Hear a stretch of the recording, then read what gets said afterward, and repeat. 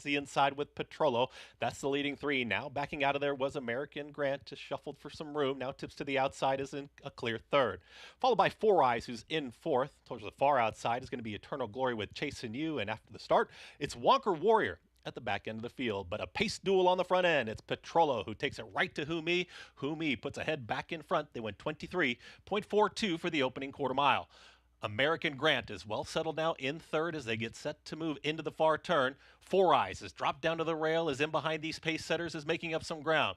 In behind that comes Eternal Glory. Chasing You is fully extended from the back of the field with Wonker Warrior. Petrolo has put away Humi, but has company. Here comes Four Eyes, who's ready to challenge down towards the inside at the rail. The rail is open, and here comes Four Eyes, ready to challenge Petrolo. American Grant is not cutting into the margin yet. Chasing You is starting to make up some ground, but still four off the lead. They reach the top of the stretch. Petrolo is still there. Four Eyes. Welcome to another day here on America's Day at the Races, a big day of racing around the country. So happy to have you with us. Our program, as always, brought to you by America's Best Racing. For the love of the race, visit americasbestracing.net today. I'm your host, Acacia Clemon. Very happy to be here in New York for the day, though I'm very cold, as I'm really happy to welcome in my co-host, Anthony Sabia, Little A Train reunion here on the desk. Anthony, there were some snow flurries as I was walking into the Big A today. It was a very warm welcome. So we had to welcome you. We Exactly. had to welcome you with some snow flurries. Yeah, In style. It's a perfect winter's day here at Aqueduct in South Ozone Park, Queens. Fantastic racing here, both at Aqueduct, down at Oaklawn Park, getting ready for the Rebel, of course, as we continue on the road to Louisville on the first Saturday in May for the Kentucky Derby. 2 stakes here in New York, plenty of stakes action, including that Rebel at Oaklawn Park, as we'll kick off our live racing action with some Arkansas breds at Oaklawn Park in Hot Springs, Arkansas. Unfortunately, we do have a little bit of a floppy track that we're dealing with some weather there. Wishing all the best to Paul LaDuca and Maggie Wolfendale, who'll be live with us from Oaklawn Park throughout the afternoon. But Anthony, we kick off the day with some Arky breds in this maiden special weight, going 6 furlongs on this sloppy main track. The opener, the number 4 Indian Irish, who ran quite well in a muddy track at Oaklawn 2 back, is currently your favorite. Yeah, and let's see, Acacia, how this track plays. As you can see, it's a sloppy track, right? We see how sometimes you'll get that wet fast notation down there. This track is sloppy. Indian Irish handled the wet track very nicely 2 starts back, a muddy sealed track. This track's a little different. This track's kind of more washy than that track was.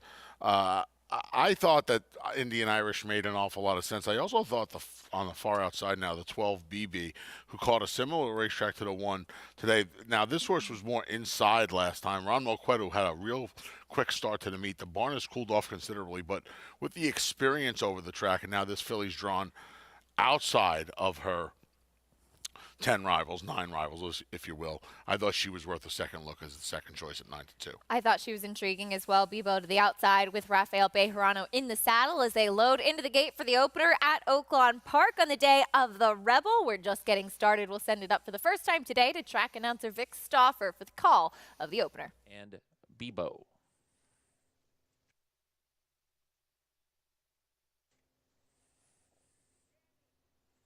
They're at the post.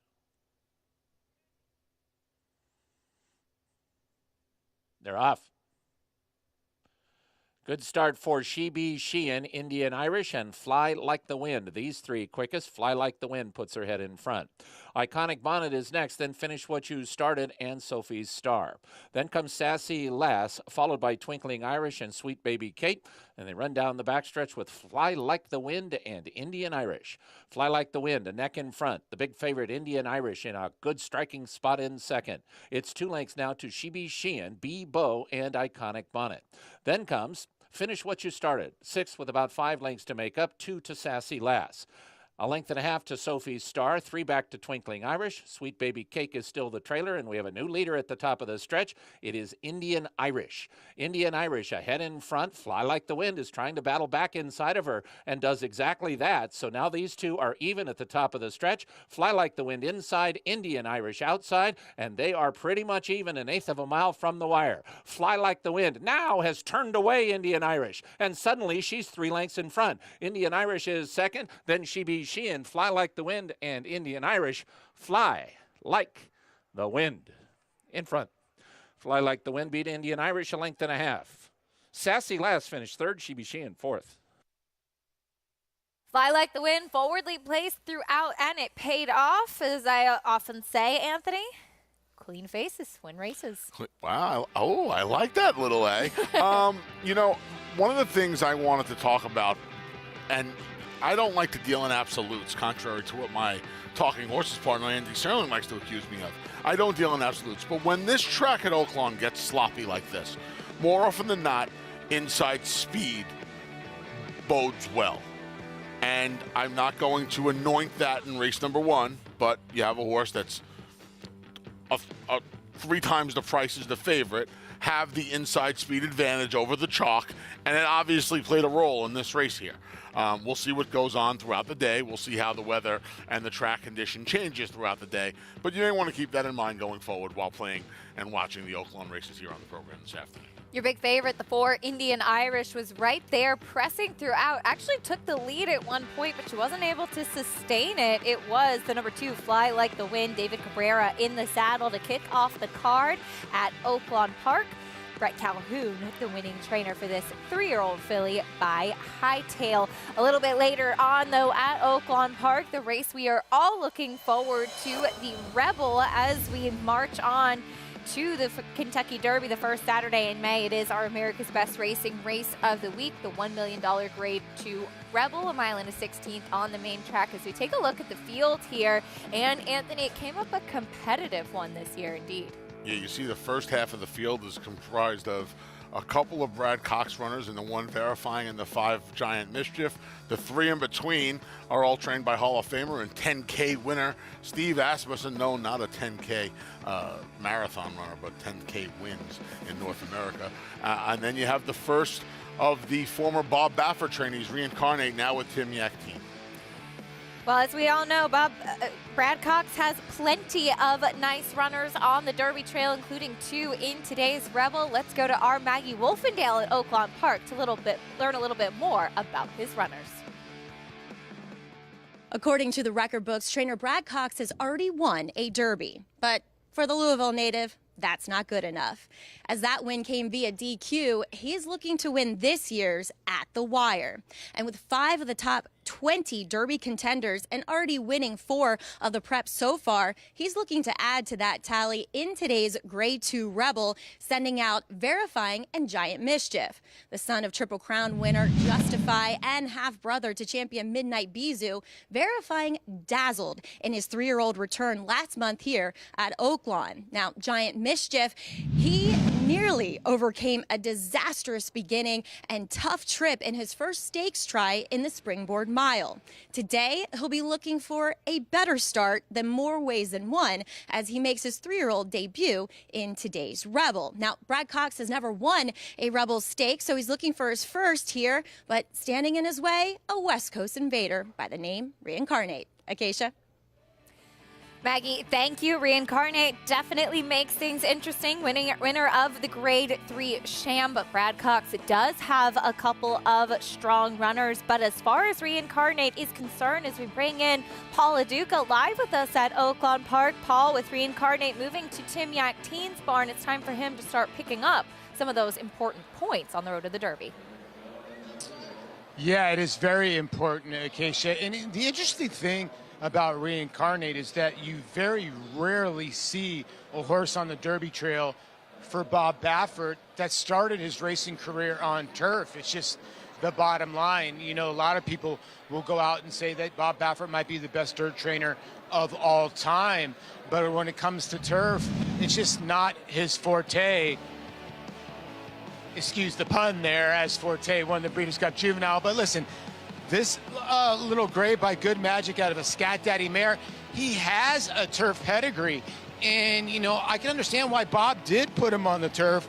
And then after that, you know, it took him a little while, but his last 2 races have been really gutty. What you can also say about him in his 5 races, Acacia, that he likes a little bit of a dogfight, and that, you know, that he ran so well on the turf and he's run so well on the dirt. I don't think that the sloppy racetrack is going to give him any issues, considering he's succeeded over 2 different surfaces. Why not 3? And like I said, he can be in the mix from the beginning, especially with Johnny V aboard. With these kind of big races, he seems to shine his spotlight the biggest, does Johnny V. He climbs aboard for the first time since his debut, and yet he was second on the turf. And Paul brings up a really interesting point. Anthony, you don't often see horses coming in with this type of trajectory, and with the Bob Baffert barn that ran a couple times on the turf, switched to the dirt, and really drastically improved, especially with that sham win. You know what I think, Acacia? I don't even think it was that much about the turf. The 2-turn races in California for the 2-year-olds, they start out in the stakes races, and then the maiden races come after that. I just think this horse probably couldn't sprint, and Bob ran him on the turf to get him to go long. And then you naturally progress to the dirt races. His speed figures, at least on the Beyer scale, jumped exponentially once he got to the dirt. And he's obviously a dirt horse, 2 in a row now, including that sham. He starts to get his points, at least attempts to, this afternoon in the Rebel. This is his first opportunity to earn points on the Derby Trail now that he has moved to the barn of Tim Yakteen. Looking forward to that Rebel coming up a little bit later on. That'll go as race number 11, our America's Best Racing Race of the Week. Of course, a big highlight on today's card, but there's plenty of other things to look forward to. Today's races, as always, presented by Claiborne Farm. We have a fast main track here in New York, the Gander and the Stymie, and the Spotlight at Aqueduct. That sloppy main track at Oaklawn with 3 stakes, including the Honeybee and the Rebel. The Carousel will be a nice throwdown to look forward to as well, with some talented fillies in there. You can join Naira Bets today and play all of the action on our program and a whole lot more while earning up to a $200 deposit match bonus. Sign up using promo code MATCH200 and you could earn up to a $200 deposit match right after your first deposit. Bet any track, anywhere, anytime. Don't forget to join now at NairaBets.com for your $200 deposit match. We turn our attention to South Ozone Park here at the Big A, getting ready to kick off our live racing action with the second from New York, 6 furlongs on the main track. It's a New York bred allowance for 4-year-olds and upward. Taking a look at the field, even money on the number 4, My Man Matty. Anthony, he has speed and he is still lightly raced compared to some of the others he's facing.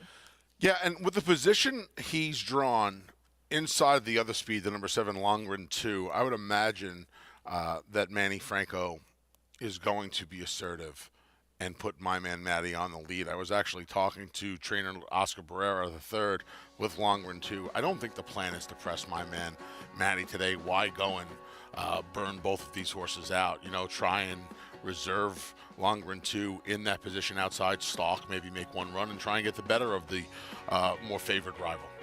Manny Franco rode My Man Matty to victory in his maiden race, 2 back. We'll see if he can pick up another win today.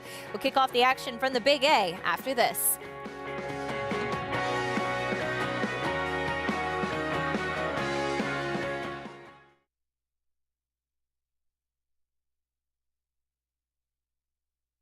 Stakes performers. His recent top runners include Tarabi, placed in the Grade 1 Spinaway and Breeders' Cup Juvenile Fillies, Grade 2 winner Plum Ali, plus these standout performers. It's a Bushido coming down to the wire in the Ontario Racing Stakes has run them ragged. A proven value sire, First Samurai, standing at Claiborne Farm.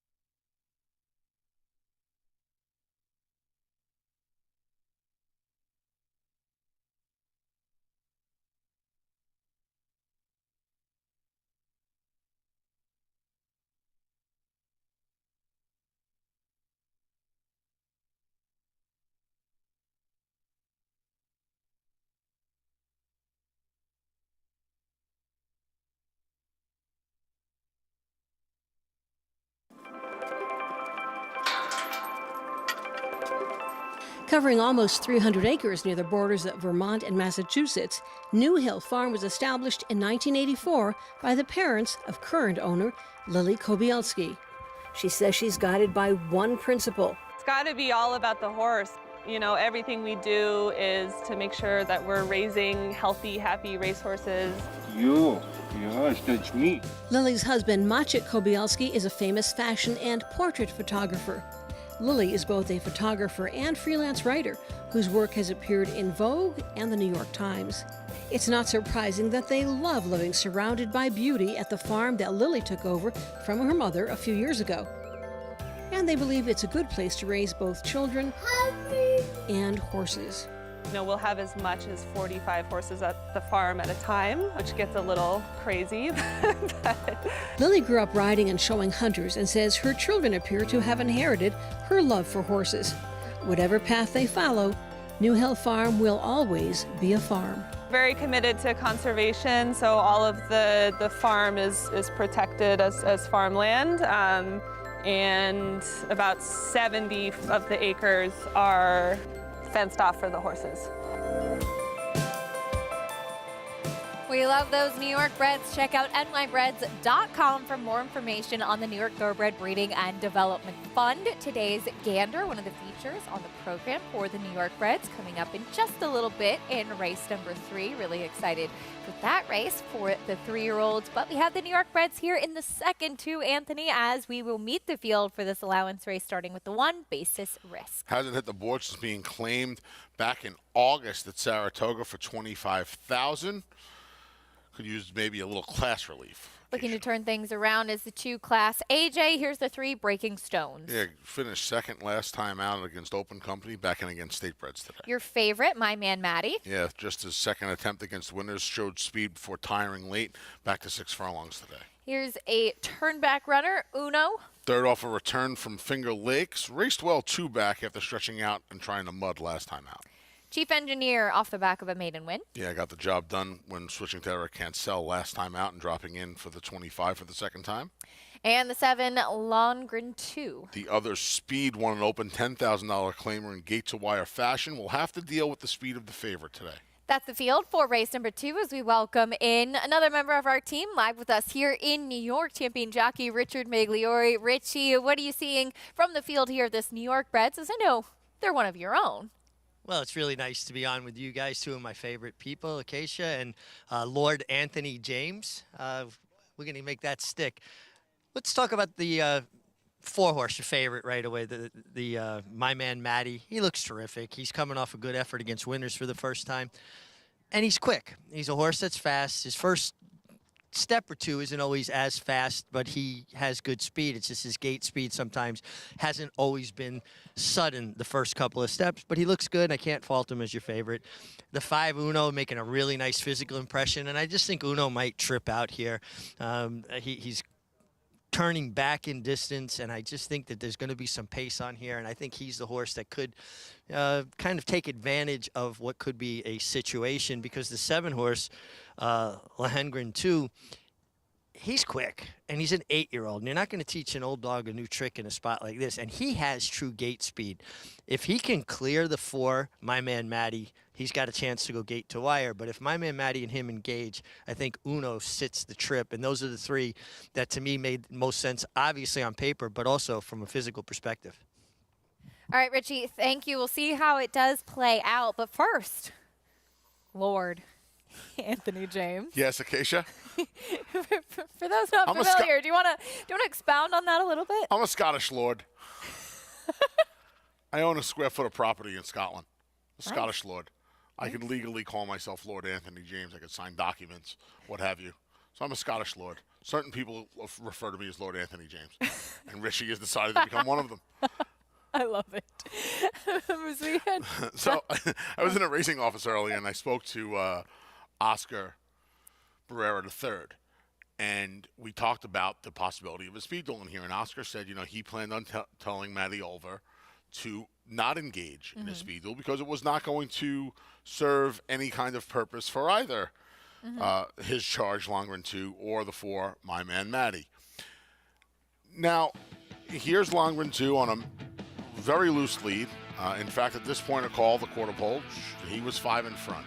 He was helped by an inside bias to stay in a speed bias, and he was long gone. And he kind of had this field of 10 over a barrel once he was able to clear as easily as he did. That's not going to be the case today. These two horses are probably equally as fast for the first half mile, let's say. Lohengrin 2, obviously, a much fuller resume, having run 35 times. My man Matty making just his 4th start.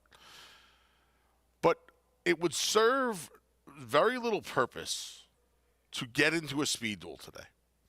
So the plan is to take Lohengrin 2 just off the pace. Now, you know what they say about plans, right? The best laid plans fall by the wayside. I can understand not wanting to engage in a speed duel.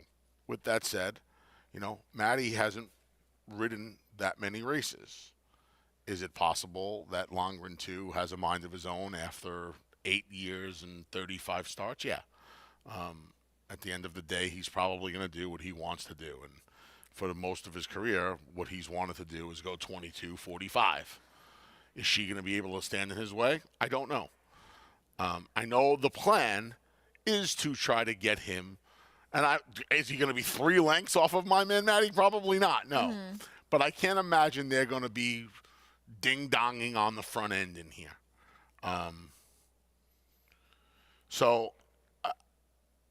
Because it does not serve either horse any purpose. Apprentice jockey Maddie Ulver will be aboard Lohengrin 2 to the outside once again. She had her seventh winner yesterday. Has been riding here throughout the winter, looking for win number 8 to the outside. 4 to 5 favorite though. My man Maddie, you're not going to try to go against the short price. No, and that's the other. No, I'm not. And the other thing is here is the position. I'm sure if these roles were reversed, Maddie's only choice would be to go. You're not going to try to rate from inside the other speed. But when you are drawn outside, that's where the chess match comes in. You do have the luxury of stalking. It's hard to stalk from inside. Just doesn't work. We'll see how it plays out.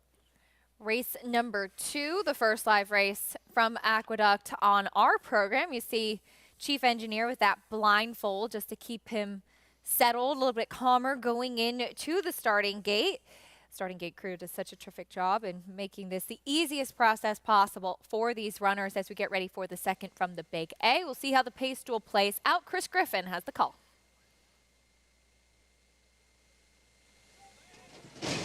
And they're off, and my man Matty was off very slowly, broke last. On the front end, it's Lohengrin 2 to the outside, who's a quick length in front. Then comes Breaking Stones to the inside, tracking in second with Chief Engineer. Further back in the field is Uno. Then at the rail clash, AJ, my man Matty, after the start, is 6 lengths off the lead towards the back end of the field with the trailer. Basis Risk. Lohengrin 2 is alone up front, is 5 lengths in clear, 22 seconds flat. In that opening quarter mile, it's Lohengrin 2 is on the engine. Here comes Breaking Stones, is trying to cut into the margin, is doing that. My man Matty is trying to overcome the trouble, is saving some ground to the inside, is moving closer as Lohengrin 2 just tried to catch a breather there in the turn as they approach a quarter mile left to go. It's Lohengrin 2 at the top of the stretch. My man Matty is still in it, is down towards the inside chasing. Breaking Stones is within range as well. Chief Engineer up on the grandstand side. A tired pace setter, but still in front. Breaking Stones is trying to push on by here in the late stages. Here comes Breaking Stones to the outside of Lohengrin 2, who's very game to the inside. A 16th to go. Breaking Stones is now in front. Lohengrin 2 is back to second, but it's going to be Breaking Stones to get the score. Lohengrin 2 second, then Clash AJ and Chief Engineer in 1 minute 11.11 seconds. Breaking Stones, the one who was there coming down to the wire. Of course, the setup of this race changed dramatically at the beginning, Anthony, when your favorite, my man Matty, broke slowly. Yes, and the entire complexion of the race changed when the gate opened.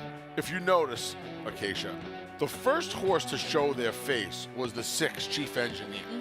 It was not Lohengrin 2. But when Matty Ulver saw that my man Matty was not there, she took a look over and she saw that it was not my man Matty. She went. And she did a great job because she rode to the instructions. She stuck to the plan. Again, the best laid plans. When the favorite didn't go, she used her horse's best weapon. She used his speed. It didn't work out at the end, but she gave Longren 2 every opportunity to get the money this afternoon. It didn't work out. It worked out last time. It didn't work out today. They're still going to get second money. They would have been very happy signing up for second money, I'm sure, when they thought my man Matty was unbeatable this afternoon as the 1-2 morning line favorite. They wind up with the second money anyway, just a different result on top. Breaking Stones at 9-1. The winner able to run down your pace setter late. It was 3-7-2-6 in race 2 at Aqueduct. Prices and more after this.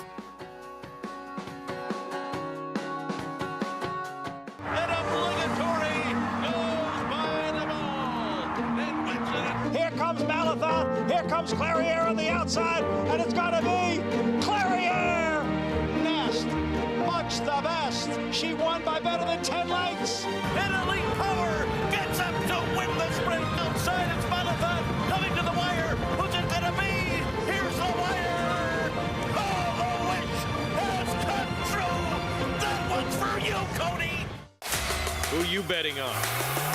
How about an app created specifically for horse racing? Naira Bets. We specialize in thundering hooves, fist pumping, and boosting your bankroll with robust weekly promotions. And offer betting tips from actual horse racing experts. Bet all day and night, nationwide. Get the action and thrill of horse racing with Naira Bets.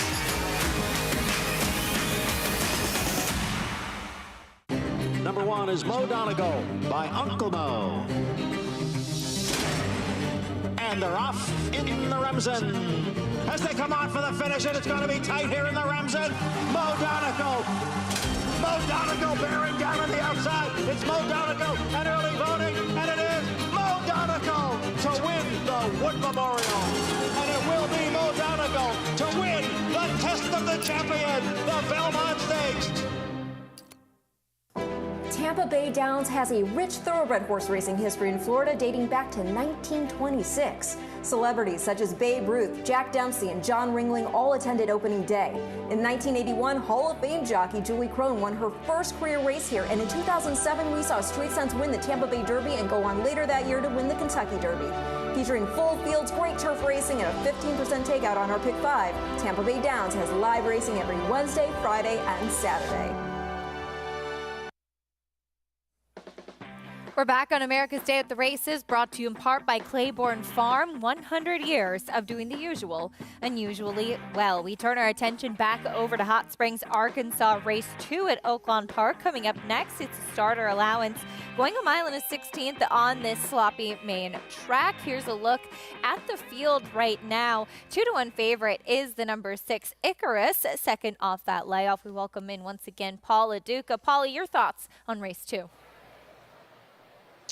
Well, obviously 3 key scratches in this race. Now we're down to a field of 7. And when you look at the race, Icarius is getting the most money here, the gray here, the 6 for Thomas Van Berg and Francisco Arrieta. And, you know, a horse that has been the favorite 2 starts back, 3 starts back, and claimed 3 starts back from the Tom Amoss barn. They kind of sort of hit the reset button. This horse hadn't been, you know, on the racetrack since October. As you see, we're going through the post parade here. There's the 5 Rockin' Rocket, who actually took a ton of money early. I do not know why. But, you know, when you look at Icarius, he comes out of that crazy race where Mahamel was much the best that day and probably should have won by 4. And yesterday came back and won again. Mahamel's got only 2 wins in a lot of seconds, but he's kind of a mud freak. He just loves it on the mud. And when you look at Great Heart, Icarius, they all come out of that same race. So you have to determine, is that race key or is it not in here? Because you have the 6, the 4 coming out of those races too, and some others. You know, I look at the 2 horses in here, Acacia, for Ingrid Mason and Travis Wells. She had a winner yesterday. This is a horse that is cutting back in distance. Now, Travis has been on this horse 3 times. They went gate to wire the first time. The second time, the horse got left in the gate and made up a little bit of ground. Now, this horse has shown that he can rate before. The last time, if you watch the replay, Travis really goosed him out of the gate. And I think the horse decided, okay, I'm supposed to go to the front end. And it got kind of got used up a little bit. And then another horse lapped on beside him. Next thing you know, he was kind of in a duel, like it says, you know, on the comment lines.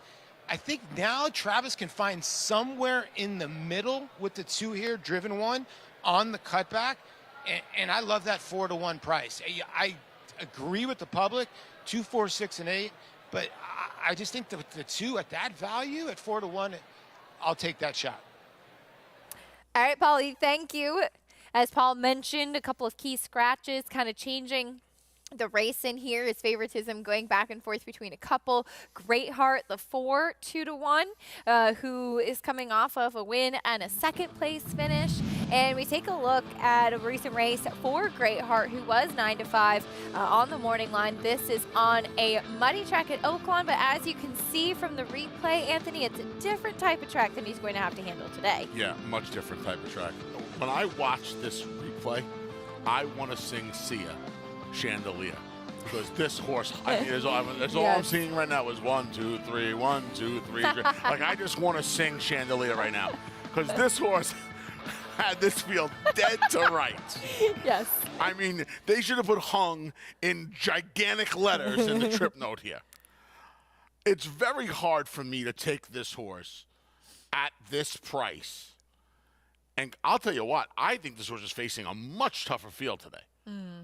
So for me, I went shopping elsewhere. I actually thought there was a horse in here that made a boatload of sense. Who's that? I thought the 8 Sakil made a ton of sense. This horse got a little freshening, was first off the layoff for Diodoro last time, ran the horse in the right spot. This is a horse that's had success on wet tracks. In fact, you could argue this horse's better races have come on wet tracks. He doesn't have to be that far behind. He's going out for connections that are winning races at a ridiculous rate. Almost a third of the time they team up, Christian Torres and Robertino Diodoro, they're winning races. I thought this horse was just made a ton of sense in here. And just a ton of sense. Coming off the back of that win, that was a 40,000 non-winners of 3 race, and it did not get claimed that day. You come right back into the starter allowance. That's how you play it. That's how you map things out. And this looks like a good spot for that runner here in the second at Oaklawn Park. Back over to Aqueduct. We owe you some prices. It was the number 3 Breaking Stones who was able to run down the pace setter with Longren 2, who tried to take them gate to wire. On the inside there, and the Pink Silks is your favorite, my man Maddie, who lost all chance at the start. Yeah, my man Maddie kind of blows the brake. Longren 2 does his thing on the front end, and you see the winner sits the good trip, and Breaking Stones comes running him down late. First off the Paul Barrow claim, Andre Warrior. They win a boatload of races up at Finger Lakes throughout the summer. It's been fun this winter seeing the Finger Lakes crew, guys and gals, coming down here and spending the winter here with us. They're a good bunch of folks. Got to know Paul in the mornings over at the Clocker stand at Belmont Park. Paul does a good job. Has not run a lot of horses. I think he's missed the board with 1 or 2 in the handful of horses, a handful of horses he's run. Won a couple of races now. And the good thing about them is if you can find the right ones, Acacia, they're paying well at the window as well. Over $20 for the win there at Aqueduct. Back over to Oaklawn Park. Favoritism still on the number 4 Greatheart, 5-2 on Sakil, the 8, who Anthony had some interest in. And then you have Icarus at 5-2 as well, who Paul started off talking about, a horse that came off of a layoff. We saw last time out of that same race that Greatheart ran in, finishing 5th that day. Yeah, I think the public's betting the right 3 horses in here. I just feel like I think they're making the wrong one the slight favorite. I like Sakil considerably more than the other 2. The other horse they're betting, the one that Paulie likes a little bit, Driven One, I would imagine he'll be the fastest of the 3, though Rocking Rocket has plenty of speed as well, and I would imagine that one will be forward for the coach. All in for race 2 at Oaklawn. Here's Vic Stauffer. Driven One is hard sent by Travis Wales, but Outrun Him is fast on the outside, and Cherokee Legacy. These 3 go very fast, could set it up for stretch runners. Greatheart comes away in fourth. Then comes Sakil and Rocking Rocket, and the trailer is Icarus. Three of them trading punches to the backstretch. Driven One can't keep up, so now it's Outrun 'em and Cherokee Legacy 1-2. Outrun 'em ahead in front. Cherokee Legacy is second. Now Driven One has been out-sprinted. He's third and 2.5 from the front, with Greatheart and Rocking Rocket just behind him. Sakil is second to last with 6 lengths to make up, and Icarus is the trailer, and Outrun 'em is the leader. Outrun 'em is now going to clear off from Cherokee Legacy. Outrun 'em 3/4 of a length. Cherokee Legacy is second by 1.5 lengths. 2, Rocking Rocket, Driven One, a 3 wide Greatheart. Meanwhile, Sakil is drafting in behind horses, and Sakil is running well. Rocket is making a move for the lead, leaving the backstretch, and we have a new leader. It's Rocking Rocket with 3 furlongs to run. Then comes Driven One and Sakil, followed by Greatheart. Icarus is the trailer, and Rocking Rocket and Outrun 'em are 1-2. Rocking Rocket to the quarter pole, a length in front of Outrun 'em in second. Now Sakil and Greatheart, moving as a team, are coming on. Rocking Rocket leads by 2. Greatheart and Sakil are his dangers. They head for home. Here comes Sakil and Greatheart to the middle of the racetrack, trying to catch Rocking Rocket. Rocking Rocket still a length in front. Icarus dives to the inside. He's in with a chance for Lewis Matthews Jr. 4 of them to the wire. Icarus riding the rail. Greatheart and Sakil. Now down to these 3. Icarus inside. Sakil down to these 2. Icarus, Sakil, Icarus, Sakil, Icarus. I think he did it. I think Icarus did it. It's a very, very close photo with Sakil, but if Icarus did it, it's win wonder number 100 for the Great Oaklawn owner, Lewis Matthews Jr. A tight photo finish there. The 3 horses that the betting public took the most interest in were the ones coming down to the wire, Anthony, but the photo is between the number 8, Sakil, who you liked, and the 6, Icarus, for Lewis Matthews Jr. on the inside, and this is all about who got the head, Bob. This was really, really tight, Acacia. And on the money, it looks like the 6, Icarus. That was a really smart ride by Francisco Arrieta Jr. He saw all the action was to the outside of Rocking Rocket and had to make a decisive move on the right around the quarter pole.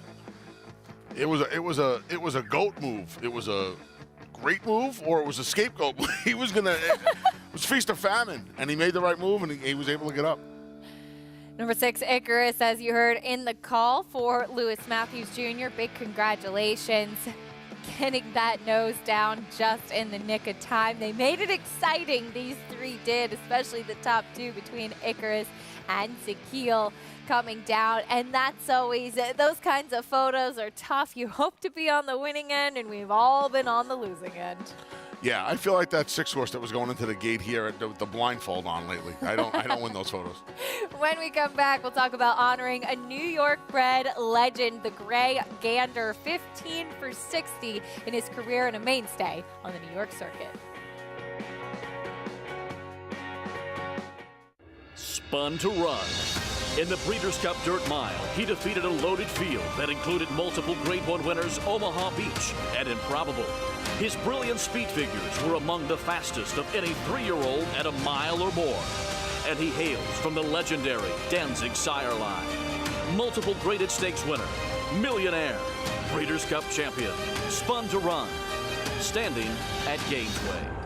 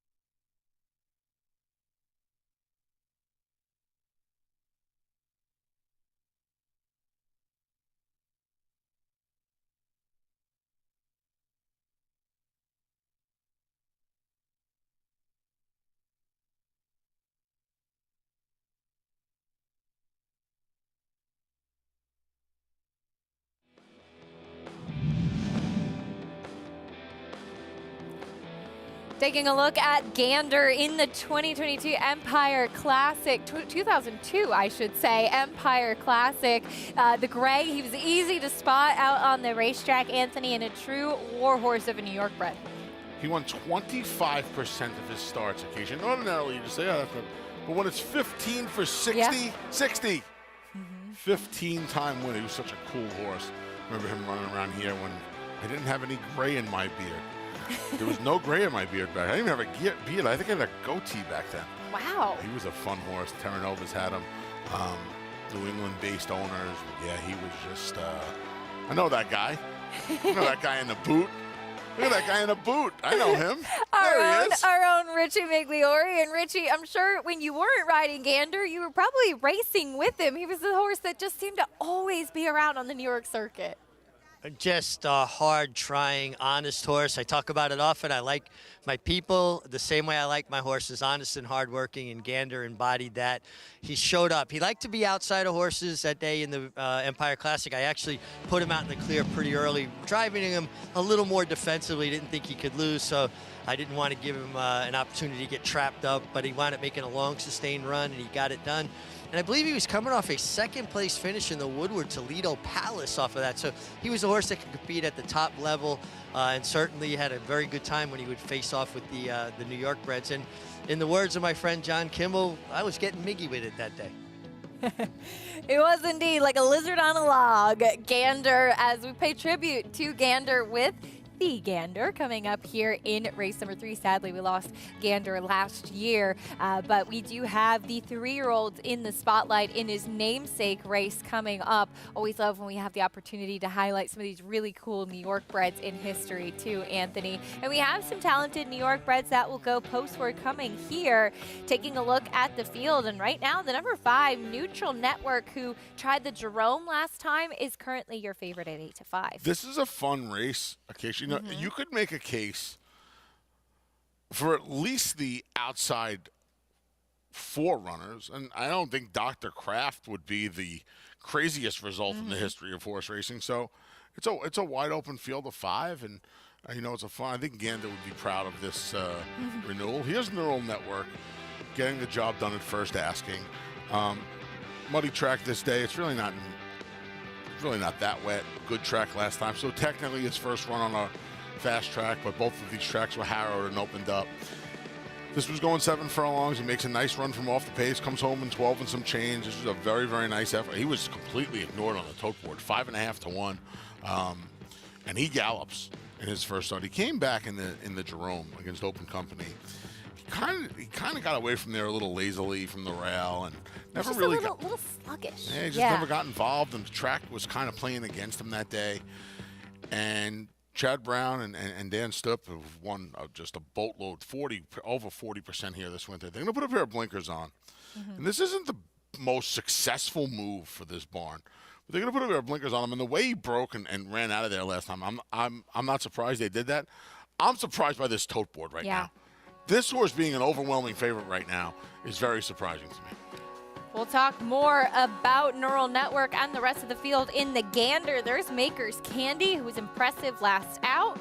More on the field after this.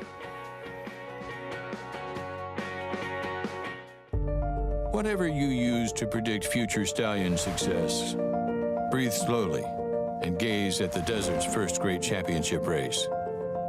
Curlin won it. So did Street Cry, Arrogate, and now, in a time even faster than Arrogate's, Mystic Guide. The cold hard fact is, after this, he was rated the best horse in the world. Mystic Guide. New to Darley. Adelphi Racing Club, offering a truly personal racing experience. Looking to own thoroughbred racehorses and win at the highest level circuits? We're not just a syndicate, and our members aren't just investors. We are partners. Experience the Adelphi difference. Join the club today.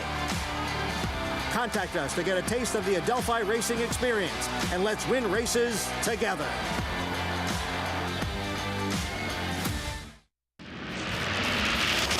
Very powerful colt, very square and behind, carried a lot of muscle, a lot of strength. Obviously bred and raised at Windstar, which is a great sort of advertisement for them and the stallion that stands there. Constitution himself has really, really good physiology. I mean, he was impressive on the track. He had the physiology himself to be successful, and it seems like he's putting that into his foals. I actually loved him from, the first look I saw him. Big, strong horse, great strength about him, great mind, great athlete. Racetrack Television Network brings you every race, from every track, on every screen, every day. With monthly packages starting as low as $5, RTN gives you great value and access to more live HD streaming and race replays than anyone. Visit RTN.tv today to sign up and watch on almost any device, including Roku and Amazon Fire. RTN has packages that start at $5 per month.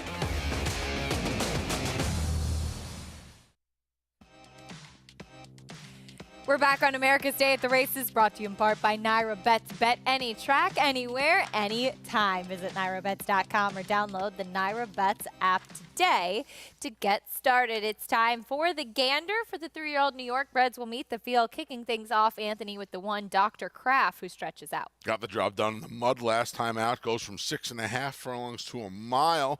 His first time Lasix last time. Does not get the Lasix in the stakes race today. Jackie Davis going to be aboard. Longest shot on the board here is another one stretching out in distance. Don't Lose Cruise. Yeah, this one is the only horse in the race with 2 wins. We'll see if he's going to go to the lead. Son of Always Dreaming should not have a problem with the added distance. Starquist stretches back out. Yeah, one time he went the mile. He was on the lead. Big rider upgrade, I think, today to Dylan Davis. Maker's Candy, big buyer speed figure for the win last out. Jumped 29 points, should be sitting just off the pace, whoever that proves to be, under the newly turned journeyman, Jose Gomez. And still your favorite to the outside, Neural Network. Blinkers, back to State Bred Company. Tried the mile last time to no avail. We'll see if the son of Cloud Computing can get his second win in start number 3. That's the field for the gander, as the number 3 Starquist, I think, is a very interesting proposition, and one who I'm sure knows this pedigree quite well is Richie. Richie, what do you think about Starquist in here? Yeah, Starquist is going to be my top selection. I love him on paper, on form. I love him even more from a physical perspective. I think he's going to love every bit of the smile. He went a mile in his second start, but he laid up fairly close, and he maybe just needed another start to kind of get to optimum fitness. And I think he's just had a steady string of compromising kind of trips. He's a horse that doesn't like a tremendous amount of kickback, but I think going the mile here, he'll probably work out a better trip. Gets Dylan Davis for the first time. And this is just a really long, leggy son of Nyquist, and he even looks like he had gone through a growth spurt. I think he's really as fit and as good in the flesh as I've ever seen him, and he's a horse that I've always been aware of. I watched him train with John Kimmel before he made his first start. And the 5-horse Neural Network, he's about as balanced an individual as you're ever going to see. I really love the way he galloped off under Manny Franco. He's your 6-5 favorite. He gets a good advantageous outside post. He'll probably be stalking Don't Lose Cruise, who we'll have to see if he can get the mile. But, boy, striking individual, son of Cloud Computing, Neural Network. But I'm going to go with Starquist at 7-2 and hope he gets a little bit of a better trip. We'll see if he does. Richie, thank you. Starquist, I agree with Richie. I think he's very interesting, Anthony. As we take a look, this is last time out in January behind Don't Lose Cruise. And as Richie touched on, Starquist is the type of horse that when sprinting, he tends to kind of take himself back out of the race. And he did that this time, too, once he got to the outside. You see how much dirt he took versus exposed. Are we sure it's him? Yeah. He gets a rider change today. I guess we'll find out if it was him or if it was Fair former enough. pilot.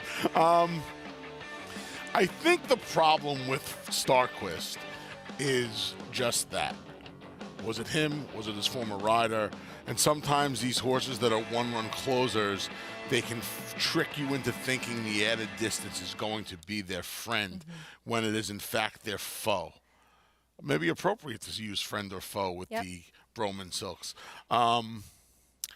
Especially since the dam is sister to exactly. friend or foe. There you go. Good job, kid. I don't know. I don't know what to do with them. I'm going to tell you what. I apologize to you, betting public.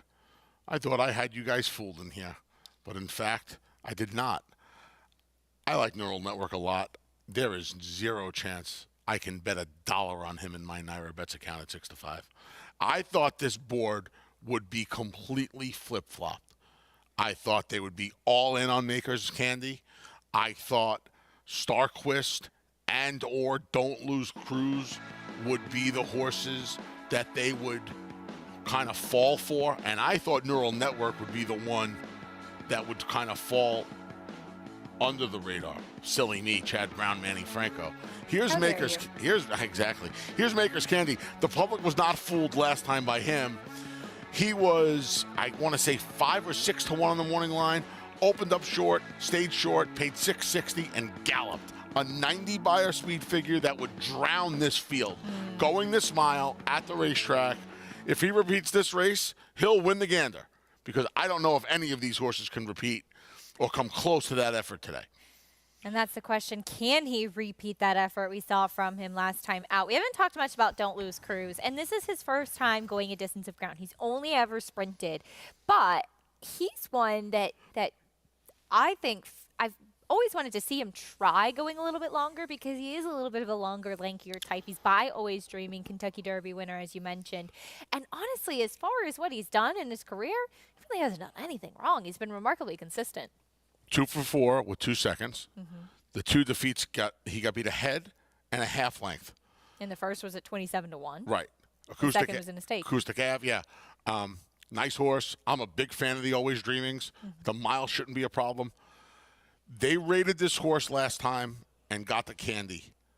I am worried that they're going to try and do the same thing for a horse that legitimately should be 3 in front in here. And again, a horse that looks on paper to be the absolute controlling speed is dead as disco at 6 to 1 on the tote board, right?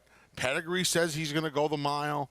He's supposed to have the absolute run of the race on the front end. And he's 6 to 1 on the tote board. If you feel like he might rate, who do you think will be the pace setter? Starquist? No. They tried that already. Dr. Kraft should be the leader. But I'll tell you what, I would not be surprised if they grab a hold of Don't Lose Cruise. I think Maker's Candy will be on the lead.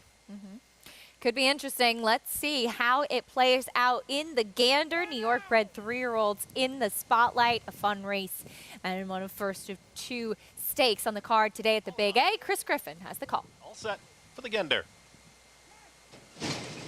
And they're off. Bobble at the start for Dr. Kraft at the rail. Speed from Don't Lose Cruise, who's right there with the early lead, as Starquist is in the early mix. 4 across the racetrack here as Maker's Candy wants to assert, and up on the far outside will be Neural Network. Now we'll tuck in behind the leaders there with Starquist, the trailer. A little tough to handle. The back of the field there is Dr. Kraft. They work to the back stretch, and on the front end it's Don't Lose Cruise, who's got company to the outside from Maker's Candy. Neural Network has now settled into third to the outside of a tight hold on Starquist, and still far back, Dr. Kraft, 23 and 4 for the opening quarter mile here in the Gander as they approach a half mile left to go. Don't Lose Cruise is still in command. Maker's Candy is looming up on the outside, ready to pounce up on the outside as they move into the far turn. Less than a half mile to go. Now Neural Network gets the cue here from third to the outside of Starquist, and the trailer, Dr. Kraft, 47.42 for that half mile time. Don't Lose Cruise is still there. Maker's Candy is right there, and Maker's Candy now puts a nose in front. Neural Network is going to move to the outside, is going to have a 3-wide run after these leaders. Don't Lose Cruise and Maker's Candy, they still go at it, and Don't Lose Cruise is back in front. It's Don't Lose Cruise to the inside. Maker's Candy is trying to push on by. Neural Network now straightens up and is rolling on the grandstand side. Dr. Kraft has a rally at the rail. Maker's Candy has taken the lead. Neural Network is now ready to challenge up on the far outside. Maker's Candy, Neural Network, late run here. Dr. Kraft is rolling down towards the inside. It's Maker's Candy still in front. Maker's Candy drifting and gets the score. It's a photo there for second with Neural Network and Dr. Kraft in 1 minute, 38.64 seconds in the Gander. Reluctant to switch leads, drifting out, but able to hold sway. Maker's Candy and Jose Gomez take the Gander. Yeah, there's in all likelihood going to be an inquiry here. This horse got out considerably the last 70 yards or so. Wow, take a look at the effort Dr. Kraft put in today. What a race. What an effort. really. Yeah, this was an interesting running of the gander here.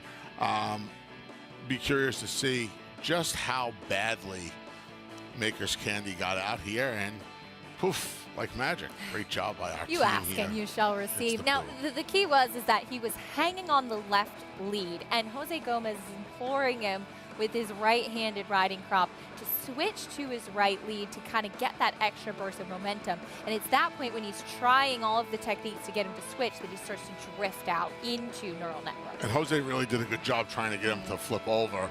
But he's coming out pretty good onto him. Yeah, around here, that's nothing. Around here, they should look at that for about 30 seconds and leave it up. This horse did all of the dirty work today, chasing Don't Lose Cruise around there, and was able to deal with Neural Network and hold on. We'll take another look at the head-on here. I don't know if this horse did anywhere near enough to warrant a disqualification. The thing was, too, and the inquiry and objection sign have both been posted. With Neural Network, Manny Franco really started working on him early on. He was off the bridle, and he was running late. Was he going to go by? Not sure. Let's bring in somebody who's been in many situations like this. Richie, what are your thoughts on what we saw in the stretch? Well, he drifted considerably through the stretch, and you know, we've kind of seen history here that doesn't necessarily warrant a disqualification. Now, very, very late, when I feel like the race was decided, he came out the most significantly, and that's when Manny Franco kind of checked and honestly looked like he was trying to sell it a little bit. I honestly think what happened early is significantly as they drifted, the runner-up, Neural Network, drifted with him. And then once he was kind of getting away from him late is when he came out most egregiously, and maybe that'll be enough to warrant a DQ. But from what I've seen around here, at times it doesn't seem like that's taken into account. Some great points, as always, by Richie. Richie likes when they don't play nice out on the racetrack, and he can add his insight. Yeah, well, of course. He has the best insight. Richie didn't always play nice on the racetrack. Rubbing his racing, right, from the days of Thunder.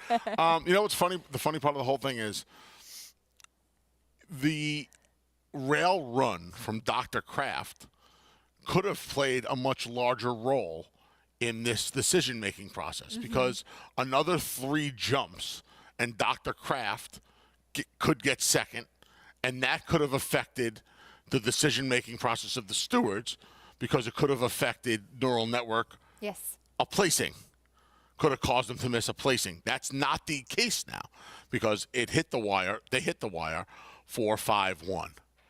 And the question is, did it cost a horse a placing? That's what the stewards are asked in this point. No, I don't think it did. And based on the precedent set around here, this should be looked at for about 90 seconds. Inquiry and objection into the stretch run of the race between the 4 Makers Candy and the 5 Neural Network. Here's where you can see it illustrated really well with the 4 Makers Candy, how he's hanging reluctantly on that inside left lead, leading with the left foreleg as opposed to the right, which he should be at this point in the race. And that's why you really see jockey Jose Gomez trying to get him to switch over and also trying to keep him from leaning out, drifting out into his foe. Yeah, Jose did everything he could. This was an excellent ride from Jose. Win or lose, stay or get DQ'd, and then an excellent ride. I'll tell you what, it would be a good jolt to a young man who just lost his bug to get a stakes win in the first week or so after losing the bug. And this is also an example of why riders consistently say that having a riding crop is essential for safety too. That's where Jose Gomez was able to keep Makers Candy to his task, and it could have been a really dangerous situation as jockeys don't have the full use of their leg 100%. out there on their mounts. 100%. And I want to go on record saying I don't agree with these unwritten rules. I'd be ripping horses down left and right. I would take this horse down in 30 seconds. It doesn't happen though. But the precedent of what we've seen. Right. These are the laws of the land now. But to me, you take a horse's path away like he like Maker's Candy did, not once but twice. You know, he's 20 years ago, this horse comes down lickety split, but no contact, and there was no contact, thankfully. But no contact, and this horse stays up now. That's just how it is. And for jockey Jose Gomez, as you mentioned, Eclipse Award champion apprentice, and if Richie's still with us and we're able to bring him back into this conversation, I'd like to, because he's been in that situation, being a champion jockey as an apprentice, and then you step up to what's being called a journeyman. You're carrying the equal weight as your other riders in the jock's room, and you've got some very tough guys that you're riding against, and he held his own as an apprentice, but now he's got to hold his own up to that next level. That's a very tough jump for a young rider sometimes, mentally too. No question about it. Yeah, because you're losing a perceived edge. And it's not as big, you know, Acacia, I don't think it's as big an edge as it used to be. There used to be a few trainers around here that lived and died by the bug. I mean, just loved it. They're not around anymore. They don't train. They've retired. They've passed on. And, you know, plenty of trainers still use it, but I don't think a lot of trainers rely on it as much as they used to.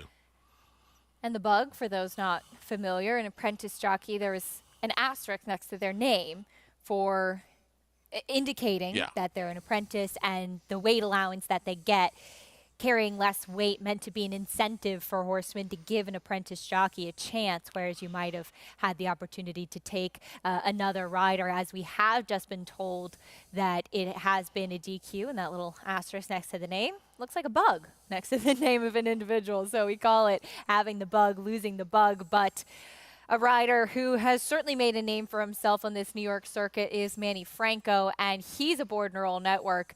They will be elevated through disqualification to be the new winners of the Gander. Very surprised by this. I was surprised by this. And they put me up, and I'm surprised by this. Turning our attention back over to Oaklawn Park, as we have a good race coming up, an interesting one too, in race number 3 of horses with quite a bit of back class in this race coming up, including former Grade 1 winner and Max Player to the outside. Let's head trackside live with Paul LaDuca. Yeah, Casey, there is a ton of back class in this race, only a 7-pack here. And when you look to the outside runner in here, Max Player, it's kind of interesting. This horse is a Grade 2 winner over a sloppy racetrack and a Grade 1 winner over a dry racetrack. Now we just haven't seen the same Max Player that we've seen in the past. And can he get back to that, you know, form? And maybe the sloppy racetrack will help him. Our own Maggie Wolfendale used to get on him in the Morgan, and she told me he used to love the sloppy racetrack. And you just need to figure out if he's up to it. And this is a pretty tough field in here. The 6 Thomas Selby here for Tommy Jacobson. You know, 8 starts on a muddy racetrack, 2 wins, 2 seconds, and 2/3. Likes to run when it's wet out. So I thought another horse that had a little bit of a look. And Caddo River. I've been against Caddo River for a long time. You know, maybe this is the time where he finally drops down to where he can maybe win this race. 5-2, I'm not truly in love with. Frosted Grace is the horse that's confusing me a little bit. 5-1, I thought this horse would be your favorite. And then the 2 Perfect Flight, you got to decide whether that's Irad Ortiz Jr. money or they're really betting the racehorse. I have a feeling they're betting Irad and not the racehorse. We see that happen all over the place. Paulie, thank you. Irad Ortiz tends to move the board a bit. Caddo River, another horse with some back class currently. Your favorite? Final thoughts, Anthony? That's where I'm on. I like Caddo River in here, sitting just off the pace, if not setting the pace for Joel Rosario and the coach. First time for the coach, D. Wayne Lucas. Loading in for the 3rd race at Oaklawn Park, Vic Stauffer has the call. They're off. Sluggish start for both Max Player and Caddo River. Good start for Frosted Grace and Thomas Shelby, and they go out to the front. Perfect Flight away in 3rd. Now Caddo River moves up, and he takes a joint 3rd outside of Perfect Flight. 2 back to Mystic Knight, and Max Player is going to get pulled up at the clubhouse turn. Max Player pulled up. So they turn to the backstretch, and Thomas Shelby about to clear off. It is Thomas Shelby now a length in front of Frosted Grace in second. Caddo River is tugging at Joel Rosario. He moves up to be a joint second now, and he's only a length and a quarter from the front. Then comes Perfect Flight, 2 lengths further back to Trident Hit, and Mystic Knight is the trailer, and the leader is Thomas Shelby. Thomas Shelby up the backstretch. Caddo River has now inched even closer to the front, and Thomas Shelby leads by a neck. Caddo River continues to advance. These two have now sprinted 2 lengths clear of Frosted Grace.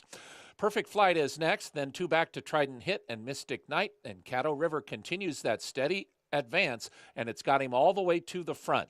Caddo River rounds the far turn, now a full length in front of Thomas Shelby in second. Frosted Grace is third. Outside of him, it's Perfect Flight. Then 4 back to Trident Hit. Mystic Knight is the trailer, and Caddo River is the leader.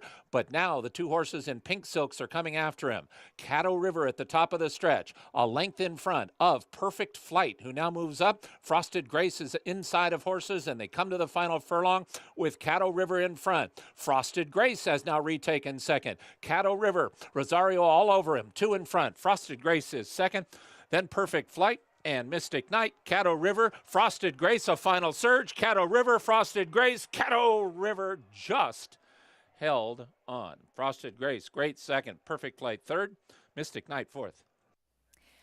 Caddo River and Frosted Grace making it interesting toward the wire. Of course, we will update you as we know more. Early in the race, you did hear from the call that Max Player was pulled up by jockey Ricardo Santana Jr. early on. Again, we'll provide updates as we have them. But Caddo River, Anthony, who went off at 8-5, able to hold on. Yeah, Caddo River did not break that alertly, but Joel Rosario did not rush him up. He let him gradually make up the ground he lost at the break, made the lead. Frosted Grace kind of made 3 moves in this race, Acacia. The last one falling just about 4 inches short of getting the money. Caddo River holds at the 8-5 favorite. 5, 1, and the 2, it looks like, in the third at Oaklawn Park. Bring you prices and more after this break. Stay with us on America's Day at the Races. Now more than ever, it's time to get with the program. When shopping for your next race prospect, consider that New York breds start with an advantage. Our New York breds run for serious green. At Saratoga Race Meet, New York bred maidens run for up to $88,000. New York bred allowance horses run for up to $100,000. And New York bred owners can collect awards of up to $20,000 per horse per race. So get back with the program. Seriously.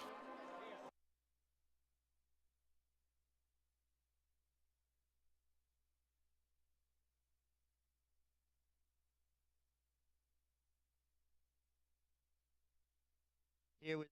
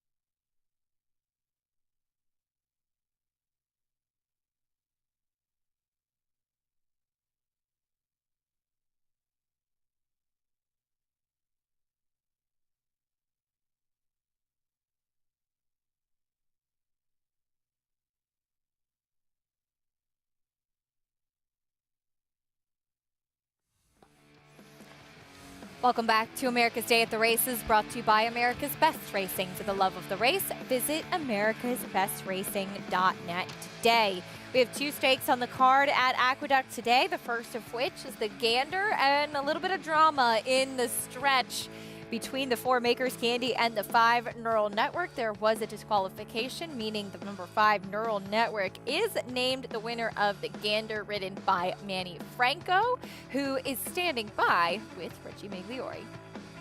Here with a very happy and relieved Manny Franco. Manny, the 4-horse Makers Candy came out a long way and continuously through the stretch. Were you pretty confident they would reverse the order of finish?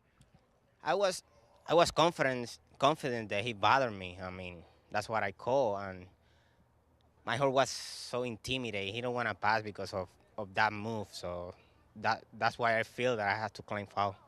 You were so far out in the track by that point, and you had to steady a little bit late. Were you concerned that maybe the horse inside might have just nailed you for second? Yeah, man, I was really concerned when I came back. They don't put the numbers yet. I said, don't tell me that I lose the second place. But it was I think it was the right decision. Well, Manny, sometimes it's a little bit inconsistent. You see horses drift a long way, they don't change it. But this one really seemed like he came out and continually hampered your forward progress. Yeah, definitely. Like I say, he came out several pads. He was riding his horse. He was trying to keep him straight. I saw his horse was logging out. He was trying, but the damage was there, So I just happy to get the right call. And how do you feel? I mean, your confidence level's got to be so high. You're winning at such a high percentage, over 27%. This is one of the best runs you've ever been on. Yeah, definitely. I just thankful, and I want to say thanks to all the trainers and owner who support me during the winter time and all year now. And my agent, John Panago, he's been doing such a great job with me. Congratulations, great job. And guys, it's always a bad feeling when you're the one that finished first and your numbers blinking. It's a good feeling when you're the one that was second and you see the numbers reversed. It worked out today for Manny Franco. Richie, thank you. 6-5 favorite was Neural Network. And we even heard from Manny. He said, I saw Jose Gomez was trying to keep his horse straight, but there was significant drifting from Makers Candy, and the stewards ruled that he did impede the run of the 5 Neural Network. Yeah, I mean, he did impede the run of the 5 Neural Network. And I don't disagree that he probably was intimidated by going by. Manny, you brought it up, Acacia, and I don't disagree with something you said earlier, too. He's probably a turf horse. He has that big high action. He does, doesn't he? He moves like a turf horse. You can see takes the way him a he little travels. while to get going as well. That does not negate the fact that they don't take horses like this down around here, and they did today. I don't understand how this decision is made when others, which are exactly the same and worse, aren't. It just makes very little sense to me. Not disagreeing with the decision, just wondering, based off of No, the I disagree with the decision. I I absolutely disagree with the decision. I just wonder how some are made and some aren't. Looking for that consistency, but it is the number 5 Neural Network who does, through disqualification, take the Gander. Coming up, we'll talk a little bit more about trainer Brad Cox, who has plenty of more in the barn waiting to see if he can pick up a Kentucky Derby crossing the wire first this year. He's got a couple of big chances to take a step in that direction this afternoon.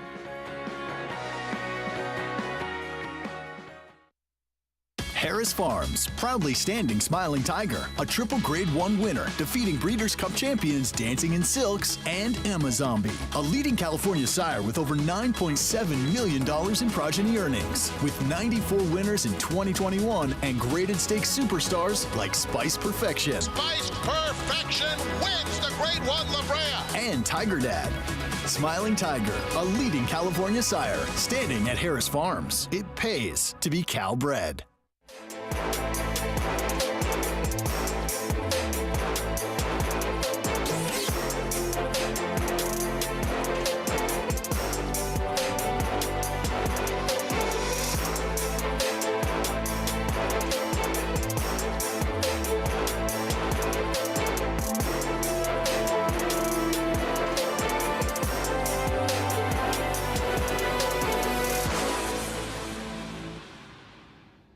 A Grade 1 winner of nearly $2 million, Silver State hails from the sire line of legendary Claiborne stallion Danzig. And his second dam is full sister to Kentucky Derby winner Monarchos. After winning the Oaklawn Handicap, Silver State defeated Knicks Go in the Grade 1 Metropolitan Handicap. On the board in 12 of 14 starts from ages 2 to 4, his career included a 6-race winning streak. Grade 1 winner Silver State, standing at Claiborne Farm. The road to the Kentucky Derby starts with Naira Bets. Earn a cash bonus throughout the Triple Crown Trail. Hit a $5 win bet on select races and split $1,000 on each race. Opt in at NairaBets.com.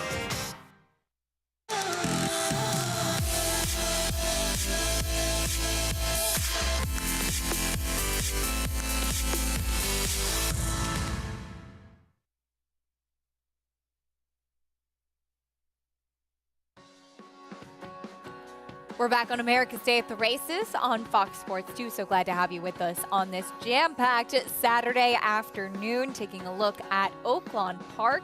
We just saw race number 3 there and the 5 Caddo River game under Joel Rosario, making his first start for trainer Dwayne Lucas. Finds the winner's circle once again. Yeah, this is a good job by Joel Rosario. Joel's come under some fire this winter. Hasn't had the best time of it down at Gulfstream Park. This was an excellent ride. He didn't get in his horse's way after breaking slowly. He let him recover on his own. He let him bring him to the lead. And then once he got to the quarter pole, he got busy with it, established a big enough lead where the runner-up just could not cut into it.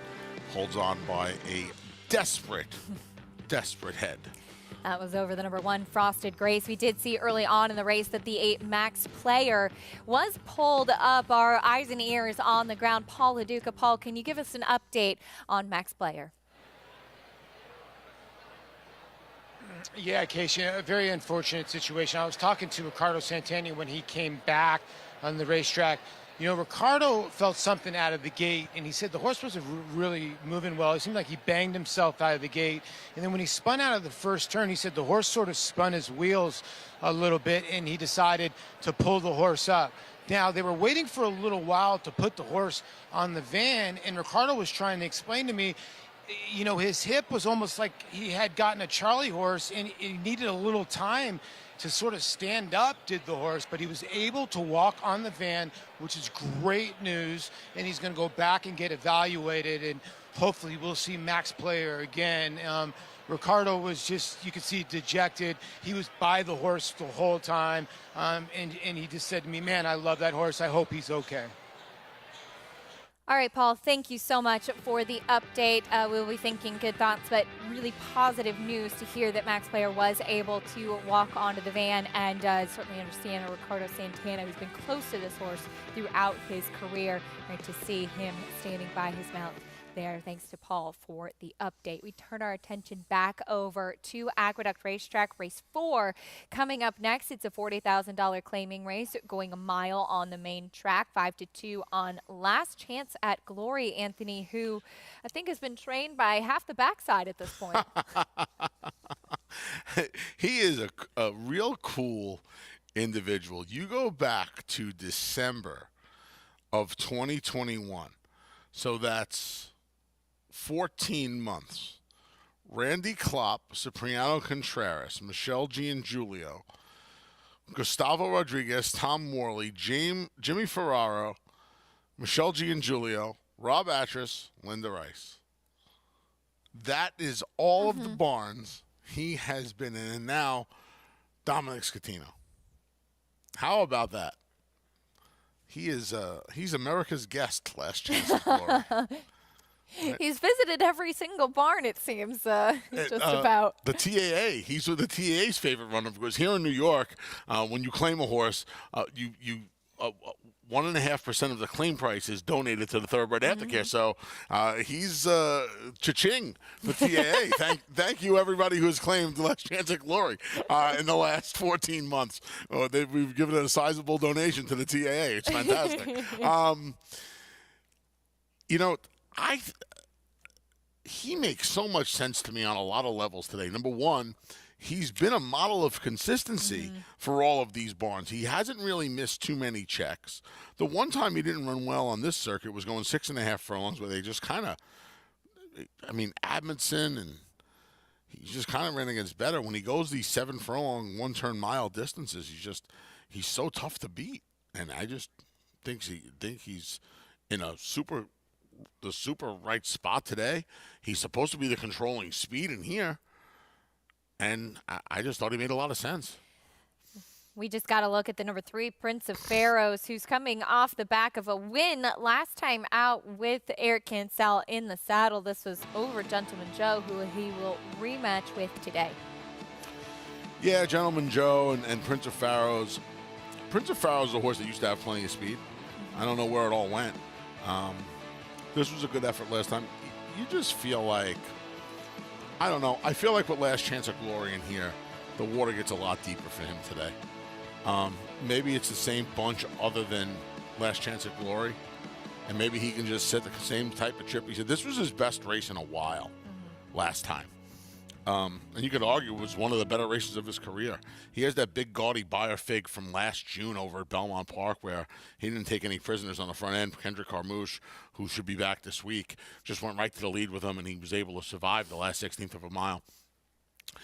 That speed has seemed to have eluded him since the layoff, but maybe he's forward today. Let's see if he can recapture some of that form coming in off of a win from a bit of off the pace last time out. That's a look at the number 5, Royal Tryst, who is dropping in out of allowance company and will be back into the 40,000 today. Yeah, Royal Tryst, he's getting some much-needed class relief. He hasn't been in for a tag since July of last year when he was claimed by his current connections. I wonder if he's a little bit better with some moisture in the track. Even the win in Saratoga, it rained right before that. opening day, right before the first race. Yep. It started pouring. My hair went frizzy. On the track. Post parade, kicking things off with the 1. It's mandatory. He's kind of gone downhill since being claimed from Linda Rice back in December. He needed to turn his form around a little bit. Here's the 2, Lost in Rome. He got the job done 4 start back. In fact, it was 2 in a row. Woke up a little bit behind the streaking Oh Trouble last time, went second. 9-1 on that runner. Trying to make it 2 wins in a row. Here's Prince of Pharaohs. Upset things at 9.5 to 1 last time out. His first win in 17 tries here at the Big A. He's 7-2 right now. Taking a look at the 4, Gentleman Joe, looking to turn the tables. Yeah, he finished second in 2 of his last 4. Was 4th behind Last Chance of Glory. 2 starts back. See how he does for Jeff Englehart. Royal Tryst taking that drop in class. Again, gets the drop. Maybe needs a little moisture in the ground. Just 1 for 11 here at the Big A. 1 for 9 at the distance. 2-1 favorite is next. Last Chance at Glory seems to run no matter who's training him. Yeah, see if Dylan puts him on the lead. 3 for 6 with 3 seconds at this mile distance. A lot of them around the 1 turn. And another one who's been popular at the Claim Box. Here's Hammer and Armor. He's one of my favorite claiming horses in the last 10 years. Really like this horse. Old hard knocker. Always seems to give it his best. He's a 20,000 shy of 600,000 in his career. He woke up with a huge effort last time. That was his best race in about 9 months. If he can repeat that win for 16, he's more than double in class today. He'll be right there this afternoon. Stepping up off the claim now with Chris Englehart. That's a field for the 4th. Let's check in trackside with Richie. Yeah, guys, looking at the horses from a physical perspective, we'll start with the 5, Royal Tryst. And this is an absolutely stunning son of Medaglia d'Oro. He gets class relief here today, drops in for the 40. He's kind of a deep closer, so he's going to need a little help from a pace standpoint. But everybody has their idea of what they think a horse should look like, and the 5, Royal Tryst, checks all the boxes for me. He's going to be my top selection. Just taken with him from his physicality. The 6 horse makes a really nice impression for Dominic Schettino. Last Chance at Glory. Well drawn outside. Dylan Davis, who's having another terrific meeting, should be stalking from the outside. I believe when if they give it to him, he'll take it, and he can go wire to wire. He's a horse that's very tactical. He's taking all the money here as your favorite.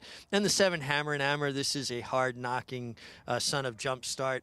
I love the outside post for him. He's a horse that likes to kind of make a long, sustained type of rally. He has that neurological condition, string halt. It's an exaggerated movement with his hock, and it was actually less prevalent today. Don't think it really affects him running one way or the other, but he actually really looked good in the paddock today. And again, less dramatic, that string halt today, than I've seen it at different times during his career. Richie, thank you. Hammer and Hammer, the marionette, they call it, a neurological condition, doesn't affect how they run. In fact, as they start to go faster into a canter or gallop, you nearly can't see it. And Hammer and Hammer, as you mentioned, Anthony had a huge win last time out with an 84 Beyer speed figure. That was in his $16,000 claiming race. He got an amazing setup, too. They went 23-1, 47-1. I mean, if he got beat this day, he was just pocketed up, ready to roll at any point. It was like an old Gallop Racer effort last time out. He was just push button. He's 9 now. So cool. He's another one. So cool. 13 wins, 9 seconds, 10 thirds from 60 career starts. He got a perfect setup. He's not supposed to get anywhere close to that setup today. It's supposed to be Last Chance at Glory's run of the race. But if he gets, if Lost in Rome or Prince of Pharaohs find some of that old speed they had and go and press the issue a little bit, maybe he can get a similar setup. He's streaky. He's cyclical. If he can continue and build on that race last time out, he'll be okay. You see Last Chance at Glory on the screen. My man Louis Lazzanaro, Silks. You were cold today. You look at Louis Silks, I think, in Nove. We'll be in Nove. You didn't come to Nove with me last year. No, I guess I didn't. Out of 45 eligible nights for Nove, I was there 39 of them last year. That's a true story. That's a real number. 39 for 4. That gets you in the Hall of Fame. I'm not surprised. I have my own dish at Nove, the Big A. I know what it is, right? It's the Parmesan, that one slice of sauteed chicken. Right, one slice of eggplant. Yep. Yeah. Fingerling potatoes, green beans. I have a beverage as well, the Big A as well. Oh. Yeah, not too many people have a dish and a beverage. And a beverage. Yeah. You really made it. Yeah. Is your picture on the wall? Not yet. I'm working on, I need Louis. If you're watching, we need an autographed picture. No, we need a parking spot is what we need. Yeah, that's fair. That's true. You need that there.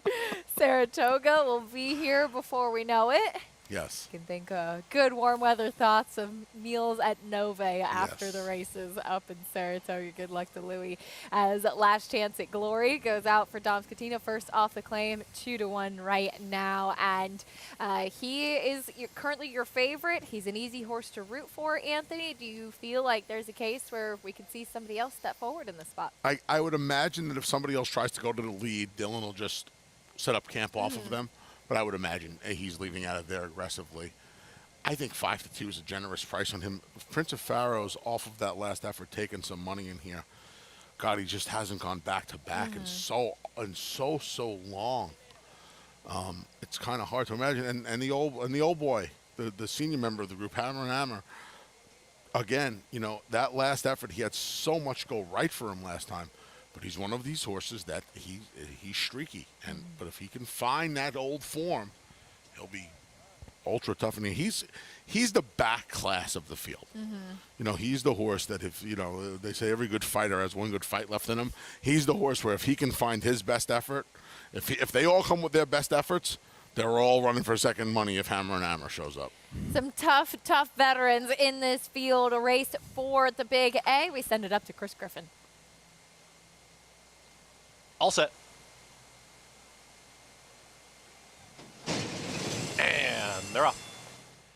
Prince of Pharaohs breaks well down towards the inside, secures the early lead. There's Last Chance at Glory out in the center of the racetrack, is going to challenge for that front position. At the rail, It's Mandatory, wants to be in the early mix. 3 across the racetrack as they're set to come out of the chute.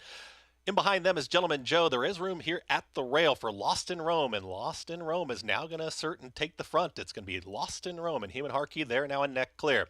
Right there is It's Mandatory in the 2 path, and out wider Last Chance at Glory. Steered clear of all the traffic, is out in the center of the racetrack in 3rd. Prince of Pharaohs was on top, is now losing ground, is back to 4th with Gentleman Joe, who joins that runner. Towards the back end of the field is Hammer and Hammer, and the trailer driven along. That's Royal Tris. They work up the backstretch, 24 seconds flat. Lost in Rome has got the lead. It's Mandatory is right there in the 2-path. A nice trip here for Last Chance at Glory. And Dylan Davis, they're ranging up on the outside, and here comes the move. From Last Chance at Glory, coming after the leader, is Lost in Rome. Saving ground to the inside. Prince of Pharaoh starts to re-rally as well. Under a drive is Hammer and Armor as they're well into the far turn now. 47 seconds flat for that half-mile time. Last Chance at Glory has taken the lead, is now a neck clear. It's Last Chance at Glory who's in front. Lost in Rome is trying to hang in there down towards the inside. Royal Trist is launching a big rally. It's a ground-saving trip, has to move to the outside, and Prince of Pharaohs is ready to challenge as well. Last Chance at Glory, Prince of Pharaohs, they're now head-and-head for a final furlong. It's Prince of Pharaohs who's in front. Last Chance at Glory is not done. Royal Trist is chasing there with Hammer and Armor. Inside the final 16th, Last Chance at Glory is coming back to the inside. Last Chance at Glory gets the win. Last Chance at Glory to the inside there of Prince of Pharaohs. Then came another photo. Hammer and Armor and Royal Trist in 1 minute 38.04 seconds. Last Chance at Glory. He gets the glory once again. What a tough, very cool, ultra consistent customer he is to pick up the 9th career win, Anthony. Yeah, there was a lot going on from the 5/16 roll home, Acacia. It looked like Prince of Pharaohs was going to get the job done. It looked like Last Chance at Glory for a second. Hammer and Armor looked like he was set to come with an explosive rally. And even at one point, Lost in Rome didn't want to go away. But the consistency of Last Chance at Glory paid off here. Kind of ran into a tough one in Famish last time. Today, he proved to be the tough customer, re-rallying to the inside of Prince of Pharaohs and gutting out, let's call it a long neck, as your 2-1 favorite. Ultra game down inside there, as it was kind of a scramble early on as far as the pace was concerned too. Last Chance at Glory broke sharply, and as you said, Dylan Davis kind of let his hand go slowly as he waited to see what was unfolding to his inside. That's the benefit of being drawn where he was. And it seemed like the number 1, It's Mandatory, and the 2, Lost in Rome, were more keen. We saw Dylan Davis and Last Chance at Glory park there and wait, and he was able to get the win. Yeah, they went a 23-second quarter. There was a lot going on in the middle of this race. Turning our attention back over to Oaklawn Park as we have a nice maiden special weight coming up here. 1 mile and a 16th on the main track for the 3-year-olds. Taking a look at the field, Seeking Unity off of a good second-place finish at the fairgrounds last time. Currently your favorite as we welcome back in, first time live today, Maggie Wolfendale here with us. Maggie, hope you're enjoying Oaklawn Park so far. What are you seeing from these maidens? Well, Acacia, first of all, I think we need to talk about the track. I mean, it has done nothing but rain. Since I arrived, Mother Nature and I think we need to go to couples counseling because I just bring the bad weather, I feel like, every time I come to Hot Springs. But it is a wet racetrack that we have here today. A lot of lying water on it still. But first, let's talk about your favorite, Seeking Unity, who does exit a race where he was very game to the wire with the favorite Jeeper at Fairgrounds, posting the fastest number of this field. Now, he is aggressive pre-race here. He was on the muscle in the paddock, and he's been on his toes. He did get a nice solo warm-up beneath Arad Ortiz, who is going to drive down his price, of course, but this is his first start on a wet track. But he screams wet track from a physical perspective. He's a little bit leggier, a little bit lighter in his frame. So I think he is a strong favorite, but taking a lot of money is number 2, King Russell. He definitely won the looks contest, which is typical for a Ramo Quet horse. But wow, he has framed himself up so well. This is one has a decent pedigree too. The Dam's a full sister to Kentucky Oaks winner, Believe You Can. He was wired last time, and he was well back from that horse. He was the only one to run on from the back.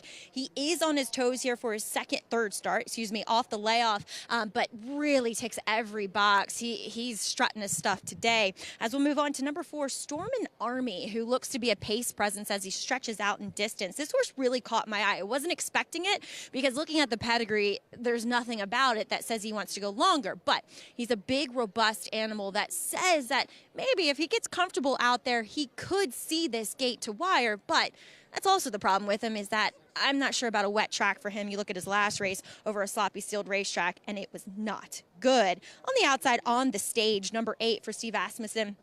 wired in his debut. He kind of broke well, had good inside position, and then when they surrounded him around the far turn, you could see his greenness coming through. Threw up his head, was just not sure about his surroundings. Now he gets an outside post where it provides Isaac Castillo the option to keep him out in the clear. Physically, looks fantastic, really ready, really fit and strong for the second start, and really composed too, which I always like to see with my second-time starters. Acacia? 8-1 right now and on the stage. Maggie, thank you. Hopefully we get some sunshine for Maggie over there at Oaklawn soon. Yeah, she's. It's not nice of Mother Nature. You know, I don't. It poured on me when I was at Tampa last time. I mean, we haven't had I luck gotta tell you the traveling truth, around. Acacia. Maggie has not been very nice to me lately. Oh, really? Yeah. Do I need to step in? Do you two need to give us some counseling? I think you need to talk to her a little bit. It hasn't been good lately. Maggie has not been nice to me lately. What did you do? I don't know. Yeah. Listen, Maggie, what did he do? What? He was being a little smart to me, and so I had to put him in his place occasionally. You know, I do not. CRAP from anyone. Erroneous on all counts. Erroneous.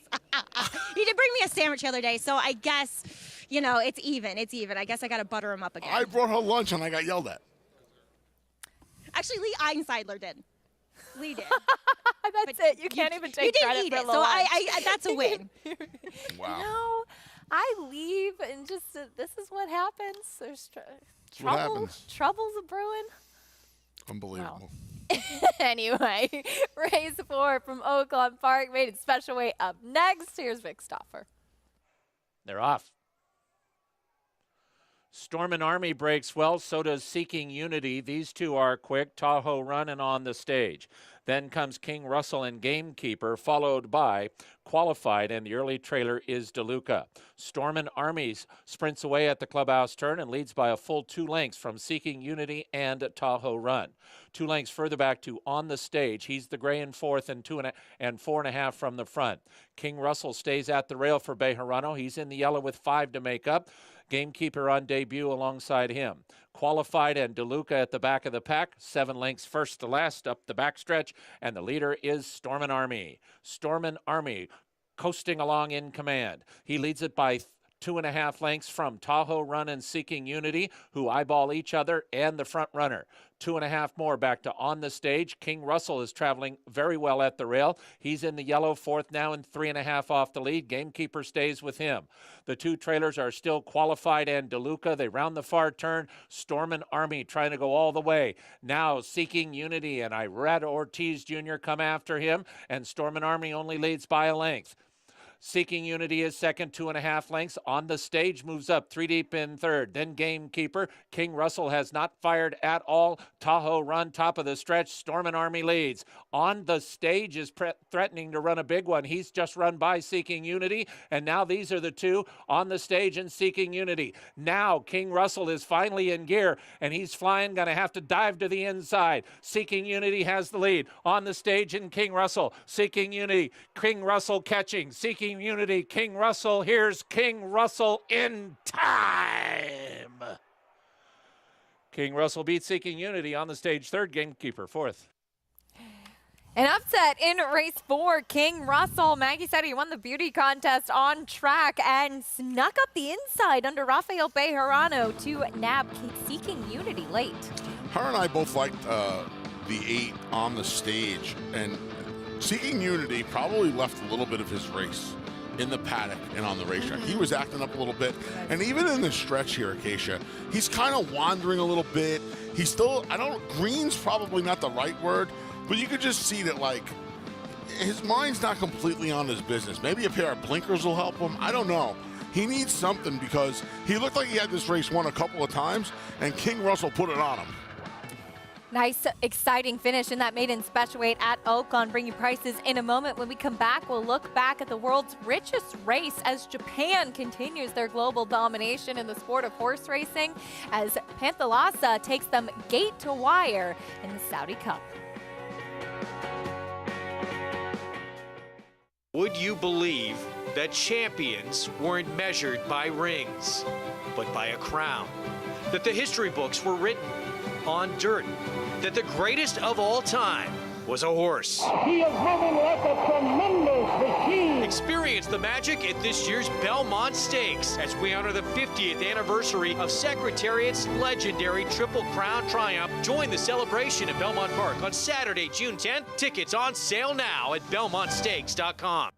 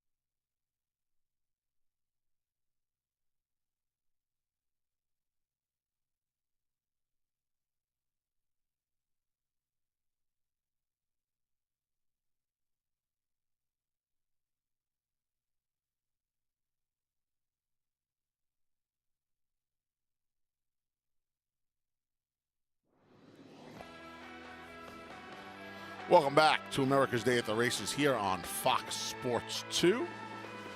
NYRA Bets. Any place, any track, and any time. As the slight upset of Oaklawn, race number 4, goes to King Russell. Ron Moquett, Rafael Bejarano teaming up with this gray son of Creative Cause. Along the inside, you see King Russell at the back of the pack, just about to pop into your screen in those yellow colors here. The favorite, Seeking Unity, trying to get the job done and get out of the maiden ranks in start number 3. King Russell in start number 5 had other ideas for Ron Moquett. Coming along the inside here. Another inside move here. Now in 4 races, we saw 3 of these winners come along the inside, Little A. Exciting finish in that race. You see King Russell kind of knifing through traffic there late too. Talked a little bit about maybe a lack of focus from Seeking Unity. We'll see if he gets some equipment change next time out. But Ron Moquett, Rafael Bejarano teaming up for the win. $6.40 winner over your 3-2 favorite. Earlier today, we saw the world's richest race take place, the Saudi Cup, and it seems like this has kind of been the theme here, Anthony, on some of these big race days, whether it be Saudi, Dubai, the Breeders' Cup, Japan comes with their strongest chances, and that was the case again today. Yeah, this was a big effort. In a race that looked like there was some speed signed on, Pantalasa from the rail draw, ignore the number 7. He was drawn along the inside, right to the top, and just kept on going. Country Grammar on the Frankie Dettori farewell tour looked to give him the most lucrative win of his career, as it's worth $20 million. You see Country Grammar, who was the runner-up in this race last year, really coming with a big late run in the last 200, 300 meters or so, but falling half length, three parts of a length short. Pantalasa, though, getting the job done for the Rising Sun. Wire-to-wire win from Pantalasa, and Country Grammar, he was off the bridle early too, and he really had to be worked on a bit too. Came racing late. He is a horse that's been remarkably consistent, but you see the celebration there from the connections of Pantalasa. Another big win, a horse that's been successful on turf and dirt, and Connection saying after the race the Dubai World Cup will be their next target. Yeah, Can you blame him with No. this effort in here? Now that's a 1-turn mile and an eighth. The 1-turn race is not really as conducive for speed as the 2-turn races. Got to deal with an extra eighth of a mile, but gets a second turn. Big effort there. A very exciting victory. Love to see the love for the horse and that celebration in the $20 million Saudi Cup. We check in with our Laffit Pincay, who's been there in Saudi for a reflection on the day. The 4th Saudi Cup is in the books, and what a night for the Japanese. 4 wins last year right here in Riyadh, and tonight 4 more victories. But this time, they take down the big one, and a first Saudi Cup victory for the Japanese. Pantalasa in wire-to-wire fashion in just his 2nd career start on dirt. Yoshida Yahagi, his trainer, he said that never mind that one race on dirt. He can handle this surface. It's going to be a matter of it being 1 turn, and the counterclockwise is going to make all the difference in the world. And in the end, it did, despite a valiant run from Country Grammar, just missing in the end, closing about 8 lengths in the stretch. That's back-to-back second-place finishes for Country Grammar in this very event. But now we look ahead to the Dubai World Cup and perhaps a rematch, Pantalasa and Country Grammar in the Dubai World Cup. But tonight belongs to the Japanese, and Pantalasa in his 2nd start on dirt, the winner of the Saudi Cup. 4 runnings of this event, the Americans, Europeans, a local win last year, a Saudi-based runner, and now Pantalasa, the first ever Japanese winner of the Saudi Cup. Laffit, thank you. Terrific job by Laffit and the team throughout the weekend there in Saudi Arabia. And as Laffit mentioned, it's another big year, just like we saw last year for the Japanese, but taking down the big one. It's just been amazing to watch and to see the strength of the breeding program in Japan and the strength of the runners that they point to these big races internationally. Half the night. They took half the night. Yeah. Elite Power getting the job done in the dirt sprint. My boy Kasich Fried. He ran a huge race. 2 years in a row. My poor boy. Just missing. That was some run. Huge run. He put in this year, falling, literally a half a nose short. But another fun night of racing over there, and you were able to catch it all here on our program on America's Day, America's Morning at the Races, which is turning into day. Later on this year, you and I will spend some nights covering plenty of harness. So yeah, it was a good day. But yeah, the Japanese dominance right now on the world stage with these big days and nights of racing is pretty remarkable.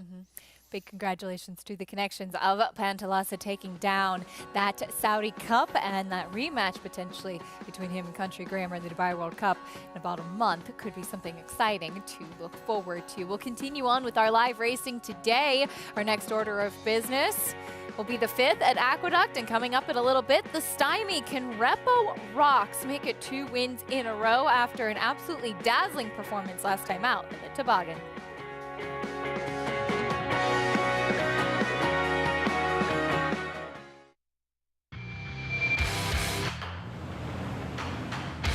It's Rock Your World in command. Medina Spirit making no progress.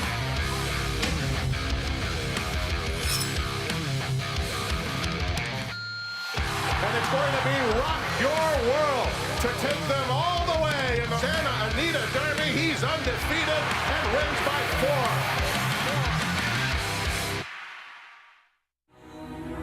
4. This season at Oaklawn, we've got more of everything. More of the top thoroughbreds in the world. More days of live racing. And the largest purses in our history. All at a completely reimagined Oaklawn. Come be a part of this historic season at Arkansas's only casino resort.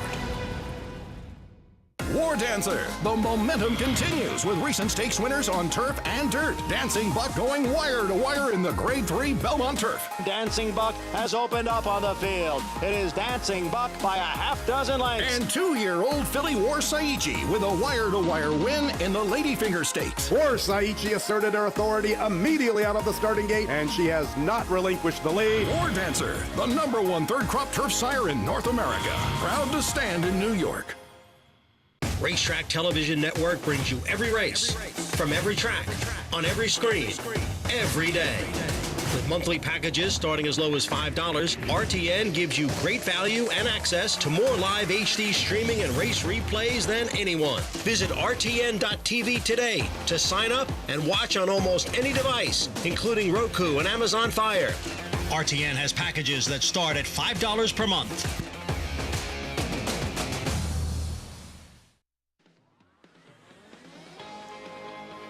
Welcome back to America's Day at the Races. So glad to have you with us. Our program brought to you by America's Best Racing. For the love of the race, visit americasbestracing.net today. 5th race at the Big A coming up. New York breds in the spotlight yet again. It's a allowance race for the fillies and mares, being 6 furlongs on the main track. Taking a look at the field, we have an even money favorite to the outside with last out maiden winner Granny's Connection. Yeah, this was a big effort from this 4-year-old daughter of Connect last time out. She was running against Open Company. She was the only New York bred in the New York bred maiden race, so Tom had no choice. Tom Morley had no choice but to run her open, and it didn't matter. She won in an absolute common gallop. 6.5 length victory.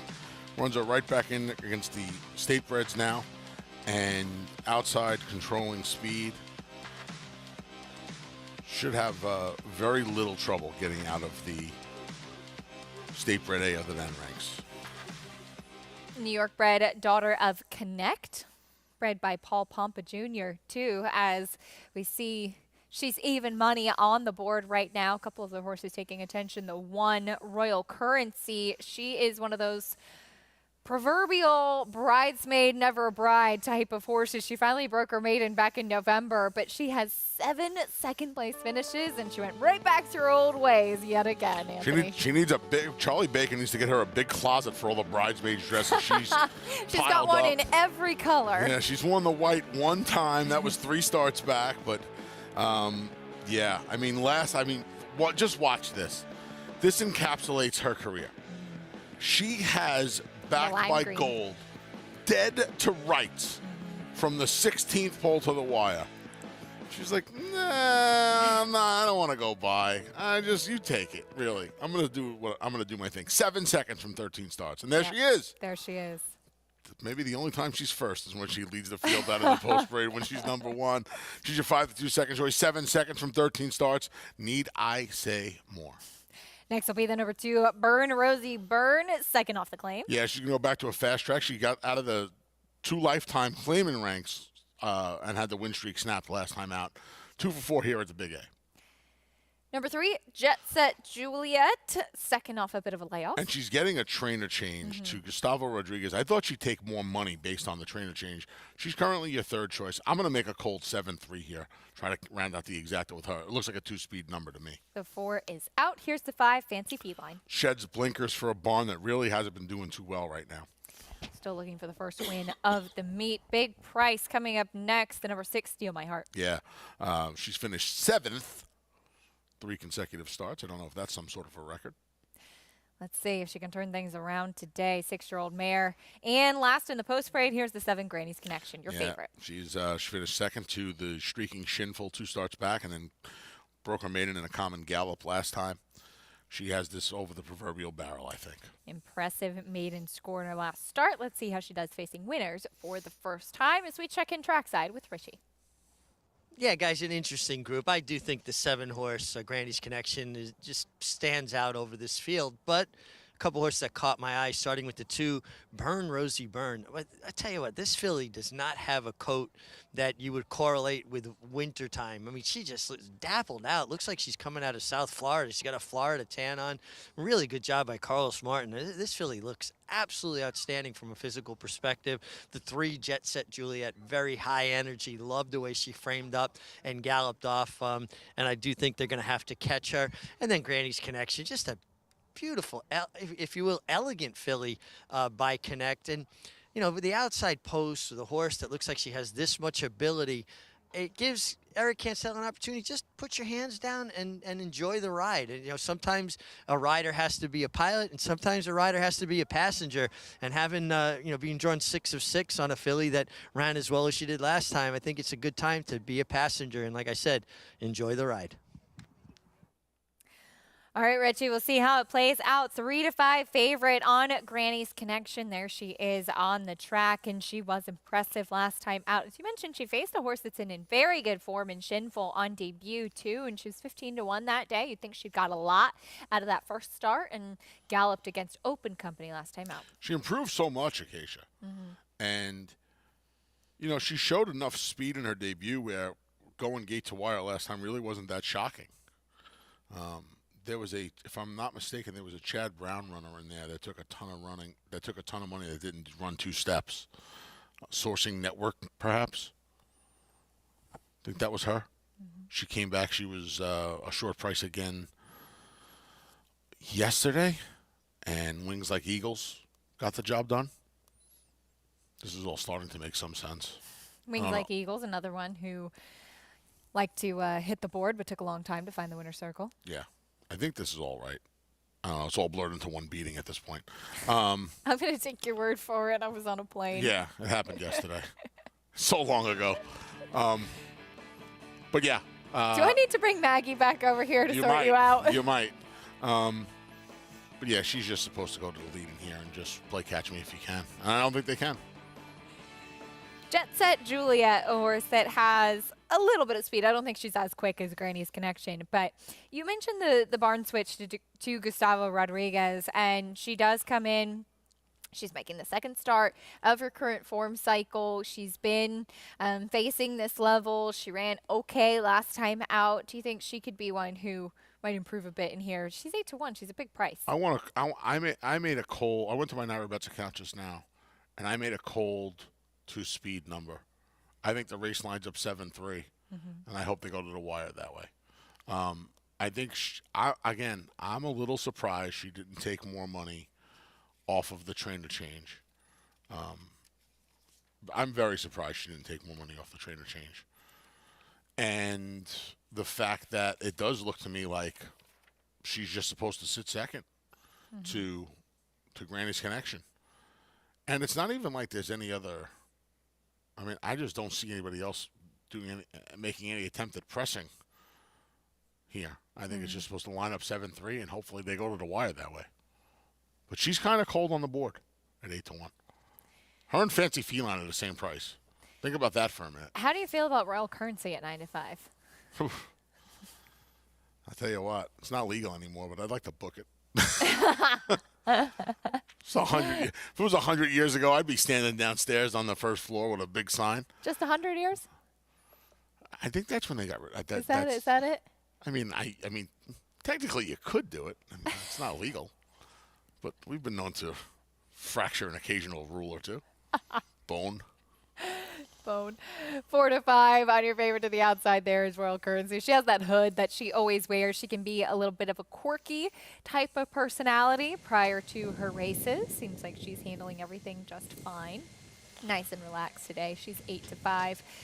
1 win to her 7 second place finishes. Lightly raced Granny's Connection does seem to have some upside, the most blue sky in this race. Let's see how she does facing winners for the first time. Loading in for the 5th at the Big A. Granny's Connection, your heavy favorite. Here's Chris Griffin.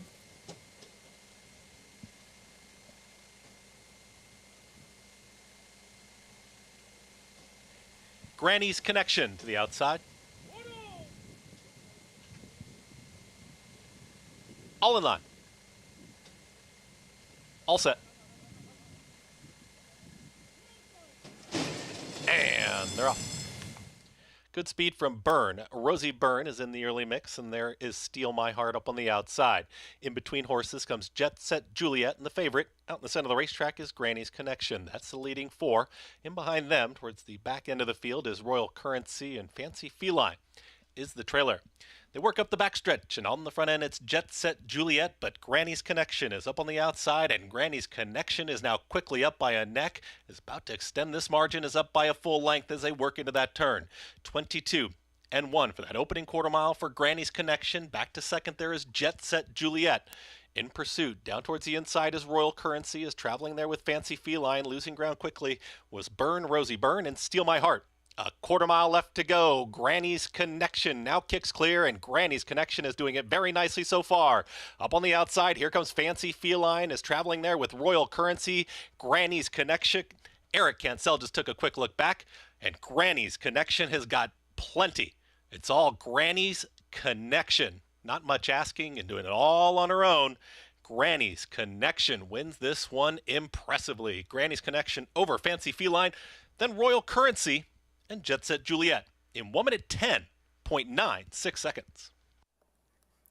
Granny's Connection. You heard Richie before the race saying sometimes you just have to be a passenger, and that's kind of just what Eric Cancel was today. He eased up on her. She was much the best versus this field. Yeah, Tom and Maggie Morley. Tom has a nice horse on his hands here. This filly can be any kind here. She did not beat the toughest bunch of other than New York Red she's ever going to find, but boy, she did it easily here. Acacia just sits off the pace set by Jet Set Juliet. Final time, Shades 111, 110 and 4, just 400 of a second off 111, but she did it breaking sticks, man. I mean, she just geared down 9-10 lengths under the line here, as easy as can be. She made 4 to 5 look like a gift. Sky's the limit. I mean, you see Eric really not moving his hands, looking back. They just have to look back. They can't not look back. They can't just look ahead. They have to look back. But I mean, she's just doing it all on her own here. Can't say enough good things. Took a long time for her to start. She didn't debut until the December of her 3-year-old season, but the patience paying off as she came back to kick off her 4-year-old season with that maiden win and now an impressive allowance win. Let's see where she goes next. It looks like she has a lot of ability. And that's a good final time. We haven't seen too many sub 111 final times here for 6 furlongs.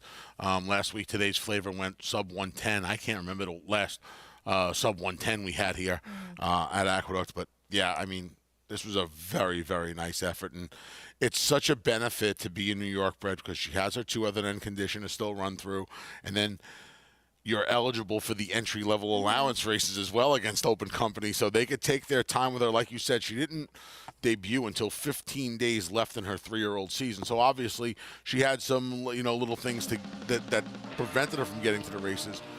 Boy, once she got to them, she's been tough to deal with for her rivals once she got here. We head back over to Oaklawn Park. The 5th race coming up. It's a 6 furlong sprint for the allowance runners here. Taking a look at the field, number 8, Knock Her Down for Brad Cox. Currently your favorite. He could have a big day as we check in with Paula Duca. Thanks, Acacia. Yeah, as you can see, a wide open betting board. Hopefully you're live in these early pick 5s to close it out. When you look at the betting board, I'm kind of a bit surprised. I thought the 10 would be your favorite in here, Go West.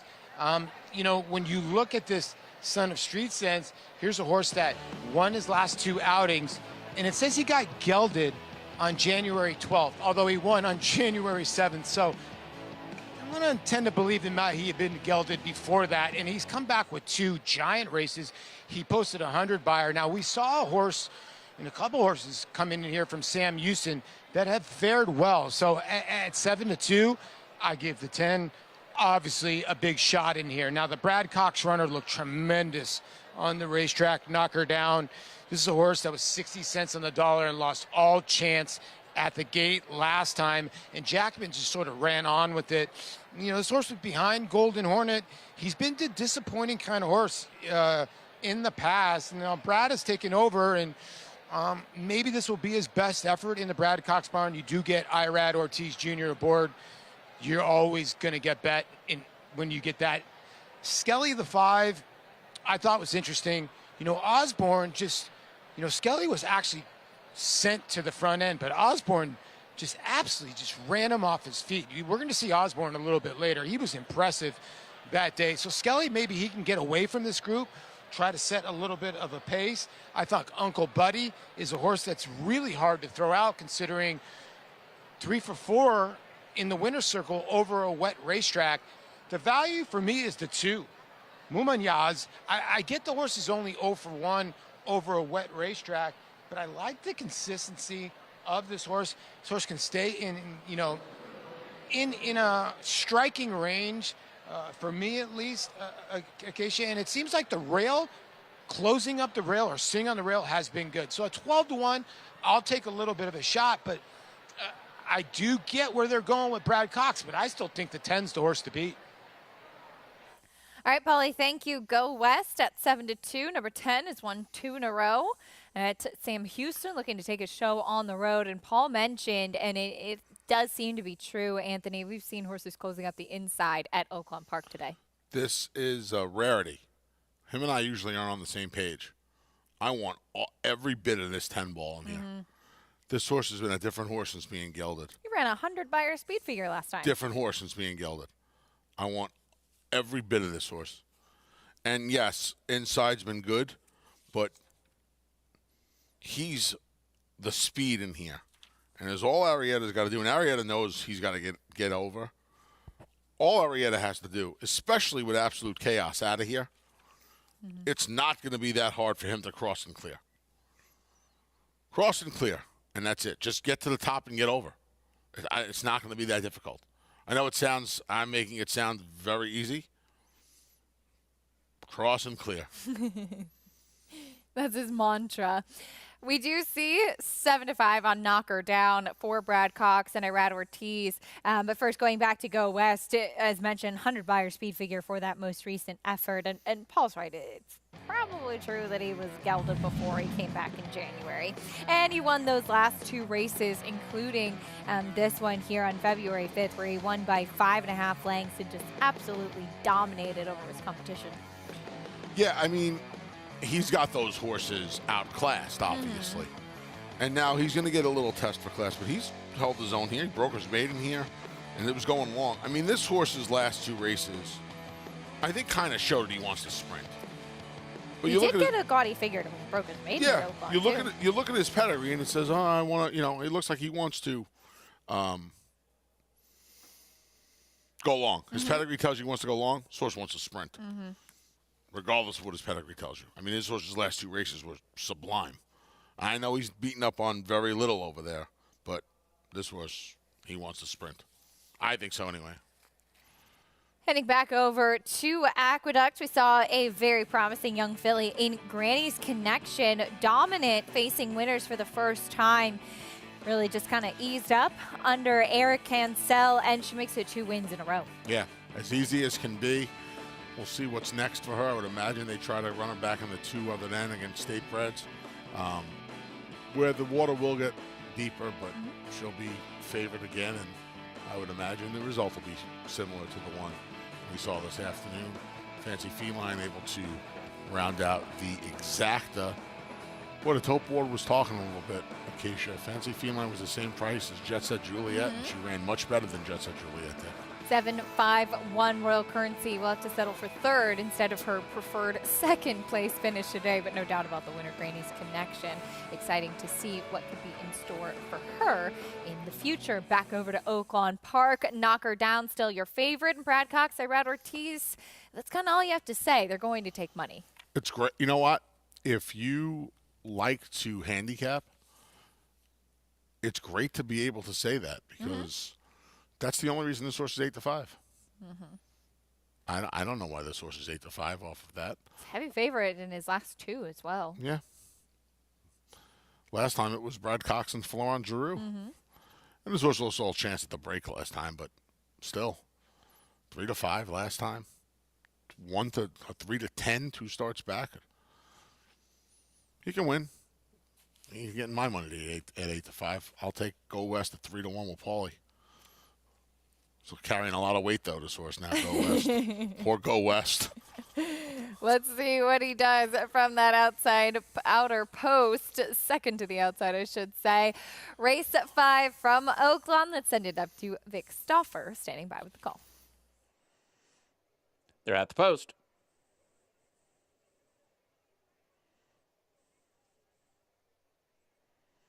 They're off.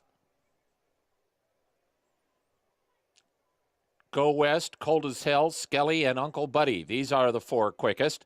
Then comes Knocker Down, followed by Manuelito and Mumayaz with Ginsburn, and the trailer is Seed of Success. Now it's Skelly and Go West into the far turn. Skelly's ahead in front. Go West is second, 2 lengths to Uncle Buddy and to the outside and Cold as Ice. Knocker Down is fifth with about 5 lengths to make up. Ginsburn just inside of him.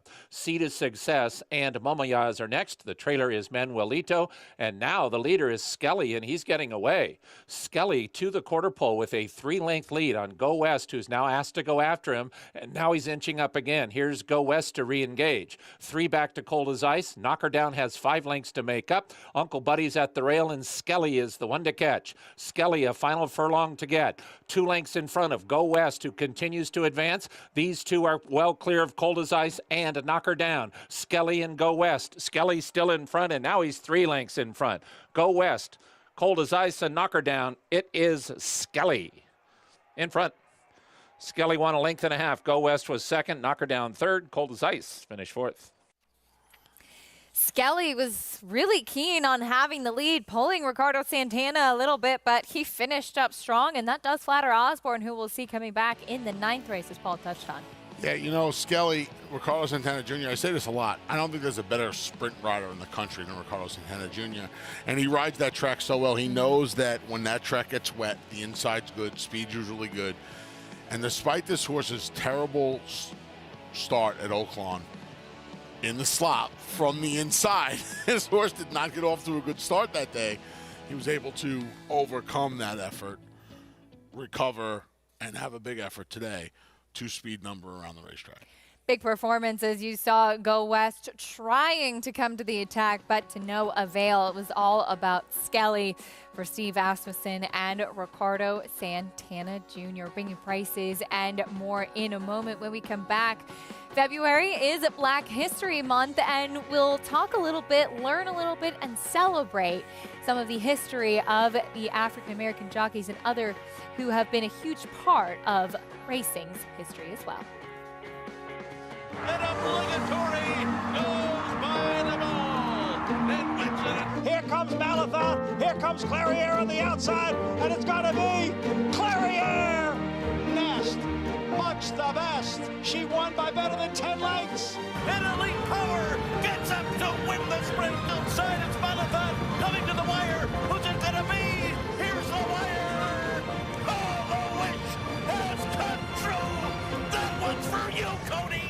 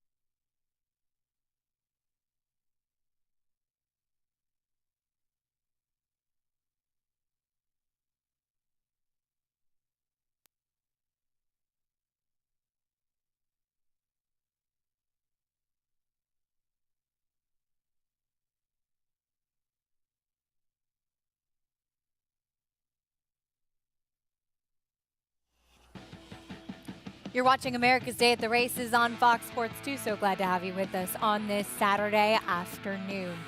Now, February is Black History Month, and during this month and throughout the year, we take the opportunity to learn about and celebrate the history of individuals who have overcome adversity to write their own chapter. And here in the sport of horse racing, the contributions of those individuals is huge, and we take a look back and reflect on some things that have happened throughout our great sport. We had a few black jockeys, not a lot. We had one rider that rode for Alan Jerkins by the name of Noel Winter. He was a pretty good rider. We had one other black rider that used to ride in New Jersey, McCurdy. But after that, I don't remember a lot of, what's his name? We got one riding right now.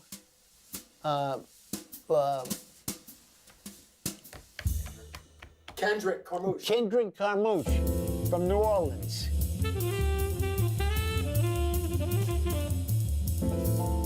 He's a good rider. I always kept a straight path, man. I knew where I wanted to be in life. My dad was a jock, so, you know, I pretty much just followed my dad all around, you know, and just watched what he done. And after a while, I thought I could do the same. There's not a lot of African Americans on a prominent level in racing, so whenever, you know, they can win a stakes race, or even like when Kendrick won his first grade one at the Cigar Mile, I think it was awesome. I mean, the history of African Americans in racing is like a lot of people don't know it. Like, African Americans pretty much used to dominate the sport before Jim Crow.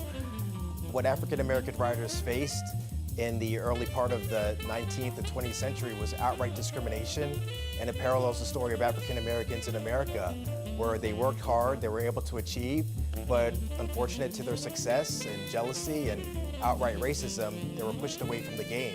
Thankfully, as a people, we've been able to achieve and counteract that and be able to participate in horse racing in all aspects of America today. Oh, this was a race which I always remembered. Green Grotto fights his way back in front, fighting on his story to tell. All-Star at outside, Stall Walking Dude, Life in Shambles, and Classy Class. Here's the wire, Green Grotto maybe. Green Grotto got it. It was a unique experience to be able to present the trophy on Martin Luther King's birthday. And unbelievable that Kendrick was the rider of the winner. The reporter told me, and I was like, wow, that's really something, man. I said, you know, that never happens. Like, that is history, just talking about it, you know. It gave me chills that it was Martin Luther King Day, Green Grotto, and my man Gaston Grant. You know, it was just like, it was heaven. It was just an eclipse of a moment that echoed to the great past of African American contributions to racing, and being in that moment is one of my most cherished moments in racing. It was a trifecta, more or less. I was part of it, and I told them, I said, this will never happen again in life on Martin Luther King's birthday. And I thought it was funny. A terrific job by Eldon and Ernie and everybody who worked so hard to put that piece together. And there's a part 2 that'll come later on in the show as well. But I love the opportunity taken there and the great insight from all the gentlemen in that piece, Anthony. And you look back throughout the history in the sport of horse racing and how important it is to highlight and to celebrate those moments. Yeah, just had the Jimmy Wingfield a couple of weeks back, 2 weeks ago. Which shared the day with the postponed Withers. So, yeah, that was a big day. I remember that day. 6 years. It's hard to believe it was 6 years ago. Sonny's been here. I mean, Sonny has been here so very long. I remember Sonny still calls me Little Anthony. So that's how long Sonny's been here. But, yeah, the contributions that have been made, the first 5 Kentucky Derbies were won by African-American jockeys. That math might be wrong. There was a true dominance in the Kentucky Derby. True dominance, yeah. Jimmy Wingfield won 2, just missed the 3rd consecutive. So, yeah, they have left their thumbprint on this game for a very long time. And we have a very long way to go, of course, still, but great to have the opportunity to celebrate some of those special contributions throughout here in horse racing. We turn our attention back over to race 6 at the Big A this afternoon. Side story, by the way, did you know my mom bet on Grotto that day. I think it was your dad. No, it was my mom. That's for sure. They're here. We'll find them somewhere around. It was my mom. I'm pretty sure it was Brian. She says it's the last bet You know, that she won. you always She doesn't give bet your much. mom the credit, and I'm pretty sure Brian. Somebody's got to stick up He for will Brian. give her the credit. I guarantee you. Oh, you And know it what? wasn't That because of handicapping. It was She Wood likes the Memorial. horse. It was Wood Memorial Day. Your dad was Wood Memorial Day. My dad is a good handicapper. That was a different day. Yeah, This is a different day we're talking about. I see. It was Carter. It was the Carter. That's it. Yep, that's what it It was. was the Carter. That's what it I know more about your parents gambling than you do. That's pretty. I wasn't here. They were pretty here with salty. you, probably. They were probably here with me. All right. Influenced. Anyway. I am the bad influence of the A train for sure. They're somewhere around Aqueduct today. I'm very lucky my parents love the sport as much as I do. As we take a look at horses in the paddock for the 6th race here, $20,000 claiming race, 7 furlongs on the main track. That's a look at the number 5 Caribbean, the Australia bred. Dust Devil, right to his inside, is currently your favorite, looking to make it 2 in a row.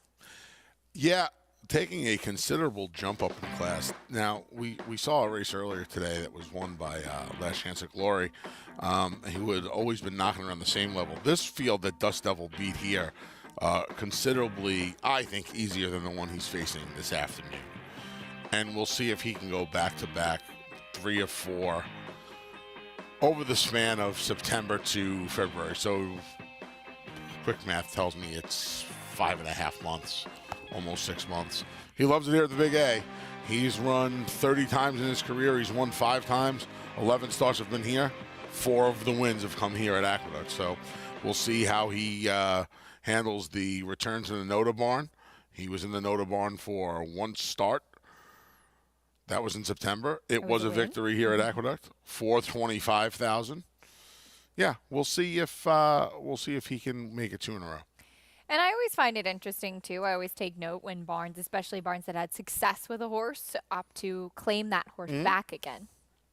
Yeah, no question about it. Listen, Dust Devil's a kind of horse where kind of surprised that he doesn't change hands a little bit more often. But he's changed hands 3 of his last 5 starts now. And he goes back to Noda for this, and he's your 2-1 favorite. I don't want to say he's the deserving favorite because that field was considerably easier last time out, but for an overall body of work, he probably should be the chalk in here. Horses stepping onto the track will meet the whole field, kicking things off with the number 1 Midnight Charlie, first start since October. New to the circuit, 1 of 2 in here for trainer Antonio Arriaga, who's having a nice meet. See what apprentice Jason Weyes does from the rail. Here's the 2, Lil Commissioner. Gets Dylan Davis as Weyes opts for the other Arriaga. This horse has shown some consistency since the claim and layoff from September to November. Getting a big warm-up on the track as Jamie Torres takes the mount for Air Show. Air Show gets Jamie Torres. This horse won 3 starts back in a conditioned claiming race off the board in his last 2. Next will be your favorite. Here is Dust Devil. Yeah, we'll see if Eric Ansell, who replaces the apprentice, takes this horse off the pace today, gets a little pace to run at, and can make it 5 wins here in South Ozone Park. Caribbean, the Australian bred, looking to turn things around. Matty Olver stays here. A couple of 6 furlong races out to the 7/8 here. A little bit more distance should help. And I think this horse, even though stays at the same level, faces a much easier bunch this afternoon. The 6 is out. Here's the 7, doing it the right way. Drops, cuts in half from the claiming price back in May. Haven't seen this horse in a while. Does have a win here at Aqueduct. I worry about the drop in class and the lengthy layoff. And to the outside here is Mount Travers. He's probably the most interesting horse in here. There was a time and place where this horse would absolutely be the horse to beat in here. He doesn't love it at Aqueduct. He's run well at the distance. Barnes having a good go of it all over. See if Jose Gomez can avenge the disqualification in the gander earlier this afternoon. That's the field for the 6. Let's check in with Richie. Yeah, thanks, Acacia. And I'm going to start with the 5 Caribbean. This horse, it's a price. He's 10-1, but he really checked the boxes from a physical perspective. And I kind of find it interesting. He's coming off of 2 6-furlong races. He's run, a mile, mile 16th, mile and an eighth, and he's been successful doing that. But I like him running 7 furlongs for the first time in his career. I think the 6 were a little sharp for him, but with those 2 6-furlong races, I think that'll make him a little bit sharp. I don't think there's a tremendous amount of speed in here, and I think at a big price, Caribbean is going to outrun his odds here. We'll go to the outside now. The 7, doing it the right way. Really nice physical impression and a really nice warm-up under Manny Franco. Love the way he's moving. Really free, swinging kind of trot on him. I like everything I'm seeing from the Cantomazzi barn. And then my selection is going to be the 8, Mount Travers. Again, for a sprint, 7 furlongs, I don't see real sprint speed in here. And look at the way this horse framed himself up and the way he's gotten into the bridle. And I think he's going to be forward. He gets a good advantageous outside post. And I can't fault him physically. I think he looks absolutely spectacular on the racetrack. And Richie, if we could keep you there with us for a moment, Mount Travers, who is making a nice impression, is ridden by Jose Gomez, and unfortunately he had that situation earlier in the day, disqualified from the Gander. But after being named champion apprentice jockey, how much of a jump and a new challenge is it for a rider when they become a journeyman and have to prove themselves against these tough guys we see in the jocks room here in New York?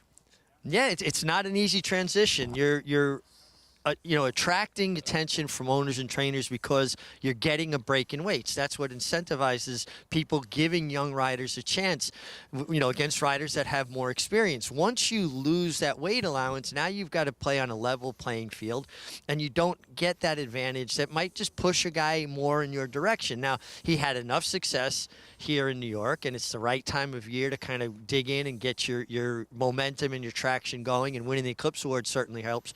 But there's usually a post-apprentice slump. I won 298 races in 1981 as an apprentice, and then I went into a post-apprentice slump. It took me probably 2 full years to really, really recover my business and get back to it. But you got to hang in there, and you got to work hard. There's no substitution for hard work. And we've seen a good work ethic from Jose Gomez as well. He's been a fun young rider to follow on the circuit here, Anthony. As Richie touched on, it is a tough transition. It's not an easy thing to do. And you are working to make a name for yourself in the meantime. I think he's a very good rider. Mm-hmm. I don't think he'll have as tough a time of it as others will. Because of his his talent, and B, he's probably losing his bug at the right time. Absolutely. He'll have a couple of months to maintain his business, maybe even build on it, before Gerard Ortiz, Joel Rosario, Jose Ortiz, Javier Castellano, and whoever else comes back, not that you want to prey on injury, but Trevor McCarthy's been out. Kendrick Carmouche went down. It was opportunistic for him to lose his bug at that time. And he was able to, that hurt today. Because being able to, but he didn't do anything wrong. Yeah. I mean, he did nothing wrong. They pulled his number down. I don't think he did anything wrong today. I just hope he doesn't get days for it, because the days would hurt him. Yes. But I think he's an excellent young man. I think he's a very, very good rider. And I think he's going to be okay. He's riding Mount Travers to the outside. Jose Gomez, named Eclipse Award champion apprentice rider of 2022, now a journeyman. There is the 7 doing it the right way off the layoff, loading in. An interesting little 6th race coming up here at the Big A. We'll send it up to track announcer Chris Griffin for the call. Mount Travers. All in line. All set. And they're off. Good speed from Caribbean, has the front end speed there, and now here comes Air Show. It's Air Show who's a neck in front. With Air Show, it's Little Commissioner down towards the inside. They're a clear 1-2. Up on the far outside is Mount Travers as they start to sort themselves out. Doing it the right way. Now Splits Rivals is taken 3rd. Backing off that tempo is going to be Caribbean, is back to 4th. Then Mount Travers from the back. It's Dust Devil and Midnight Charlie is the trailer. Air Show alone up front. It's Air Show. The long shot went 23.44 for the opening quarter mile. In pursuit is Little Commissioner. Tight hold there in 2nd. Doing it the right way is in the clear from 3rd. Trying to run on from the back. It's Dust Devil is there with Caribbean. Midnight Charlie is launching a rally from the back end of the field, and now Mount Travers is the trailer.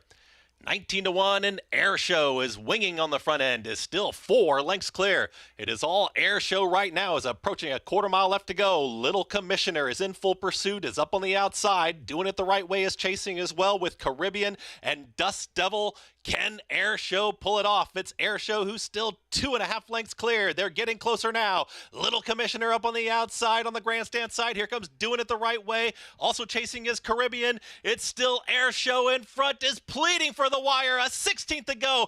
Air Show is almost there. Caribbean is now lunging late. Air Show, Caribbean in time. Caribbean gets up over Air Show. Then came a photo between doing it the right way and Little Commissioner in 1 minute, 24.84 seconds.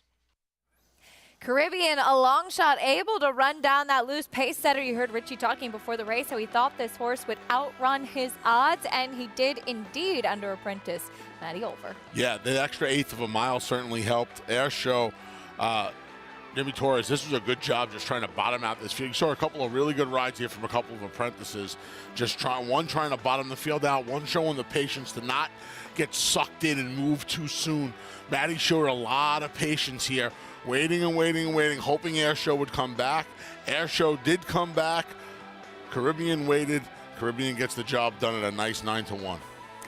Big performance from that 9-year-old by Speightstown as well. Now 9 for 41 in his career, and that's actually his first win since July of last year, able to run down the pace setter Air Show. 5-3 and a photo for third. Bring you official order of finish and prices. We'll take a quick time out here on America's Day at the Races. We've got a lot more live racing still to come, as we'll see if Mr. 10,000, the first trainer to win 10,000 races in North America, Steve Asmussen, looking for his 5th Rebel victory later on today.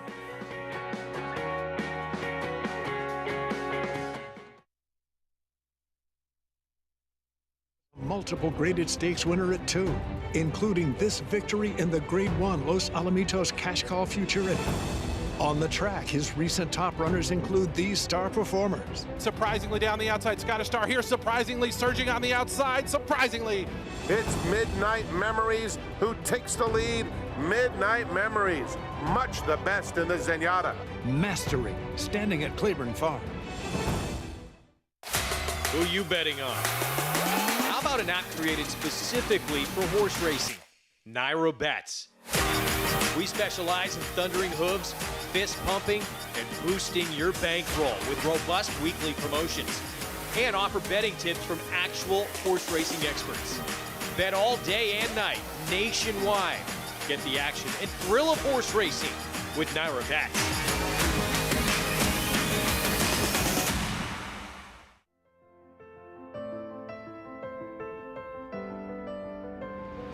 It's a domineering display by the ultra-talented McKinsey. McKinsey Preservationist Vino Rosso and Yoshida. McKinsey's in front. McKinsey, they've done it. McKinsey has it by 2. It's McKinsey in a dominant performance, pure class in the Malibu.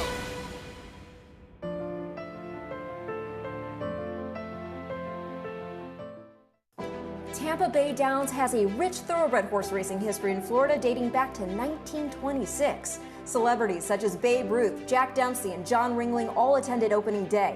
In 1981, Hall of Fame jockey Julie Crone won her first career race here, and in 2007 we saw Street Sense win the Tampa Bay Derby and go on later that year to win the Kentucky Derby. Featuring full fields, great turf racing, and a 15% takeout on our Pick 5, Tampa Bay Downs has live racing every Wednesday, Friday, and Saturday.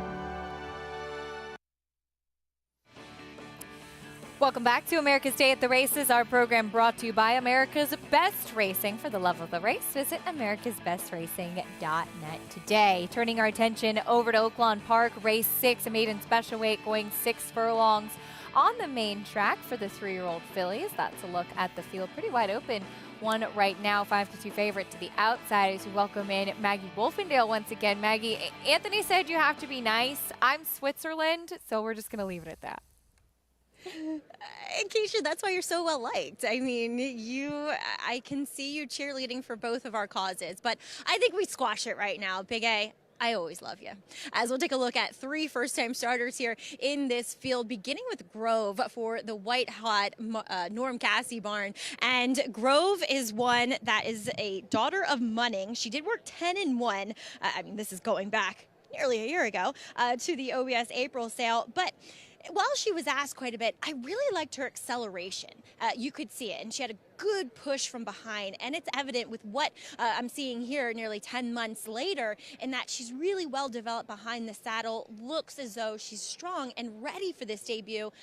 As I always say, I'm not in love with a firster, though, wearing blinkers, but from the overall perspective, she was the best turned out, just from a health and coat perspective as well. Moving on to number 6, Afternoon Tea. Speaking of Munnings, well, this one is by his sire in Speightstown. So this bloodline does handle a wet track, that's for sure, and has a nice pedigree to boot. This one is a full sister to Coppertown, whose greatest stakes placed, who's made a career for himself, kind of sprinting to that mile distance. Looks similar to her brother here, Afternoon Tea. She's a big filly, and he was too. There's a lot of substance to her. She's the most imposing in this field. You know, you always wonder a little bit with these bigger types, will they handle this racetrack? But she definitely has the pedigree too, and I like the way she's prepared. And Flavien Prat did give her a really nice warm-up out on the track. As we'll also take a look at number 8, Beautiful Bolt. There's a plethora of fast workouts coming in here. Okay, fine. She's by Bolt Doro, has gotten off to an auspicious start as a sire. The dam was a 3-time turf winner, and this is her first full.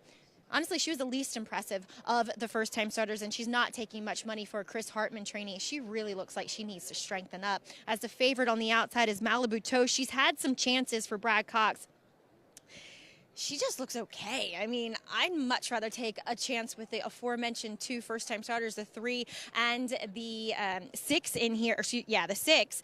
Because I thought she chased early last time, then she just kind of spun her wheels late, and this is the first time on a wet track for her. For me, Acacia, she looks like one that's going to really spin her wheels on this type of going. And that could be worth a lot, Maggie, as she is 2-1, could be a little bit of a vulnerable favorite.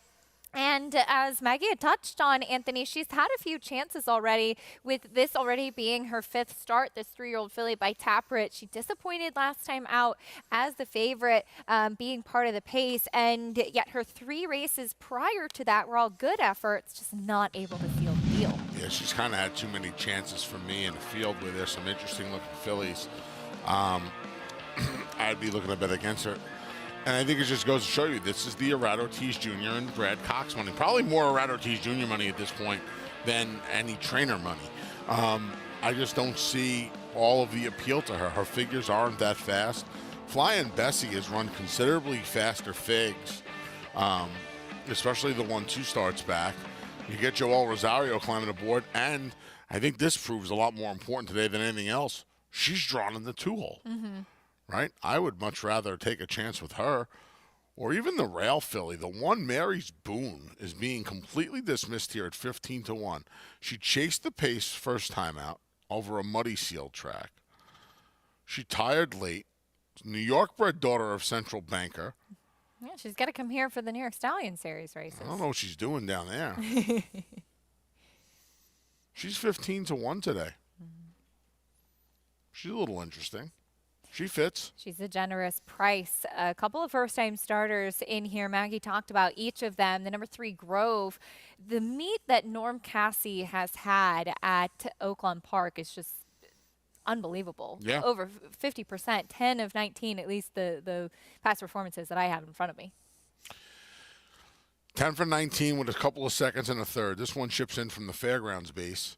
The Munnings, you know, you'd imagine the wet track's not going to be an issue here. Gets Ricardo Santana a little cool on the board at 8-1. But sure, certainly has a license to get the job done first time out. This is an interesting race. Very interesting. Very interesting. I went to the 1 Mary's Boone. That's too big of a price. Let's see if she can improve. Second time out, loading into the gate for the 6th race, made in special weight. Coming up next, here's Vic Stauffer. At the post.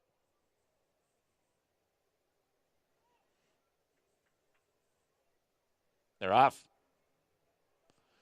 Accelerating Babe and Grove break well. To the outside end, Malibu Toast. Flying Bessie, Mary's Boone, and Donnie between horses who shuffled back. Afternoon Tea and Beautiful Bolt broke last, but now moves up to be mid-pack.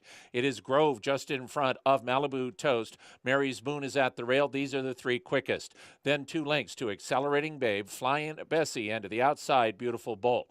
Donnie is third last with 5 lengths to make up. She's a length in front of Sharp Attitude. Afternoon Tea is the trailer, and Grove is the leader.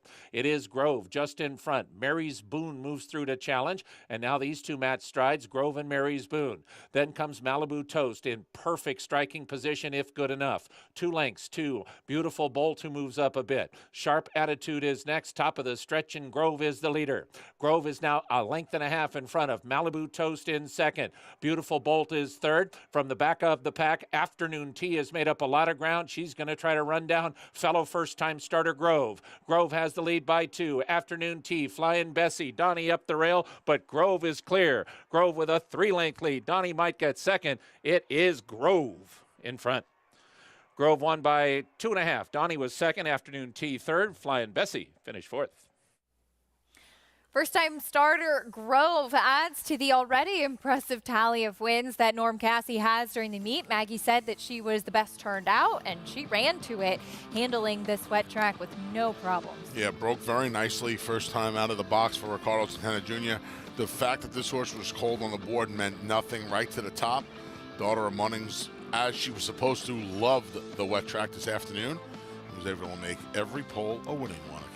9-1, a generous price on that first-time starter over the number 5, Donnie, who once again at a price not as big as on debut, but she picks up another check, finishing second, coming up the rail, closing up the inside, but wire-to-wire winner Grove, that first-time starter, ready to roll at first asking. Looked like it was 3-5-6-2 in the 6th at Oaklawn Park. We'll take a quick timeout. When we come back, we'll bring you all of the prices, and it's almost time for the stakes action to kick off at Oaklawn Park. Stay with us on America's Day at the Races. A lot more to come after this.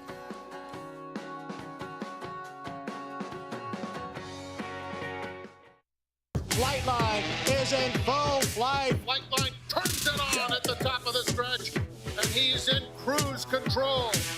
And Flightline takes off! Take a good look at this, because you're not going to see this too often, maybe never again. Flightline, 20 lengths clear. World-class racehorse, world-class performance at a world championship event.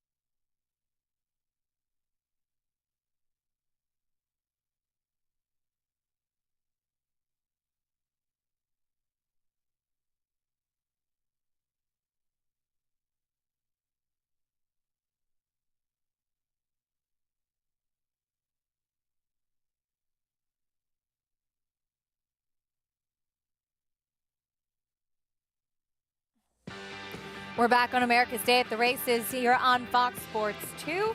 It's been a great day of racing so far, and there's a lot more still to come at Oaklawn Park. In the 6th race, this maiden special weight, we saw a first-time starter ready to roll at first. Asking Grove, aggressively handled by Ricardo Santana Jr., gets the win in her first start.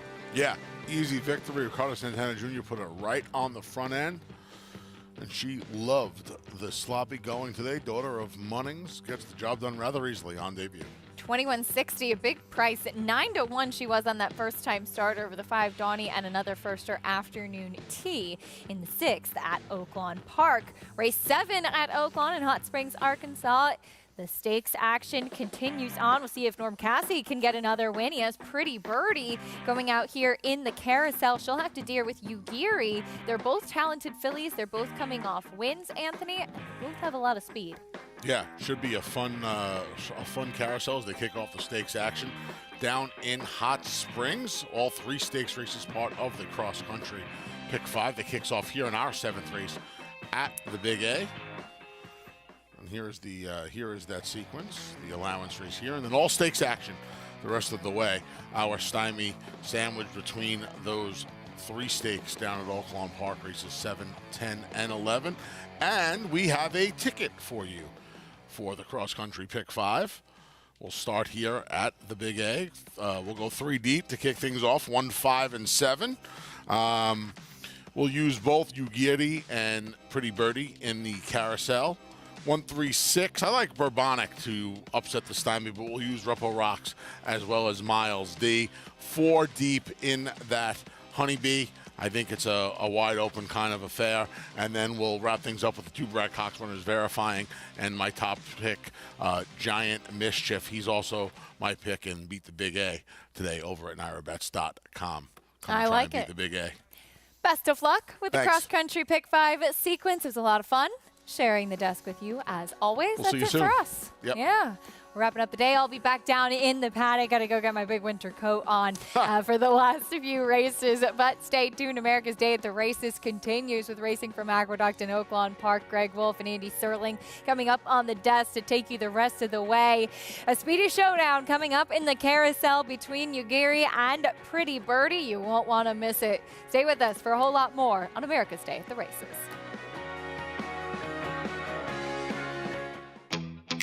Yes, there's family. If we say La Troyenne, you'll get the picture. And of course, form. G1 this, A breathtaking run. G1 that. Dig down deep to win it. But take a long, steady look, and the word that most likely springs to mind is fantastic. Maxfield, family, form, physique, fantastic.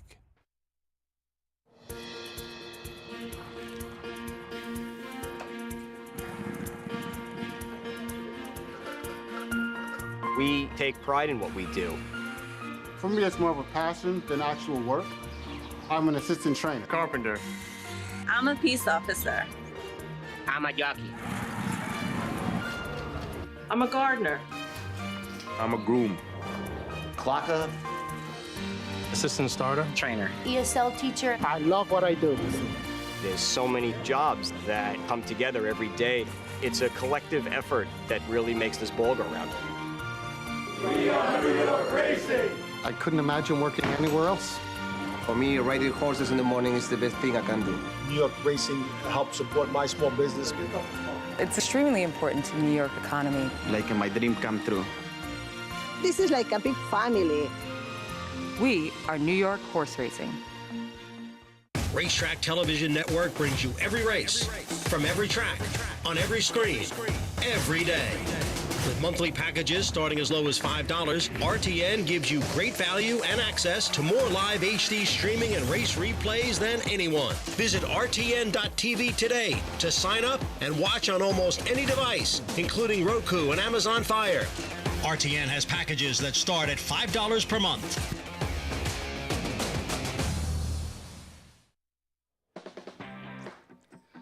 Welcome back to America's Day at the Races, brought to you by Naira Bets. Bet any track, anywhere, anytime. I'm Richard Migliori. I'm here in the paddock for race 7 here at Aqueduct. We're going 6.5 furlongs and a good-looking group of New York-bred fillies here. We'll start talking with the 4 Yo Cuz, a filly that started out her career with so much promise for Dreammaker Racing. And her last races have left a bit to be desired. She showed improved speed last time.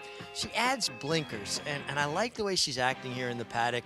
And maybe the blinkers will get her back to where she kind of started her career. A filly with a lot of ability, looks really good in the flesh here. Comes off some really nice works on the Belmont training track, and I would have to assume they were with blinkers on. They usually give them a couple of test drives with a change of equipment, but Yo Cuz making a real nice impression here in the paddock, as is the streaking number 5, Can't Hurry Love, just in really good form. Dave Duggan had a terrific year last year, 27% winners, and hitting at a good percentage right now at 23%. Horses look good, tend to hold their form here. Can't Hurry Love certainly looking the part in the paddock. And the 7, Kitten's Appeal, well drawn outside. A filly that's tactical for Bruce Levine. She's, the outside post kind of gives her options to get in the right way under hard riding Dylan Davis. And welcome aboard to the show, my colleagues and friends, Greg Wolf, Andy Serling. How you guys doing? Doing well, Mig. Good to be on. Big day of racing coming up on the road to the Kentucky Derby with that Rebel later, full field at Oaklawn on a wet track. And we got the Stymie here in New York. Seems like it rains for a lot of big races at Oaklawn, doesn't it? They have a little bad luck, but looking forward to that race. Looking forward to all of these races, being here with you guys. Richie will be joining us a little later. Should be a fun afternoon. All right, well, this race here at Aqueduct, it's going to kick off the cross-country Pick 5. Here's a look at the sequence. So we're just about 7 minutes away from a start. It includes 4 stakes races after the 7th here in New York. Carousel with Pretty Birdie. That's Stymie here in New York. 3-year-old fillies on the road to the Oaks and the Honeybee. That race is wide open. And then the Rebel. Do you believe Verifying is the horse to beat in that race? I do. I think the margin's relatively slim. I mean, obviously, there's a real question whether or not Giant Mischief wants to get the distance effectively and whether or not he's even good enough to beat Verifying if he does. And I thought Reincarnate's last race was extremely good. Carousel is next, 6 furlongs, fillies and mares sprinting. And 3-2 on Ugiri, Pretty Birdie. Obviously, she is very quick. She is talented. Those two look like they want to battle on the front end together. Yeah, it is really interesting to look at. And even though we had some scratches, and I guess I'm the boss of me coming out some speed, Pretty Birdie is extraordinarily fast. Now, make no mistake, Ugiri's got speed too. I don't see Ugiri trying to go head-to-head with Pretty Birdie. That would be doomed, perhaps, for both of them and set it up for our friend Tom Amos's horse, Hazy Command. Pretty Birdie is fast, but Ugiri's very good. Well, Norm Cassie sending out Pretty Birdie. It's been the meat of a lifetime. We've talked about it all meet long, winning it better than 50%. He collected another win in the race preceding this Carousel. Let's go to Maggie Wolfendale for more. Here with Norm Cassie, who just celebrated a win with first-time starter Grove. Norm, she was impressive, leading every step of the way. Yeah, we're excited. I didn't really know what to expect, especially with the going today. But I guess when you're hot, and we're just doing everything right now. Well, being a daughter of Munnings, I'm sure helped a bit, but you'll send out Pretty Birdie in the Carousel next. And she just looks so good in her return to the races. What are we expecting from her? You told me yesterday that you feel confident she could rate if that presented itself. Yeah, and I don't really want to do that. I'm just saying if the scenario happened where we got away from the gate bad or something like that, we can do that now instead of just rushing her, because I don't think she likes to be rushed. I think she likes to be forwardly placed, but naturally on her own. I just hope she breaks sharp and, she does the rest. Is that ever a worry for her? Because she always is lightning fast, it seems like, out of there. She is very, very quick, but I don't want to jinx ourselves today. But we'll see what happens. I'm excited to see her run. She's been training extremely well, and it's time to see what we got. And donning those iconic Mary Lou Whitney silks. Norm, best of luck with her, and congrats on what has been a stupendous meet. Thank you. May not be a hotter trainer in the country right now than Norm Cassie. He's got the race horse at Oaklawn, and they're all showing up and winning. He's having a fabulous meet, and obviously a win in this race would be a big win for them. I don't agree with Norm. She's run 2 bad races. Both times she didn't have the lead. Got to take advantage, you would think, of her best asset, and that is her speed. We'll get to that race coming up right now. Post-parade for the 7th. Again, kicks off this cross-country Pick 5, and here's I'm Buzzy, blinkers off. It's a race that features a lot of pace, and so if it comes apart, this horse has a chance to get a piece. Well, here's some of that pace. Lady Milagro at a big price. I agree. She could be the speed of the speed. Next door, an even bigger price on a Willoway, been off since June of last summer. She wishes she was at Oaklawn today for this race because she runs her best races on wet tracks. Yo Cuz showed some precocity early on in her career. Can she get back to those races? I've never thought she was very good. When she won, she was very opportunistic.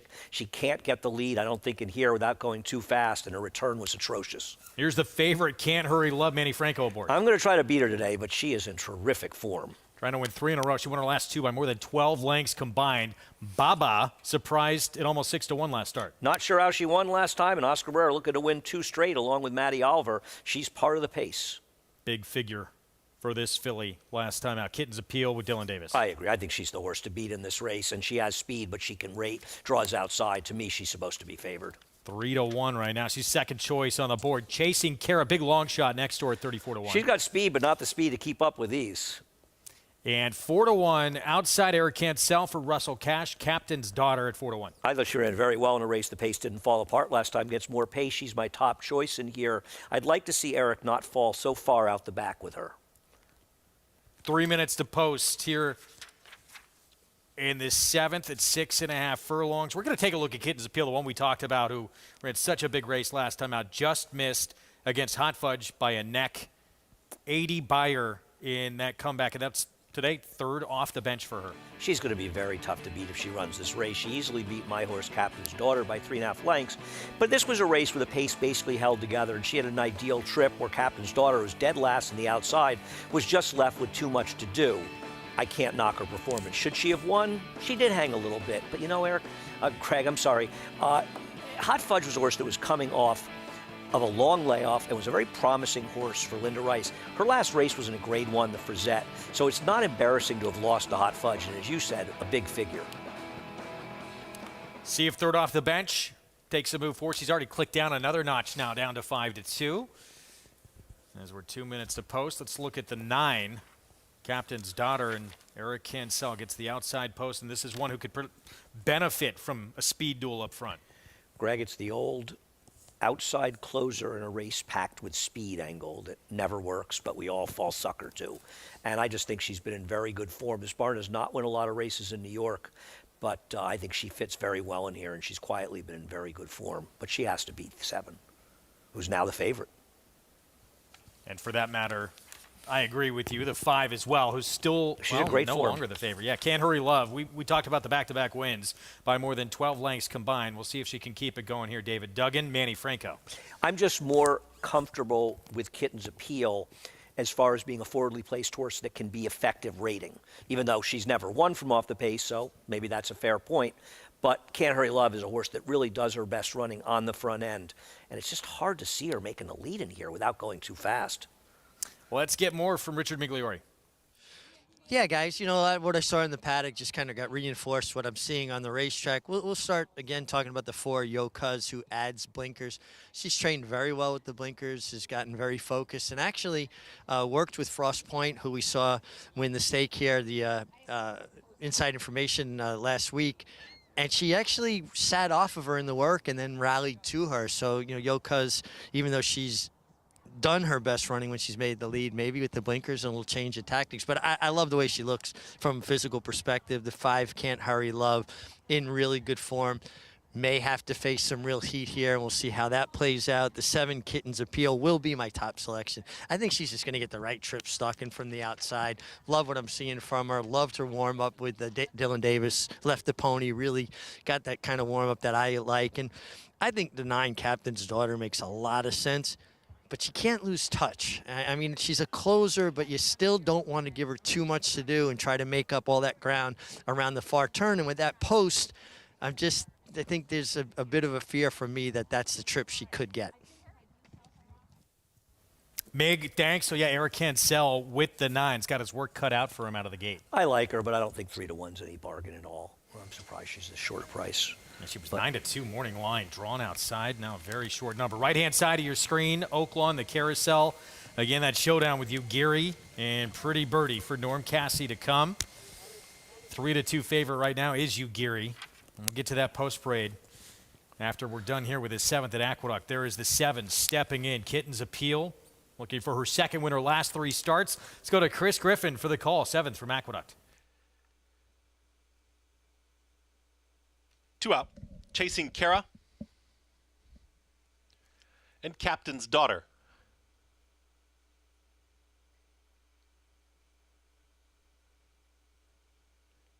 Chasing Kara goes in. Captain's Daughter last to load.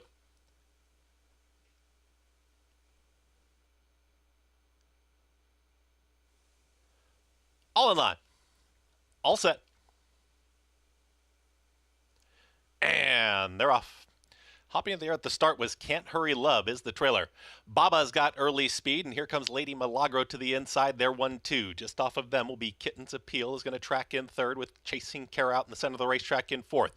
Yo Cuz is in fifth, and they've separated. They're now 3 lengths in front of Can't Hurry Love, who had the tough start, is making up some ground from sixth, followed by A Will Away, the 2 at the back, Captain's Daughter, and I'm Buzzy is the trailer. 22 and 1 for that opening quarter mile. It's Lady Milagro, a big long shot on the front end. Yo Cuz is driven along towards the inside, is in tight here at the rail. Kitten's Appeal gets a nice trip, is looming up on the outside. Lady Milagro is in front. Kitten's Appeal starts to move closer. Can't Hurry Love is ranging up on the outside as well in the green silks and is making a big move around rivals.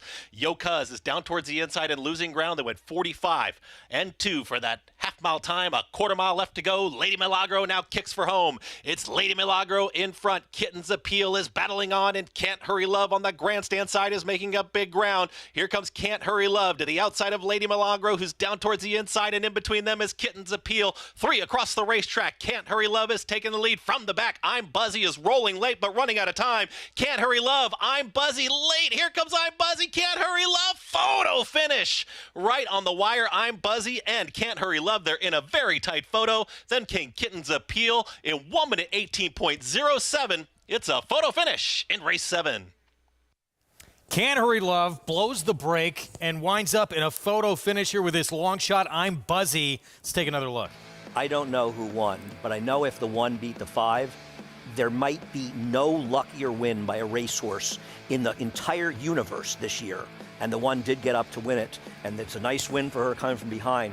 But Can't Hurry Love broke 3 lengths behind the field, ran hard the entire way to catch up to a pace that ultimately collapsed and got beaten by a head. If you bet I'm Buzzy and you cashed, you are the luckiest man on earth. Kate Davis, Amira Shishakli, and look, defeat for Can't Hurry Love. What a huge effort from the 5. I mean, come on, listen, I didn't bet either one of them, so it doesn't matter to me. I bet a horse that lost contact with the field in the turn. But this horse got up, and congratulations, the connections.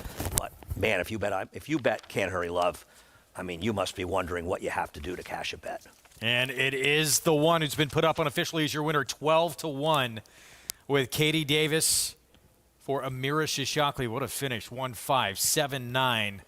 And the 9 was going absolutely nowhere, and all of a sudden started to make a run late in the stretch. Maybe a rider change would help that horse a little bit. Carousel, Oaklawn on this sloppy going. Here's a look at Hazy Command for our friend Tom Amos. I thought her last race was very impressive. She got a gigantic pace to close into 2 back, but not the situation last time, and she still got it done. But the competition is steeper, but she can win. Shifted to Oaklawn. Now she's 2 for 2 in Hot Springs. Here's Take Charge, Lauren D. Wayne Lucas. It's hard to understand how this one's only 14-1. Yu Giri, she is the 7-5 favorite. She was quick going gate to wire in a win last start. And she won her debut at 6 furlongs rating, and she's going to, in all likelihood, have to rate today. She's the one to beat. Pretty Birdie, we heard from Norm Cassie talking to Maggie Wolfendale. Her game has been speed. And it's a tough situation because if Yuguri allows her to go to the front, she may never look back. She's good when she's good. Novel Squall, John Ortiz trains, and Isaac Castillo aboard. Yeah, she was good before, but her recent races are just bad. She's going to have to get her act back together. What a race last time out from Mercy Warren for Cherie DeVoe. She ran out of this world. And given it was a sealed track, Cherie can't be upset that it's a sealed track again. She didn't handle it 2 back. It's looking at her, it's impossible to understand where that last race came from, but if she runs it, she may win. Thorograph, she got a Jackie's Warrior type figure. I mean, where did it come from, and can she ever run it back? $200 deposit match sign-up bonus to play with Naira Bets. Punch in that code there, match 200 at sign-up, and bet any track, anywhere, anytime. Let's go to Paul and Maggie for more. And here with Paulie in the grandstand. Paulie, it's cozy in here. I know it is cozy. It's starting to get a little bit crowded in here. Great atmosphere as everybody's starting to show up. Even on this cloudy day, the rain is kind of stopped now. The one thing I've noticed about Hot Springs is you can't stop the fans as they are lining the apron right now to catch this carousel. Let's start with the favorite in here, Ugiri. She came back to the races as a 4-year-old, a later 4-year-old now, with style. And she was sharp in the paddock. No, she was really good. And she beat another Norm Cassie filly in Hot and Sultry who came back to win. So you say that maybe Pretty Birdie is as good as Hot and Sultry. There was another filly in Norm Cassie's, or excuse me, in Norm's barn that was on the 1s and 2s that got hurt. And he had thought that maybe she was the best of the 3. It's really hard to tell because Ugiri is very sharp and can Pretty Birdie out quicker early. Yeah, that's the thing. And looking at Pretty Birdie, she looks great as we're still checking out Ugiri's comeback race here off the layoff for Rudy Brissett back into stakes company today. And looking at Pretty Birdie, she was good too in what the start after, which was a disastrous occurrence, I should say, in the victory ride when she's the horse, Paul, that has bad feet. And she lost one of her glue-on shoes coming over to the paddock, lost them both in the race. So with that being said, this is her first time on a wet track.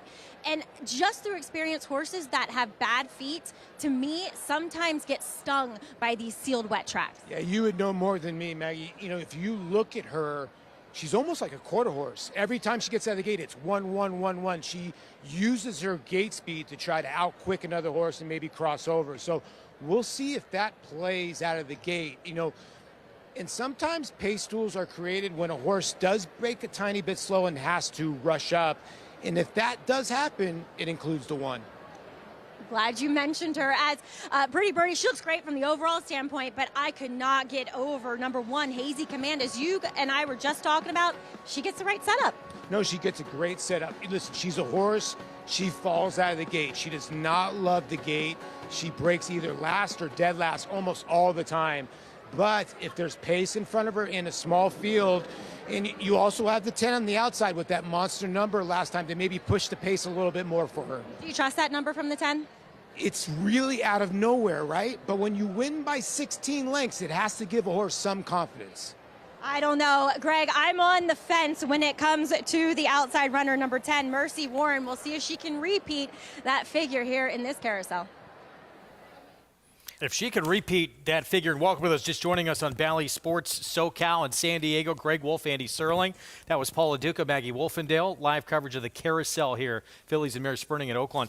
I mean, she should be thinking Breeders' Cup Sprint at the end of the year against the boys. Right. We're talking about Mercy Warren, who out of the blue ran a race.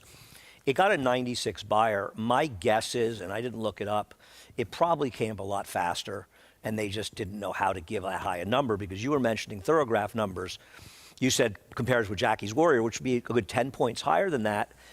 It's a problem when you're looking at a horse, right, that has never run, what's her second best figure? 75. So it's not like she ever ran even a decent race. She basically was running like a 20 claimer. And suddenly she became a horse that could be one of the best horses in the country.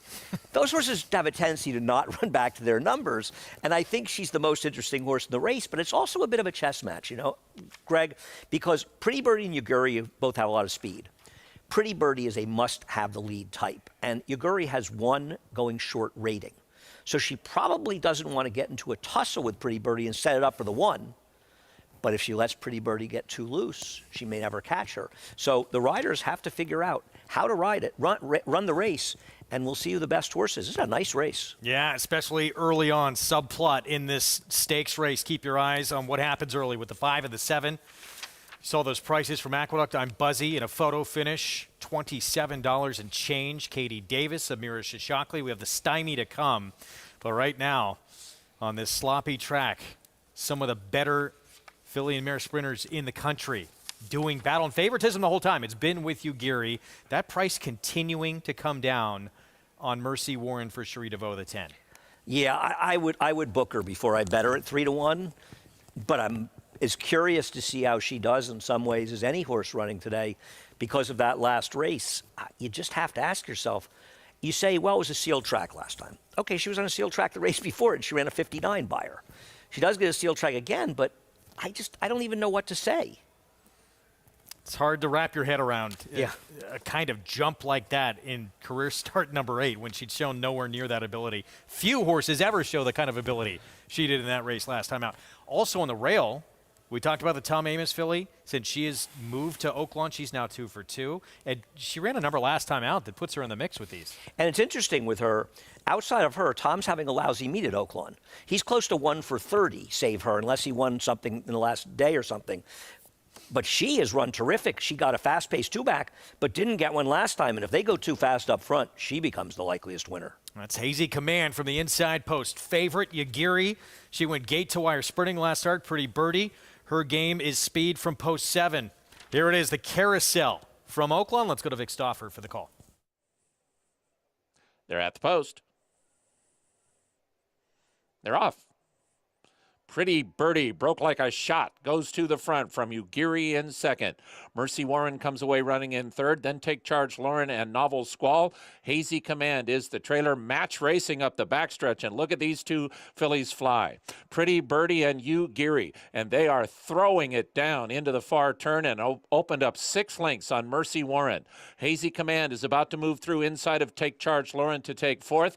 Novel Squall is the trailer. They leave the backstretch in the 44th Carousel, and Pretty Birdie has now put a 2-length lead on Ugiri. Ugiri is going to angle to the outside and re-engage. Pretty Birdie leads a length. Ugiri is second. Mercy Warren is now 3.5 back in third. Then comes Novel Squall. Hazy Command has dropped back to last, top of the stretch, and Pretty Birdie is the leader. She's a length in front of Ugiri, who has the final furlong to try to get by, and here's Ugiri alongside Pretty Birdie. Pretty Birdie half ahead. Ugiri and Santana, and now Ugiri has taken over the lead. Pretty Birdie back to second. Then Mercy Warren and Hazy Command. Ugiri runs away now, and she's got it. Ugiri in front. The 44th Carousel went to Ugiri, 3.5 over Pretty Birdie, Hazy Command, and Novel Squall. Well, 2 fillies who were thought going in with the 2 best in this race pull away from this group. It looks like Pretty Birdie put away Ugiri. As you heard from Vic Stauffer, she re-engaged, and then she leaves Pretty Birdie in her wake. Pretty incredible performance by the winner, because you could argue she acted as her own rabbit. She pushed Pretty Birdie to go a first quarter at 21-2. Then Ricardo Santana just sort of eased off her, let her get in front of her, and eased around her, and ran her down convincingly. Pretty Birdie ran extremely well in finishing second. She was just no match for Ugiri, who's just a better filly. Very nice race. 2 very good horses. Talked about push button.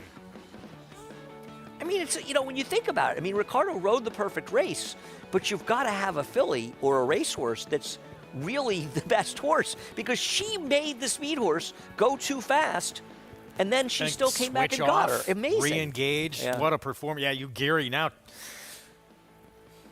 4th win from 8 career starts. She is talented. As we take a look at what's still to come, presented by Claiborne Farm.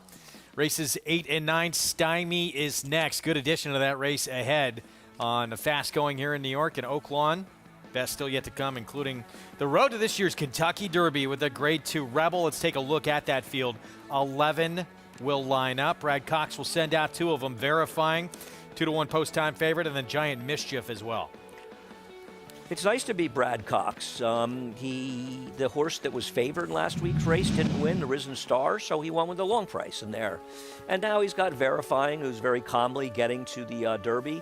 Verifying was a mediocre 6th in the Breeders' Cup Juvenile last year, but the Verifying we saw this year was a new horse and ran a 97 Beyer, winning impressively. And you never know with these races. You kind of want to see how horses come back, but I think 3 or 4 have come back out of this race and run, you know, within 1 or 2 points of the figure, legitimizing the effort. And I mean, he just looks like the goods to me, but there's still a lot of racing to be done. Yeah, we'll see. That horse you were talking about has stepped up and surprised for him in that Lecomte, or Risen Star, I should say. That was Angel of Empire. Right. He is just loaded with Derby contenders. It's just incredible this year, Brad Cox. More nominees to the Triple Crown than any other trainer this year. I'm just glad you're here to remember their names. You got a pretty good number in that race. Yeah, I'm dubious of that whole Risen Star, but that's a conversation for another time. Ugiri, your Carousel winner. Meanwhile, Stymie up next here in New York. Repo rocks jumped to a whole new level last time out in the Grade 3 toboggan. He's trying to win his 4th in a row. Can he keep it going for Jamie Ness?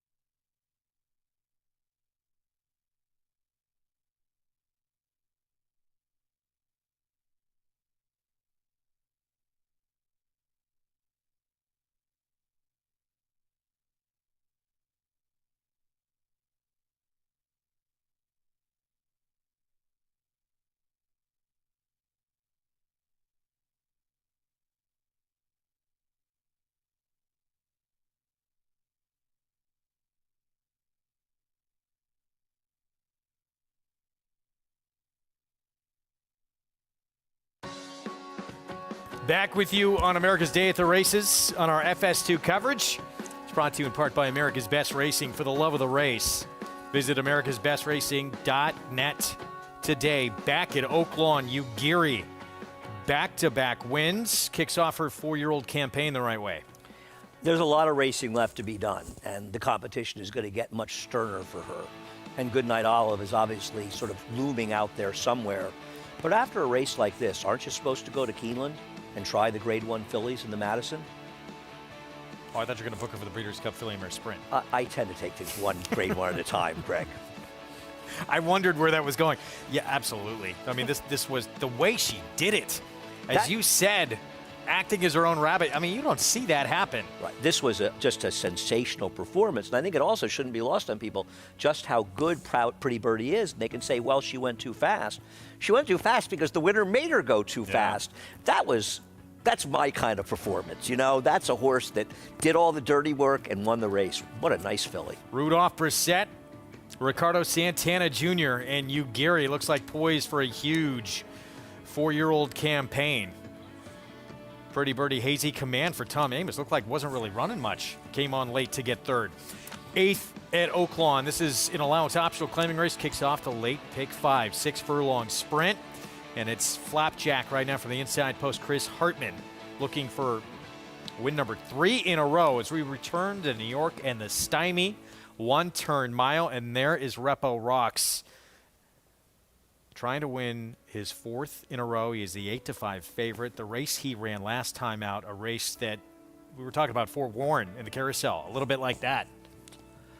His performance last time, and we'll get to more, is a little hard to buy at face value. If he runs it again here, I will talk about the Breeders' Cup after this race and not what Grade 1, because I'll just assume he's going to win the Met Mile. 1:11 buyer in that win last start. Can he repeat it in the Stymie? We'll be back.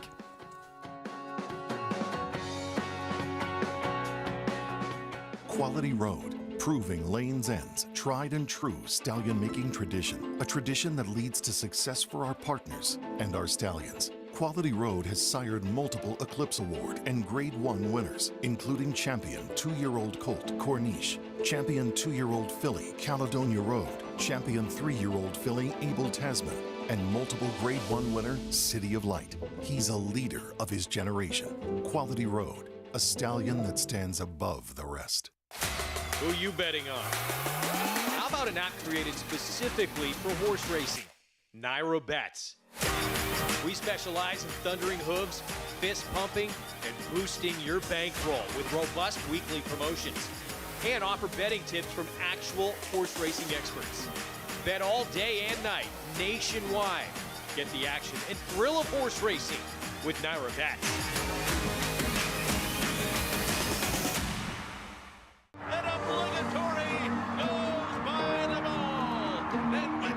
Here comes Malatha. Here comes Clariere on the outside, and it's going to be Clariere. Nest, much the best. She won by better than 10 lengths. And Elite Power gets up to win the sprint. Outside, it's Malatha coming to the wire. Who's it going to be? Here's the wire. Oh, the wish has come true. That one's for you, Cody. This season at Oaklawn, we've got more of everything.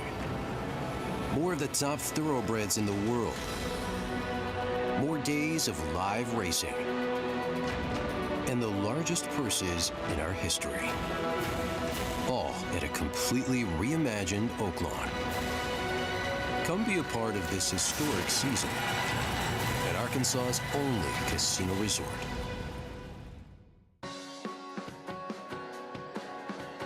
Welcome back. You're watching America's Day at the Races, brought to you proudly by Naira Bets. Bet any track, anywhere, anytime. You can bet here at Oaklawn, as we just saw you, Gary, take down the carousel in what was a hard-earned victory. Please be joined by winning trainer Rudy Brissett. And Rudy, she's now 2 for 2 after coming back off that bit of a layoff. She had to earn it today, though, over Pretty Birdie. Well, yeah, we knew that was going to happen today. Pretty Birdie is pretty fast from the gate, so I let it up to Ricardo if he wants to, based on how she braked, see if he wants to take her back at one point or just go on and go ahead and see. He took her back at one point, give her a breather and come back on the outside, and, she digged in pretty hard. Talk about the decision to turn her back now as a 4-year-old. Well, I mean, that's something we were looking to do last year, and, I would have loved to run her in an Acorn, to be honest, but it's those breeders are really nice people. They are in Japan. They never have a horse in one of the classics. So we went for the Oaks. You gotta respect that. We give her some time, and she came back pretty strong. She looks to be very strong in that sprint division, and Rudy will send out Talladega in the featured Grade 2 Rebel today. Long shot, just broke his maiden, but there's some pedigree there, interesting pedigree. Brother to several New York bred stakes winners, but talk a little bit about his chances in opting to put him in here in this race today. Well, it was today, or we will have to ship to one of the prep. It's not easy to ship out Oaklawn. Everything is pretty far. We don't know if he's good enough for that, but we got to find out today. The other day, hopefully, there was a wake-up call. Flavien gave him a really good ride, and we can shook him out the gate. He went 47 flat and came out the race really good. The horse ran second, just came back and won today. So. Obviously it's a long shot, but at that time of the season, for 3 years old, you have to give them a shot. They take you there or not, but you have to give them a shot.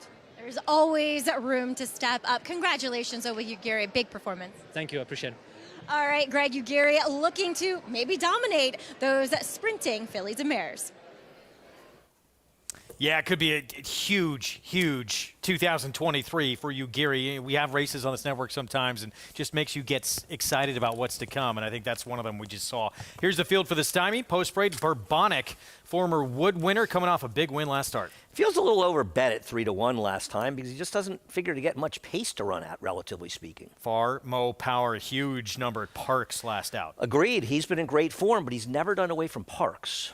Repo Rocks, out of this world performance to win the toboggan. I can understand why people are hesitant to bet on him, but he runs close to his last race, and he'll gallop. Black Belt, 5-time winner, struggled last out in the Hooper. Yeah, he actually finished ahead of Miles D, but overall, most of his form isn't good enough. 19-1, tough tickets. He's a little tough to make.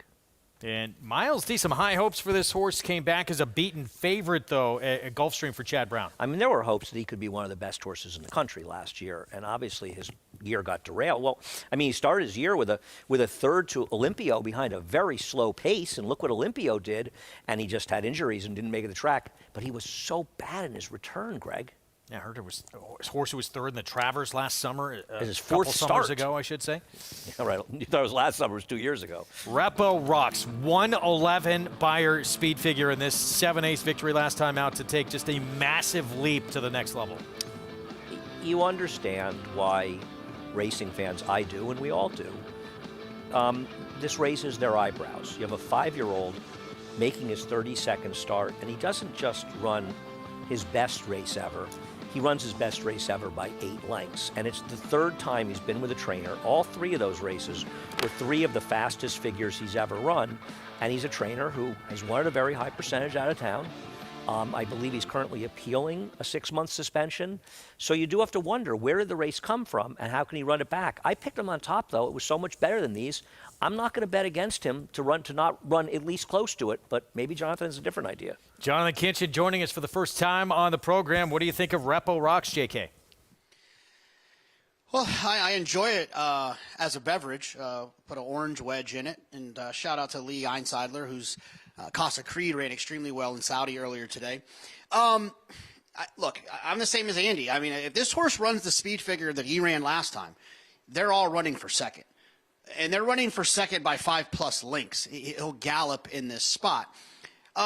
Now, you do have to wonder, can he duplicate it? Why was there that big jump up? Well, I think there is a reason to accept why there was a big jump up. It's because of the trainer change. And that's where it came from. And if I can identify where a jump comes from a speed figure standpoint, then I can support that that's a real figure. I think it is a real figure. I think he wins this one for fun, and then I think we start thinking about the Met Mile. We'll see what happens after that. I'm not 100% sure if Acacia enjoys a nice Repo Rocks, but there's always a chance. Not usually my go-to. I'm more of a wino, I'd say, Jonathan, but I wouldn't turn my nose up at it. I would like something to warm me up right now. But as far as the horse does go with Repo Rocks, yes, he ran a huge race last time out. Where did it come from? Can he repeat it? Those are the questions. He looks fine in here again today. Physically, if I'm just throwing away my past performances and throwing away what we know about that big jump up in his form that Jonathan discussed when he moved Barnes, him compared to the likes of Miles D and Bourbonic that I'll get to in a moment, he doesn't stack up with the other two. So we'll see what's going to happen. If he runs that last race, he's absolutely the one to beat. Bourbonic, now, for a horse that has been based here in New York, he looks tremendous in his coat, in his weight, in his condition. He is a big, leggy type of horse, and seeing him now as a 5-year-old off the back of that win, he was closing well over Sheriff Bianco, who was hanging on that left lead, so he was able to run down that foe, and he's facing deeper waters today. He is that big late-running type. Is he going to have the pace to set up for him in here today? The 6 Miles D, he was so disappointing last time out. I don't know what happened. He's obviously been a tough horse to keep on the racetrack, but one thing I remember Chad Brown always saying about him when he was running in those big races is, I want to give him an energy drink. He's so quiet. He had terrific energy out on the track today, and I loved the big warm-up that he got from Manny Franco, Greg. Thank you, Acacia. He's one of the more interesting runners on this card today in New York, because that race at Gulfstream was just too bad to believe from a horse who has so much talent. Can he get back to what was expected of him for Chad Brown? And that the problem, if he had been running through last year, let's say those races, instead of being the end of 2021 or the end of 2022, this is a win. Yeah, Speaker's Corner is better going shorter, but he still ran down Speaker's Corner with a 103 Beyer to win the Discovery in his last race as a 3-year-old. If those races were last fall, you'd say that race at Gulfstream, something just went wrong. But the fact that he ran once, ran as well as he did, and then he's on the shelf for a year. And he comes back and he runs so badly. And Chad Brown has incredibly good numbers off of layoffs with turf and dirt horses. So, yeah, he took some kickback inside. Gulfstream, not always people's favorite surface. But you can't not be skeptical. You want to see him come back because he could be a major player. I mean, the way Taba ran over in Saudi today, the whole older horse division's up in the air now, right? Wide open. That changed everything, certainly. Well, can this horse get back into the picture with a big performance here? As you said, we expect this barn to be ready to fire. right off the bench. Pretty good, though, second off the bench, too. But that performance was so bad, it leaves questions. Yeah, Chad Brown horses rarely run that badly, and it's just a bad sign. I mean, listen, people will remember it wasn't too many years ago that there was a 4-year-old for Todd Pletcher who had run some good races, but had been a bit of a disappointment, and he ran the stymie in his 4-year-old debut. That was Vino Rosso, and he won the Breeders' Cup Classic. So, hey, this race, don't look at this race and say it can't produce horses that do big things down the road. DQ Jockey Club Gold Cup as well. That's right. Preceding that Classic. Bourbonic, Todd Pletcher with Bourbonic on the rail, former Wood winner who figure-wise took a big leap forward last start. I can only root for him if Kendrick is riding him. I feel a sense of loyalty to our friend Kendrick Carmouche, who will be back next weekend along with Trevor McCarthy. Listen, he ran well last time. He ran down Sheriff Bianco, who's a little distance challenged and not as good as these. But listen, I'm not going to discount him. The problem with him is he's such a deep closer, and it feels like the horses he have to beat just going to have a tactical advantage to him. What about this, too? This is the park shipper, Farmo Power, who it's not just a one number, too. A Thoroughgraph-wise, he ran a number incredible, and he's done it now 2 of the last 3 starts. DQ'd or not, he still finished ahead of Mind Control, and if he hadn't fouled him, maybe he would have lost to him by a neck. That horse, Mind Control, is pretty good. He won the Cigar Mile. The problem with him is he's never run a race outside of Parks. And I have no confidence he'll run a good one here. But if somebody said you want to bet somebody here that's a price, I'll have him for sure. 7-1, Farmo Power, stepping outside of Ben Salem for the first time in his career. He's 6 for 12 with 3 seconds, but obviously stepping up to the major leagues here. 6-5 favorite, Repo Rocks. Public to this point believing he can reproduce that incredible effort in the Grade 3 Toboggan last time out. And if he can, that'll be 4 straight wins, and you would think some of the bigger targets would be on the table for him this year. Well, Jonathan says it, and you might think he's tongue-in-cheek, but I know that he's not wrong. A big performance again by him, and he is a Met Mile type horse along with Elite Power, who was so impressive over in Saudi today as well, and has really turned into what a horse. I mean, what a Bill Mott horse. I think everybody should be happy Bill Mott doesn't have one in here.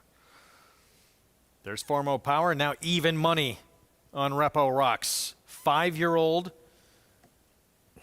See if he can keep it going here. It's going to be in a stalking position early on. There's Black Belt. Tough Tickets, the 2 big long shots in the race, and then Miles D. Can he turn things around? Manny Franco will be aboard from that outside post. It's the Stymie, the feature from Aqueduct. Let's go to Chris Griffin. All in line. All set for the Stymie. And they're off. Breaking outward was Miles D. Speed from in between horses. There's Repo Rocks, also Black Belt. They're tightly bunched as Farmo Power is down towards the inside there with Miles D, who's now straightened up, and that's the leading 4. Just off of them comes Tough Tickets, and the early trailer is late running Bourbonic.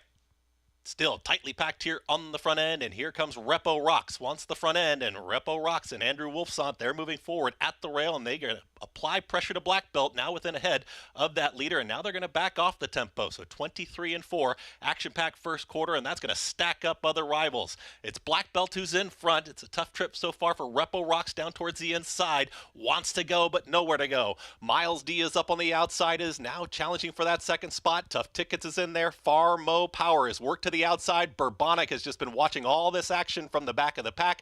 They work into the far turn now. 47-2 for that half-mile time, and they turn up the pressure. It's Black Belt, the big long shot in front. Miles D is right to the outside from second. Repo Rocks still with nowhere to go is in behind rivals. Farmo Power has got that spot right now in third. Bourbonic is going to rally on wide. Tough Tickets now the trailer. They reach the top of the stretch. Repo Rocks is now in the clear. Miles D has taken the lead. It's Miles D, and now Repo Rocks is unleashed down the center of the racetrack, and here comes Repo Rocks. Repo Rocks challenges Miles D. Bourbonic from the back with Farmo Power.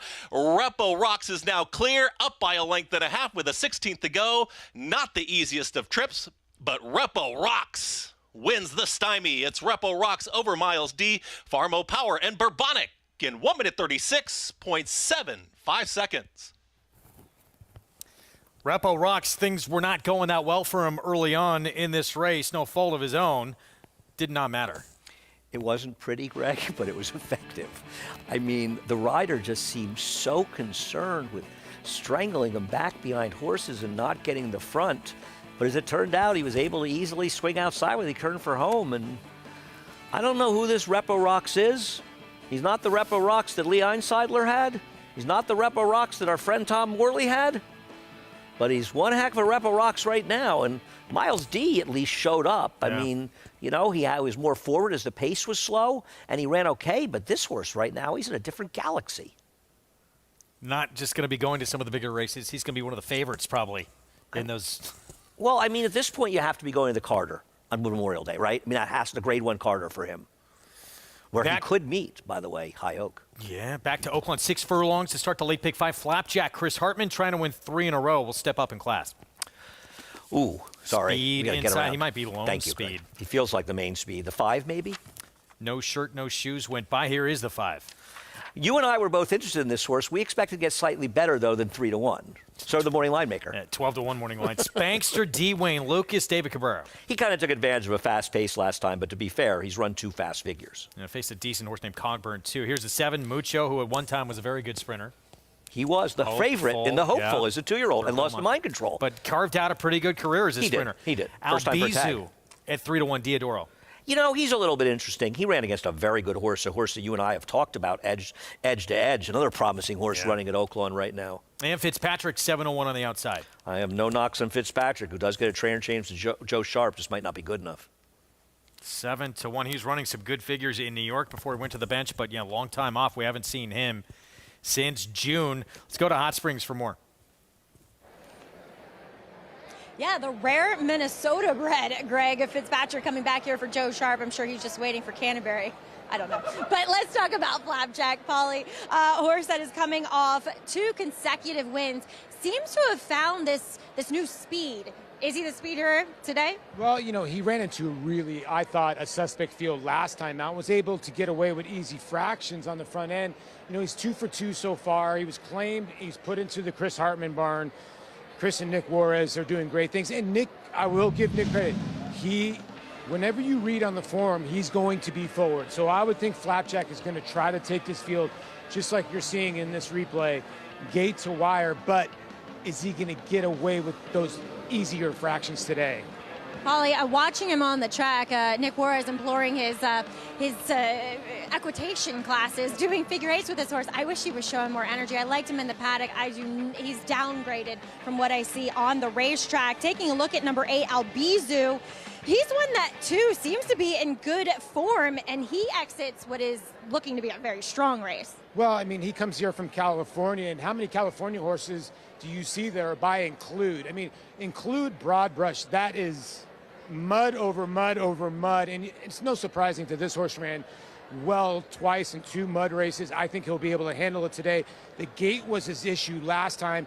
It can't be his issue today. I do think he's going to be the one charging late. It does feel like he needs a little pace to come back to him. Maybe he gets it here today. Do want to mention number 6 in here, Spankster, as he does exit that race, which was won by much the best Cogburn. I thought he was hustled early to keep pace, and then he tried to switch out 2 times in the stretch. I thought he was really hitting his best strides late. He's going to hope for the same setup, I would think, as Albizu, but one that made a really good impression for the coach. Yeah, you hit the nail on the head. The horse kind of runs in spots. You don't really know. He kind of quickens, and he stops, and he quickens. And you always wonder, what goes into that? Does he lose interest a little bit? And I think, those guys were in the studio were mentioning the 5 in here, Improbable Journey. If you look at Improbable Journey, the reason why he's getting bet, his best race by far was an 88 by over the slop. He's never run a better number, and I think a lot of people are leaning towards that number. And he kind of feels like last time he was running off to me, and just kind of, Gabe Saez had to take the lead out of necessity just because he couldn't control him. So we'll see, is he a little bit more rateable today? But you mentioned it, best race on that wet track. We'll see if he uses some forward tactics here yet again, Greg. All right, thanks you too. Prices you see, Repo Rocks, $4.30. Ran like he was 2-5 in that stymie victory. He ran for like a furlong, right? I mean, he just sort of strangled. Pace was fairly honest. Wasn't fast, but it wasn't bad. And he ran off like a turf horse, didn't he? The way he just blew him away in the last 1/8 of a mile. And I don't think we're exaggerating that he's going to be, if not the favorite, one of the favorites in the Carter. And he's got to be coming back for that race. He's run so well at Aqueduct, and you got to strike while the iron was hot. But it is a little bit hard to understand how this horse improved so suddenly this late in his career. Meanwhile, this horse right here to kick off this late pick 5, the 1, looks to control, has the inside post. Those last 2 wins, both on muddy, sealed tracks, get sloppy going today. And obviously this barn has been on an incredible roll, Chris Hartman at Oaklawn. He really has, and the thing is, he's actually slowed down. I meant to look up, Greg, where he is the last, like, 2 to 4 weeks in those numbers, because doesn't it feel like he was winning in the 40% before? He was close. I mean, he doesn't have Norm Cassie-like numbers, but he's running so many more horses than Norm. And, you know, he is a trainer that can be very dangerous off the claim. I feel like this is a big step up for him. I'm trying to bet against this horse today, and I think Improbable Journey will be on him. I like Improbable Journey not because of a figure in a sloppy track, but because I thought he did a lot of running in that race because it was very quick up front, and I just thought he ran extremely well, and I thought it would be a less taxing pace today. See how it plays out. Favorite, Flapjack from the inside, trying to make it 3 straight for the Chris Hartman barn. Late pick 5 starts here. Let's go to Vic Stauffer. They're at the post.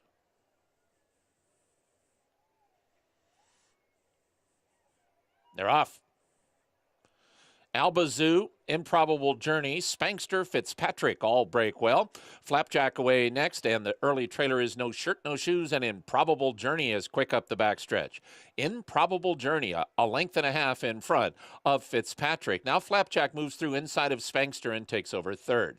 Mucho is 5th with about 4 lengths to make up. Albazoo broke very well, but now he's 2nd to last alongside No Shirt, No Shoes. Improbable Journey, and now Fitzpatrick on the move. And here's the veteran Hall of Famer John Velasquez and Fitzpatrick to challenge Improbable Journey. These two have sprinted 3 lengths clear of Flapjack.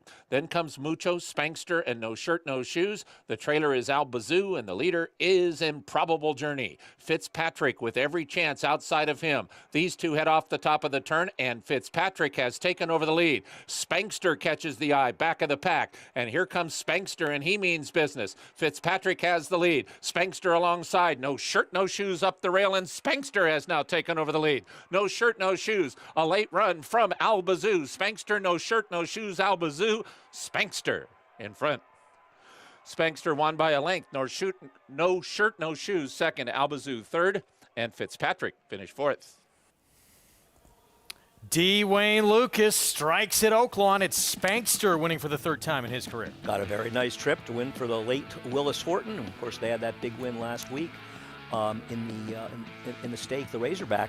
He's had a good trip, but he ran off impressively. Pace must have been a little hotter than it looked, as the 5 and 9 seemed to be cruising along, and the 5 caught a little break when the 1, Flapjack, didn't really break and had no horse today, but he had no excuse. He was a bad 5th in here. Field on for 5th. This horse, nice race. Nice run up the rail by the number 2 here. No Shirt, No Shoes. Spankster was best. April 8th. That'll be the Carter. Is that what's next for Repo Rocks after this performance?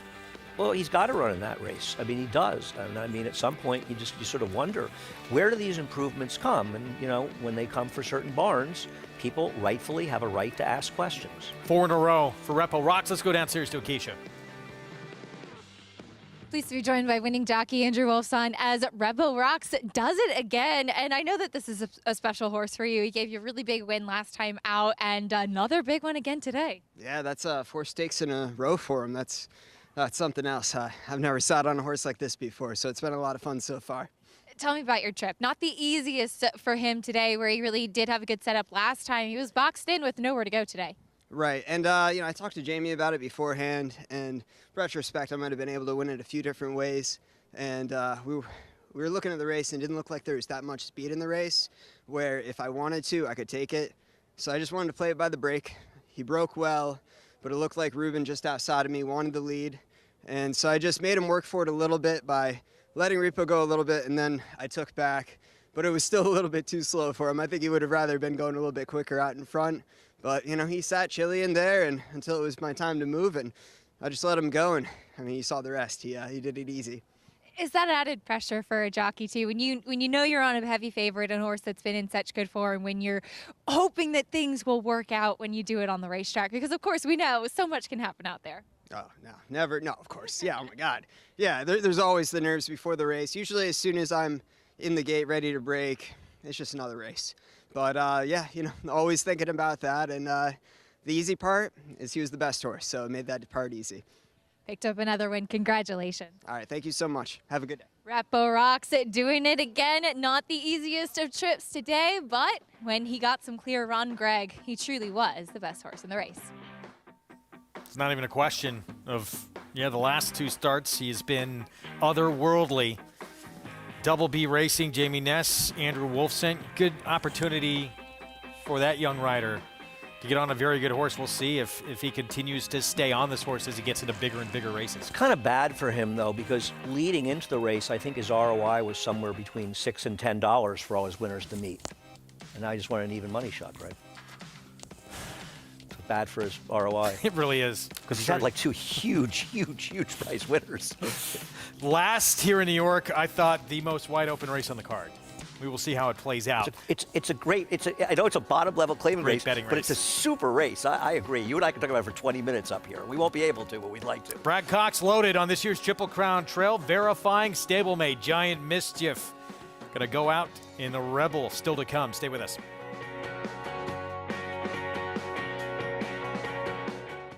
Grade 1 winner on both dirt and turf, War of Will became a classic winner with this victory in the Preakness Stakes. He added turf credentials to his resume with a determined victory in the Grade 1 Maker's Mark Mile.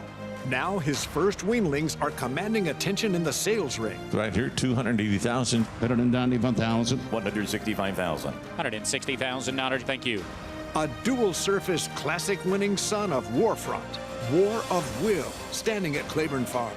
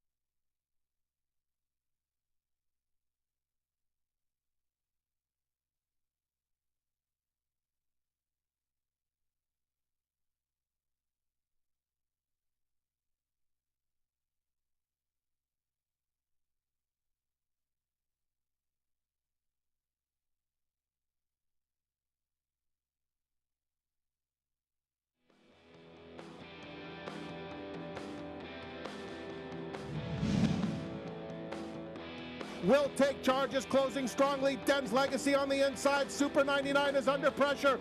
Oxbow is the leader late. On the inside, Den's Legacy is trying to get to him. Will Take Charge running a giant one on the outside. Lucas 1-2. Will Take Charge coming at Oxbow. Oxbow will take charge. Will Take Charge gets up to beat Oxbow in a thrilling rebel. 28-1 surprise horse he beat. We're going to win the Preakness. He would go on to become a champion that year. Will Take Charge for the late Willis Horton and the coach D. Wayne Lucas. The key for Will Take Charge, and I firmly believe this, was Andy Sterling off. Bet him in the Preakness, bet him in the Belmont, bet him in the Jim Dandy. He won the Travels. Didn't bet him it. One of 2. I'm taking full credit. Connections, thanking you very much for that. One of 2 Eclipse Award winners for the late Willis Horton, who, of course, we just saw that stable with Last Samurai yet again in a big moment in the Razorback at the meet. Spankster, D. Wayne Lucas, and Willis Horton, $11.40 for the victory to start off the late pick 5. Nice performance by him, rounding into form. Let's go to Maggie, standing by with the coach. Never gets old. Never gets old standing next to the coach. And I got to tell people the story about, the unfortunate incident with the pony. But you said the doctor first told you 2 months. You didn't heed that advice. Well, he told me I couldn't get on the pony for 2 months. I got on in about 3 or 4 days. I was really comfortable up there, actually, with the ribs broke or not. And somebody said, well, how'd you handle it? I said, I changed doctors. That's the way to go. Talk to us a little bit about Spankster, though. Had a little bit of trouble in his last start, but really running well late. And he just seems to be a horse that keeps on improving. I think he's got that style. Nothing to do with me. I think he's just developed it on his own, really. He's when they came, at the quarter pole and even into the 8th pole, I thought we had a big chance because he really does finish. He lays it down pretty good. And he had good numbers going into this race. I think he was overlooked at 4 or 5 to 1. Now, Coach, talk to me a little bit about the horse that you'll send out in today's Rebel. That's Bourbon Bash. I thought last time out, and you seemed as though you wanted to sprint him, but last time out going a mile, I thought he ran really well, finishing second behind Gun Pilot. Well, I'm trying to get him stretched out, and I may be doing the wrong thing by him. I'm not sure. I'm trying to develop that. I like him. He's a good, fast 3-year-old. I'm giving him another chance to maybe get a route of ground. And if he doesn't handle it this time, I think I'll drop back to maybe 6 7/8 furlong stakes. He's very quick. He's a very good horse. But I really would like to see if he'll, maybe carry his distance or his speed a little bit more. He's bred to run long. He's a little immature, a little bit feminine. You'll see in the paddock, he's kind of a light-made horse, but that's the whole program. Well, one of your classic lines was, you can't coach speed. That's right. Yeah, they either have it or they don't. Well, Wayne, congratulations. Nice win here with Spankster, and best of luck later. Thanks, You got it. As Greg, as I said, it's so fun watching the coach win races here at Oaklawn. Revolutionized this sport, and he is still doing it. The great D. Wayne Lucas, Spankster, here in the 8th at Oaklawn. What a moment that's got to be for everyone to be in a winner's circle picture with that legendary trainer. Wayne likes to bring people in the winner's circle, and he's a lot of fun for doing it. And there just aren't a lot of guys like Wayne still around. It's nice to have him around, and we look forward to seeing him in Saratoga. Next at Oaklawn, race 9, 6 furlongs, allowance optional claiming field. Osborne was sensational last time out for Ron Moquette. In his 4-year-old debut, ran a 98 Buyer. He won by 7 lengths against a horse who came back and won earlier today on the card in Skelly. See if he can back it up with another big performance. Rafael Bejarano will be aboard. 9th at Oaklawn. Some run by him. The 9 is a big scratch from that race too, right? Yeah, Life is Hard. Wayland Springs, I believe. I thought Wayland Springs, I had that horse out. We'll double check on that. Wait, okay. I didn't. Back to New York. 20 maiden claiming 7/8 of a mile run coming up. As Andy and I mentioned, wide open. Maybe it's a first-timer. We just saw the 6, Rob Atras, first-timer. Johnny V, big mount still to come on a horse formerly with Bob Baffert, moving to Tim Yakteen, trying to collect some Derby points, can reincarnate off that sham victory. Step up again in the Rebel.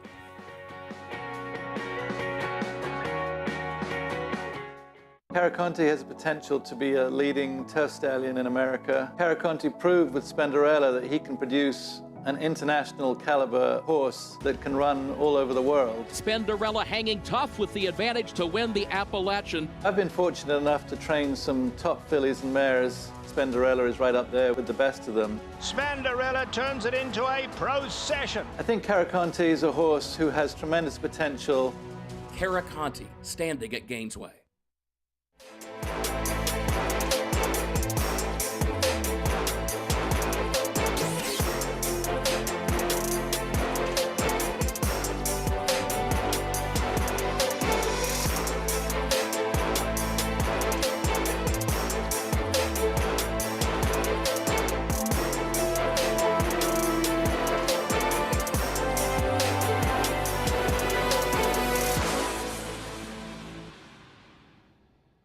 RaceLens is the most in-depth product in horse racing, with unique features found nowhere else. True odds, predictive analysis, and pace projection. RaceLens. It will change the way you follow horse racing and take your game to the next level. Bet Aqueduct in Oaklawn for a chance at taking home your share of $5,000 each week.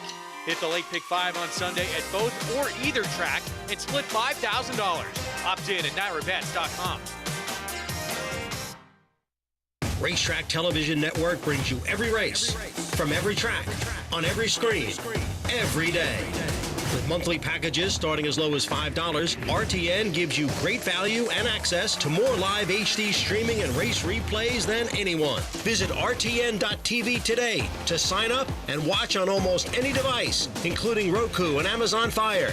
RTN has packages that start at $5 per month.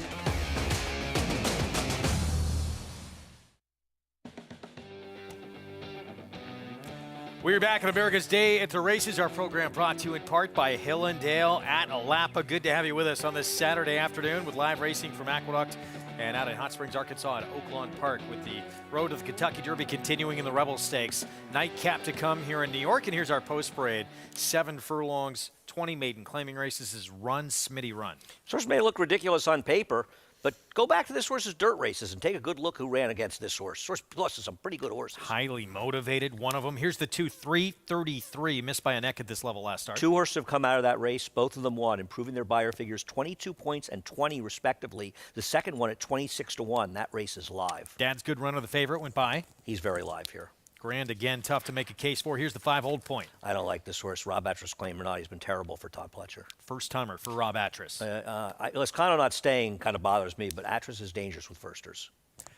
Equalizer for John Terranova. I thought one of the horses to beat. I don't know if he's horse to beat, but he's definitely a little interesting here as a new gelding. Big drop who took money against straight maidens at Monmouth in the debut. Here's the 8 My Boy Colton. Same exact trainer change for the same connections that we saw Rippo Rocks turn his life around, and he's not as bad as he looks. I picked him on top.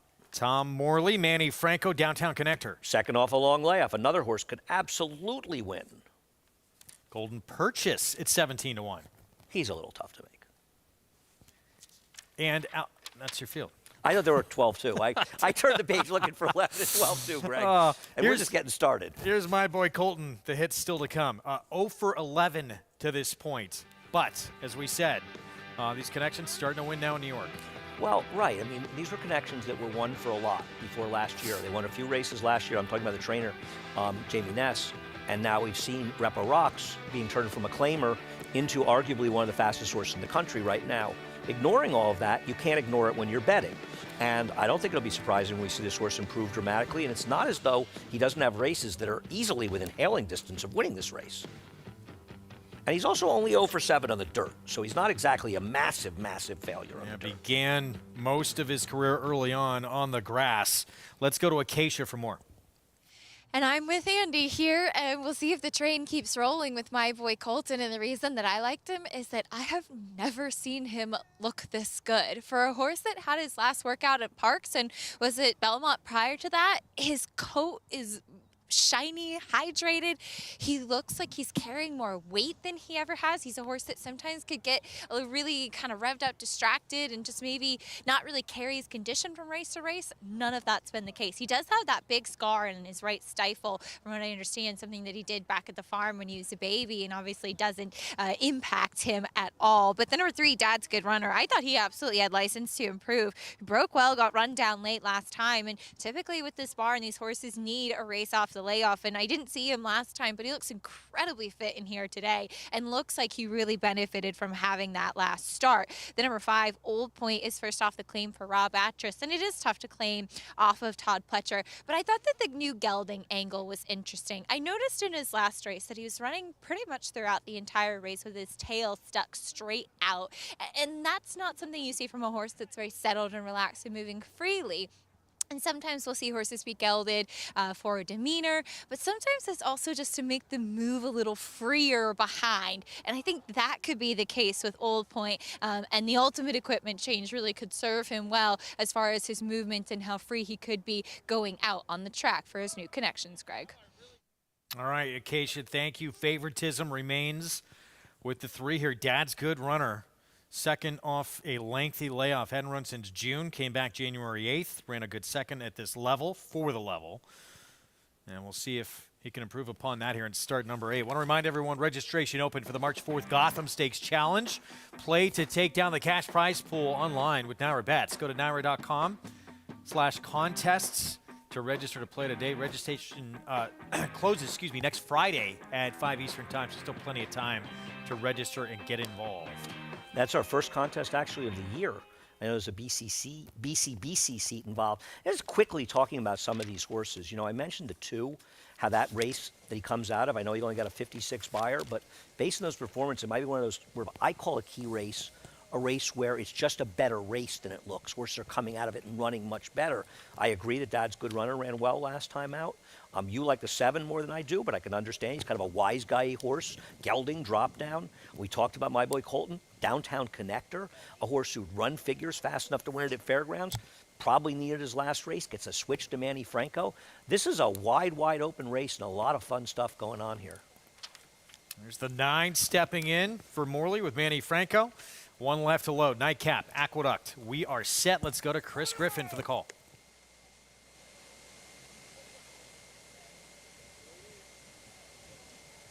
All in line. All set.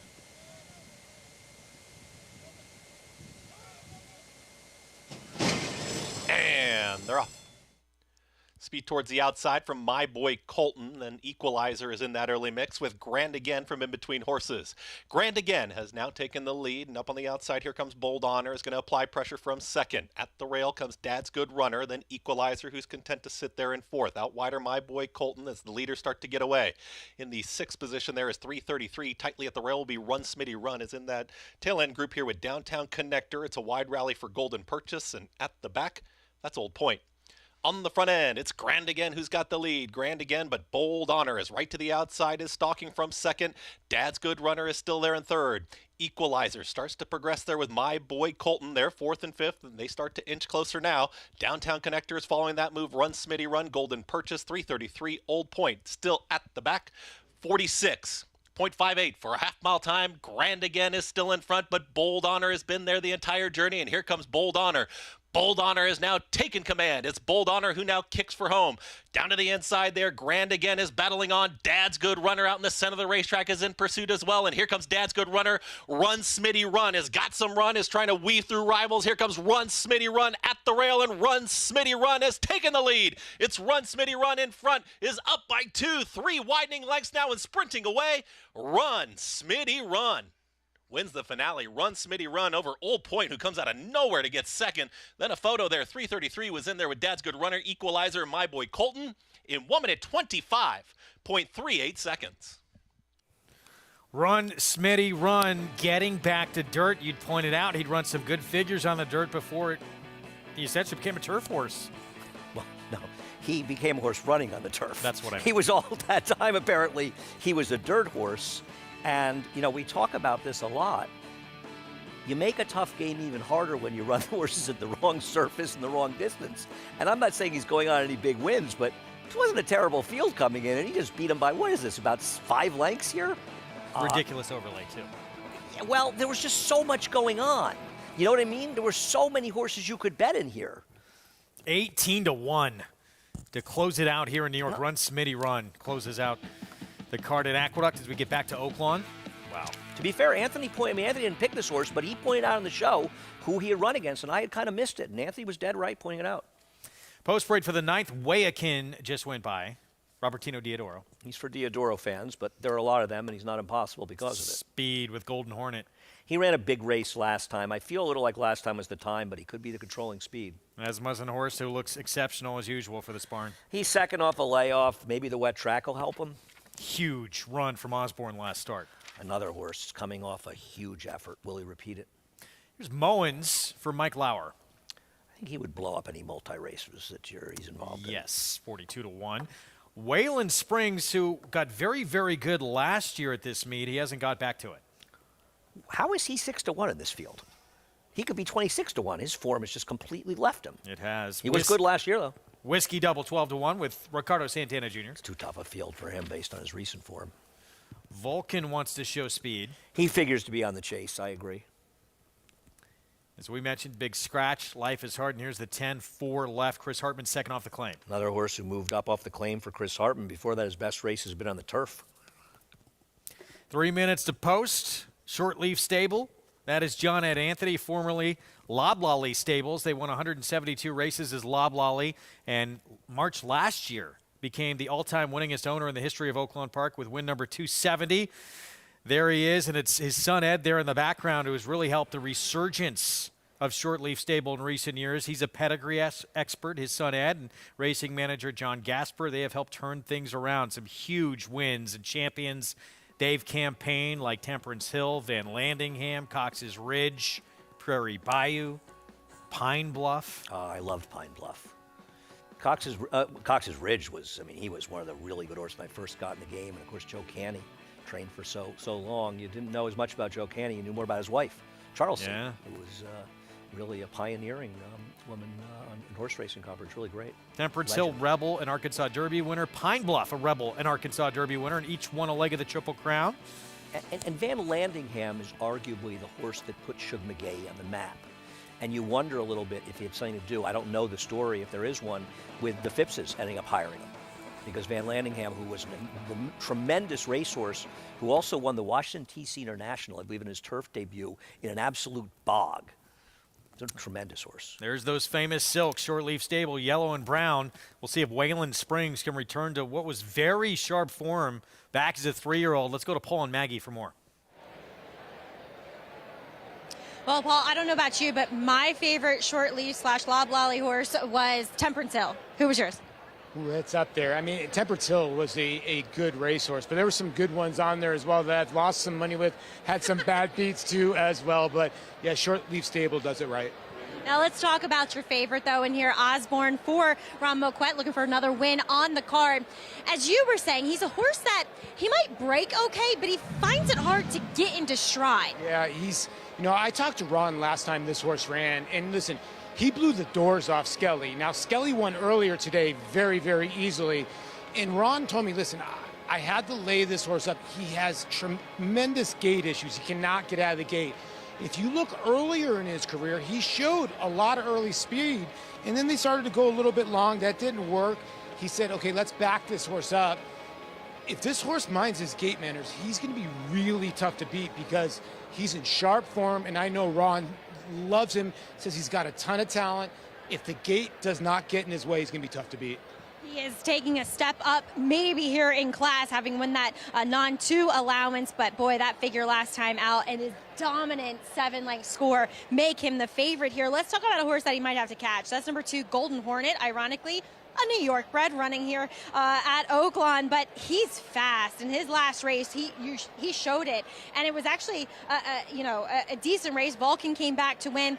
Acacia helped me out on this one. I wasn't in the paddock for that start a while ago back in Saratoga, but from my estimation, what she said too, I think he's grown and filled out and might be just a horse that's better as a 4-year-old. Yeah, and his race 2 back on the sloppy racetrack, he got beat by a horse named Mrs. Beans. Yes, it's actually a colt, Mrs. Beans, but this horse drew in off the also eligible and had monster numbers on the wet. So the second to that horse, Golden Hornet, is no disgrace. So I'm with you. I think the 2 is the other alternative in here.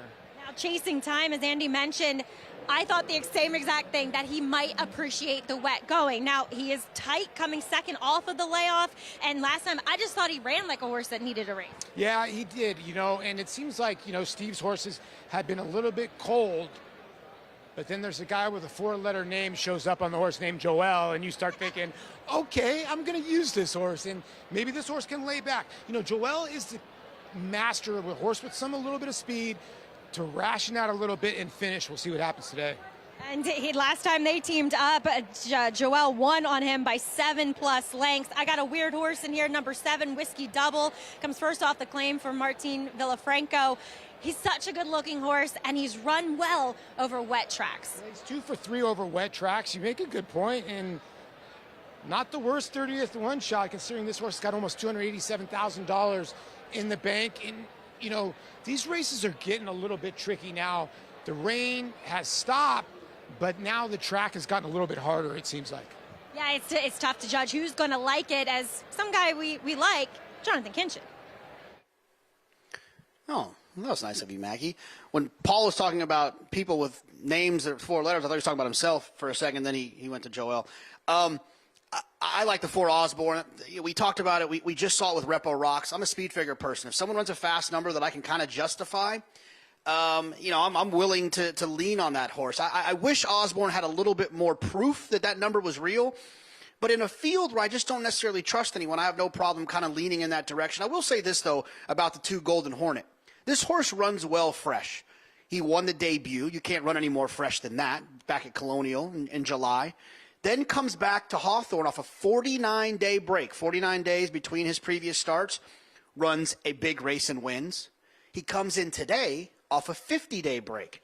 I think this horse might run well fresh. I love a horse that's on the front end, especially on a racetrack like this. I suppose this is the alternative to the favorite. I just think the favorite might be better than these. I'm going to go with the 4 Osborne officially, but I'm going to do that thing where I can kind of win no matter what and pick the 2 as well.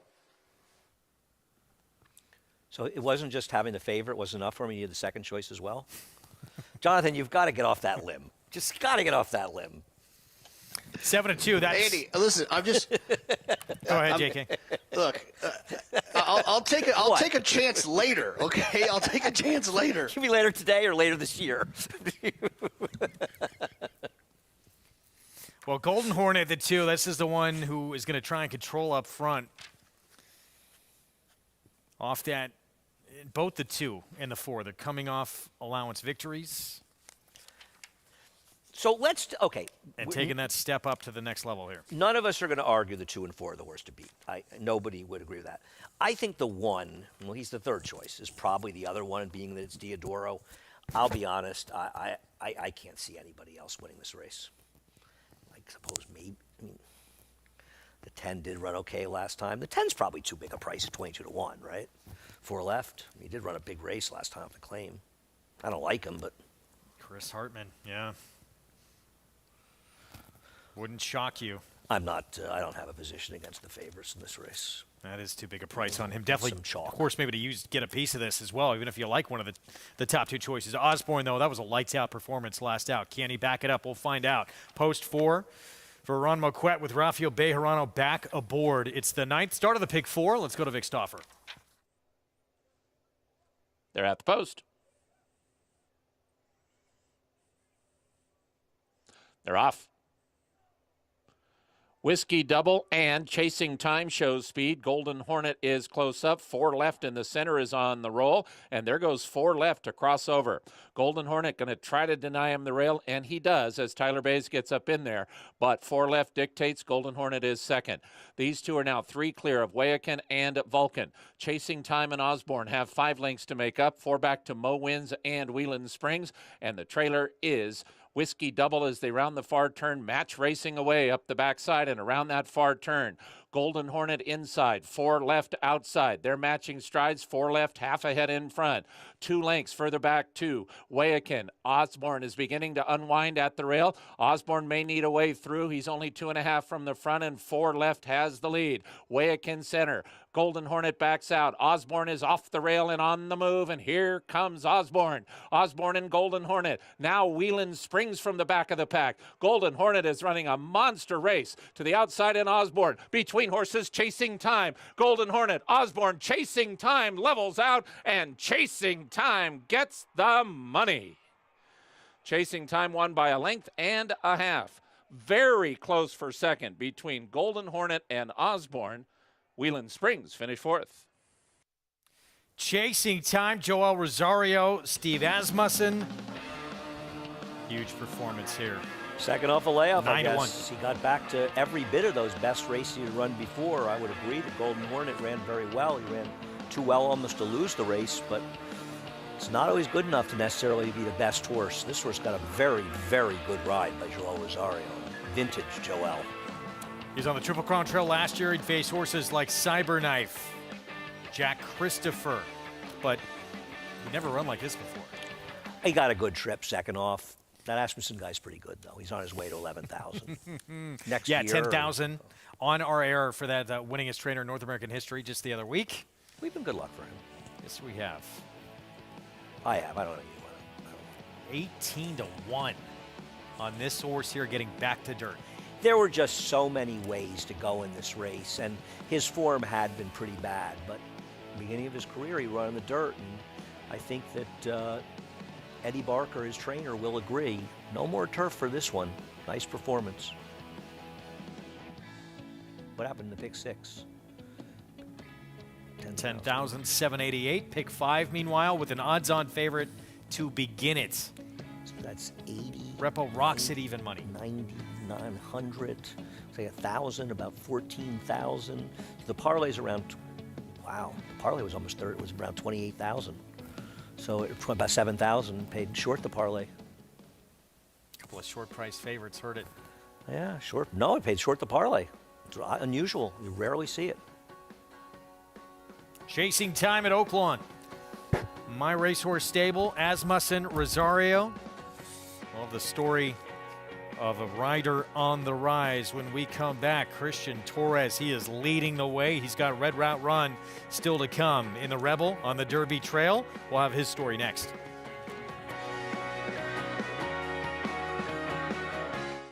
Would you believe that champions weren't measured by rings, but by a crown? That the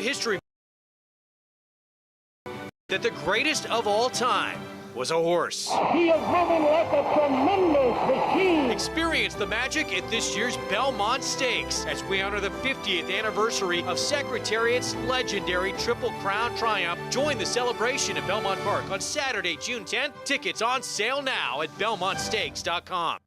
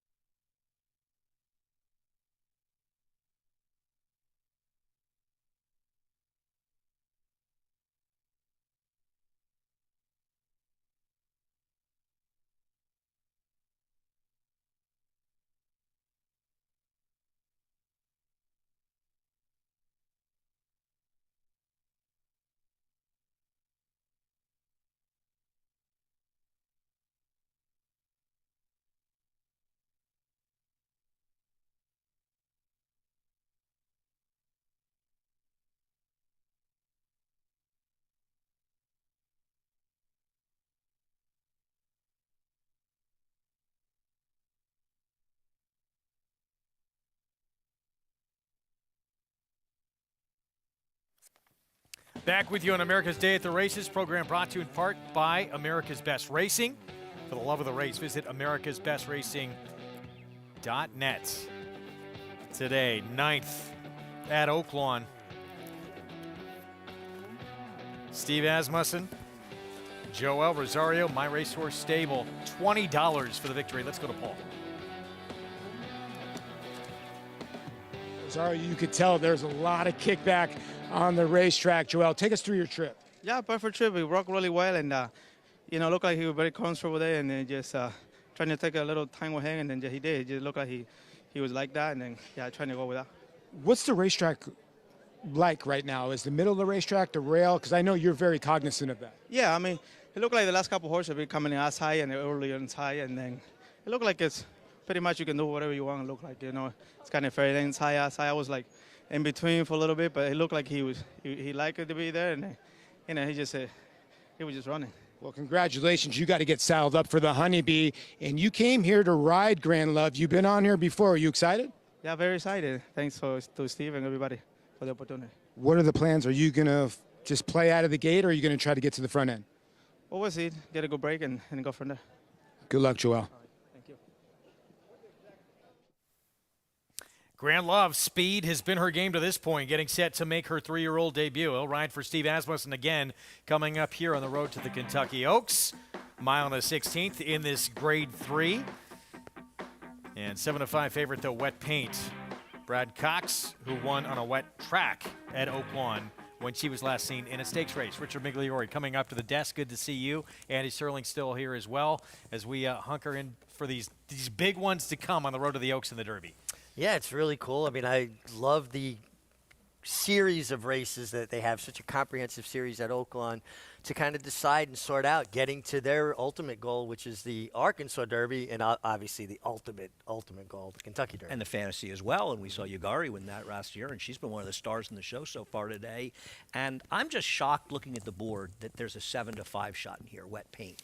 How could anybody be that short? I thought this was a wildly competitive race. Seems very wide open. Meanwhile, the grade 2 Rebel on the road to the Kentucky Derby.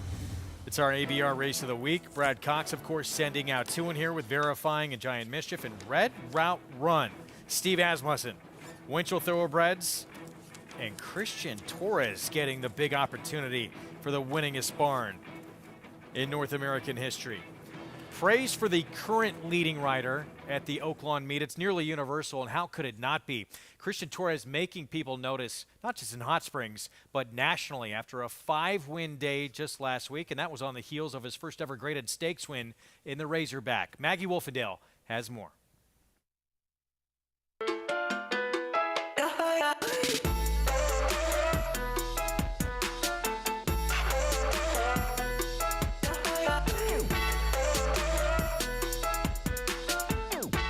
I used to play baseball, but I didn't see myself growing up much, so I decided to quit and just finish school. Growing up in Puerto Rico, Christian Torres would watch television with his grandpa and cousins, which would eventually influence what sport he'd pursue. I decided to be a jockey when I was, I can say like 10 years old, because I grew up around horses and animals in Puerto Rico. And I grew up watching races with my grandfathers, and they used to take me to the racetrack too. I fell in love with it. Christian moved to Orlando with his family to attend high school before moving back to Puerto Rico to attend the jockey school. But I was in the exercise rider program. I wasn't like in the jockeys. They have the exercise rider and jockeys program. Unfortunately, Hurricane Maria complicated those plans. And I entered the exercise riders program each year. And that was when Hurricane Maria hits Puerto Rico, and I didn't finish it because the racetrack, we couldn't do anything. Christian has had his patience tested with all the detours that have included stops in Pennsylvania, working as an exercise rider for 2 years. Yeah, it's been a rough trip, but it's been worth it. He'd win his first race in April of 2019 at Gulfstream Park. 2 months later, Christian's grandparents and cousins visiting from Puerto Rico watched him win in the United States for the first time, wearing t-shirts with his picture on the front and our champion written on the back. Torres closed out 2022 with a bang. And now, returning to the Larry Snyder Winner's Circle, jockey Christian Torres. He was the leading rider in 2 states, Arkansas and Oklahoma, helping him win Jockey of the Week honors. We've watched this guy for a little while, and like I said, good young kid and good attitude. He's got a bright future ahead of him. On December 17th, Torres rode at Oaklawn during the day, and that night he won a stakes race on the closing day at Remington to wrap up his first riding title. Flew to Oklahoma, rode over there at night, came back the same night. It was really tough, but it was worth it. We got 2 wins here, 1 win over there. I love everything. I love the atmospheres, I love the track, I love the people. Since the first day that I got here, I just fell in love, and I love it. Oaklawn's 22 and 23 meet will especially be memorable for Christian and his longtime girlfriend, Valerie. They were married on Valentine's Day in Hot Springs with their daughter, Ainoa, by their side. With everything that is happening now, I'm just very blessed. Obviously, he's an athlete, wanted to be a baseball player, wound up a jockey, and now he is leading the way at this meet. He actually missed a lot of this meet last year with an injury, showing what he can do when healthy. I just honestly was taken by surprise that he's only been riding 3 years, and I didn't find that out till last week. He rides with so much poise, confidence, and puts horses in position to win. And this is a much more competitive meet for riders more than last year. I mean, obviously Joe Rosario, the whole meet was there, but still, and he's just blown away. I agree with Richie. I think he's got a humongous future. It seems like a good kid too. Talked about his first ever graded stakes win coming in that Razorback just a week or two ago for D. Wayne Lukas. Now he's going to get an opportunity on the Derby Trail with Red Route 1. And that was a flawless ride he gave that horse, Richie. Absolutely. And, you know, this is what happens. Success breeds success in this industry. Getting a chance now with Steve Asmussen, winning a race for Hall of Famer Wayne Lukas, the legendary. This is what opens other horsemen's eyes and give them opportunities like this. I have to imagine he probably goes to Kentucky after this meet, you know? I mean, why not take a step forward? I'm very impressed. I mean, it's not going to be easy. He takes a step there, you know, eventually he tries to go to Saratoga in the summer. It's very hard to have success, but I think if you're going to be a top jockey, you have to take a shot at some point. You got to suffer a little to get to the top. That's a horse, too. He's going to have the mount on a horse who was a runner-up to Arabian Night on the Derby Trail at Oaklawn last time out. We're going to take a timeout. Up next, though, it is the Oaks Trail Grade 3 Honeybee for 3-year-old fillies.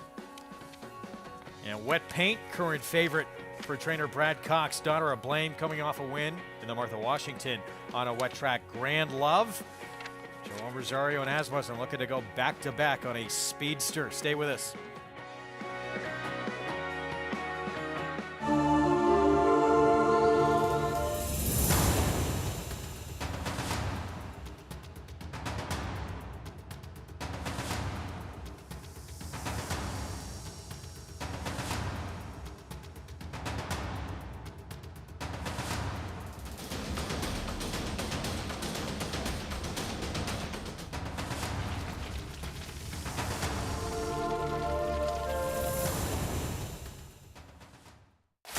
Who you betting on?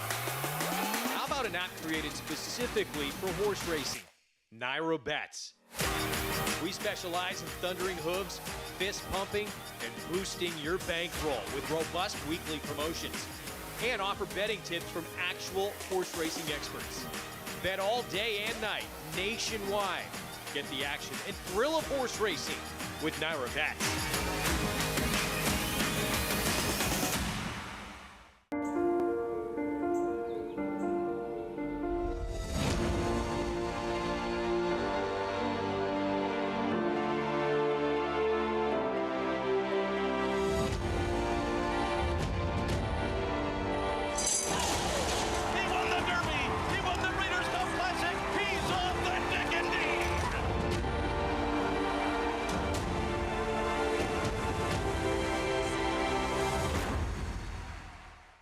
It's America's original sport, and no one covers it better than America'sBestRacing.net. From the sport to the lifestyle, the best races, horses, and destination venues, cocktails, gambling, fashion, and more. America'sBestRacing.net is a sport for you. Live it, love it, bet it.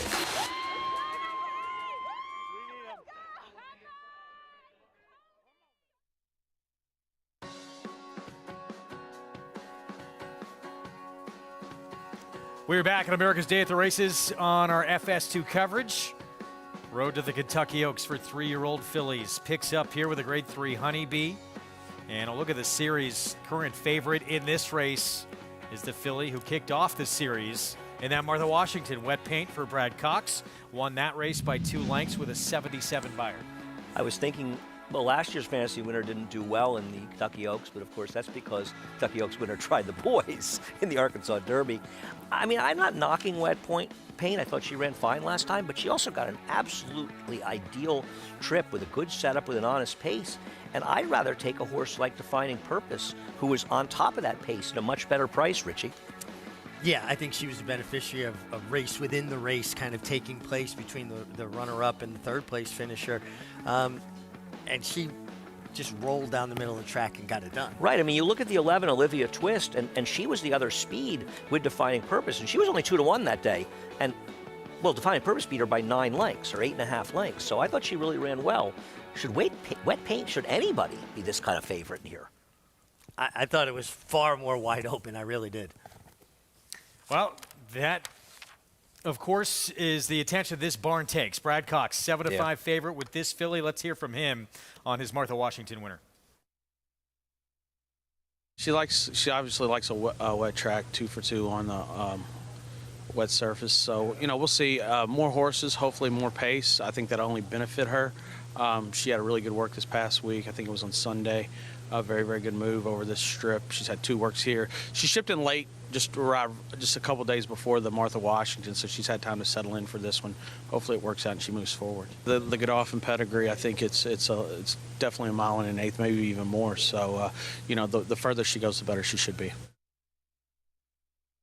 And there she is, the 7. You read between the lines a little. It's not hard to do. She's only started 4 times, but she's undefeated on dirt, 2 for 2. Wet track wins in both. In the sloppy, sealed effort to break her maiden, and then that wet, fast, sealed track last time out. Yeah, she should handle it, right? And he mentioned that work. It was quick. Quickest of 51, bullet drill in the morning, 59-4 move. So she is the 6-5 favorite. Flavien Prat will be back aboard. As we take a look at Grand Love, Asmus and Rosario will look to go back-to-back here. She wants to do it on the front end. She has her 3-year-old debut coming up. Yeah, very, very fast. And, remember seeing her break her maiden in Saratoga and how quick she was sprinting that day. They immediately stretched her out. And she's still got to show that she's capable to get the distance, particularly with the possibility of the one effortlessly elegant. Is that right? I think. I go to Greg for the names. Okay. Well, he's the brains of the operation. But, I mean, she's coming out of a sprint where she went wire to wire. Isn't she supposed to engage? I completely agree. I would have said the exact same thing. But Grand Love does have talent. But the question is, how does she want to go this long? Sprint speed, yes, she showed in that Saratoga debut. So 12 minutes away from this Grade 3 Honeybee. Let's go to Maggie. And it is a packed and crowded paddock here, all excited to see these 3-year-old fillies in this Honeybee. I was excited to see the return of Grand Love, number 3 in here for Hall of Famer Steve Asmussen. And when I caught up with him yesterday, I asked him, do you really think that longer is ultimately better? And he said, yes, I do believe she can get the distance. As you look at her pedigree, she's by Gunner Runner. She's a half-2 stakes winners going long, Malibu Prayer and Valid. But he said it's all about tempering her temperament. She gets a little bit too enthusiastic, a little too free out on the racetrack. And Steve has been on her head here in the paddock throughout these preliminaries here. And you would have to think that knowing this barn, they have schooled her a lot. Furthermore, she looks so ready for this comeback. I mean, it does not look as though she's been off since November. So fit, so well-defined. My problem is I still don't know how far she really wants to go. Taking a look at number 2, Towhead, another one that I saw as a 2-year-old. She has done well. She's filled out, and it's kind of cool to see that she's found a new home here on the main track. We'll see what she can do, though, on this wet going. And she was forward last time. She did get to save all the ground, but she was determined to get to the front end, bullying her way in behind traffic, and went to go and draw off. Now, they did saddle her outside the paddock, but they've since brought her back in, and she's been behaving so well.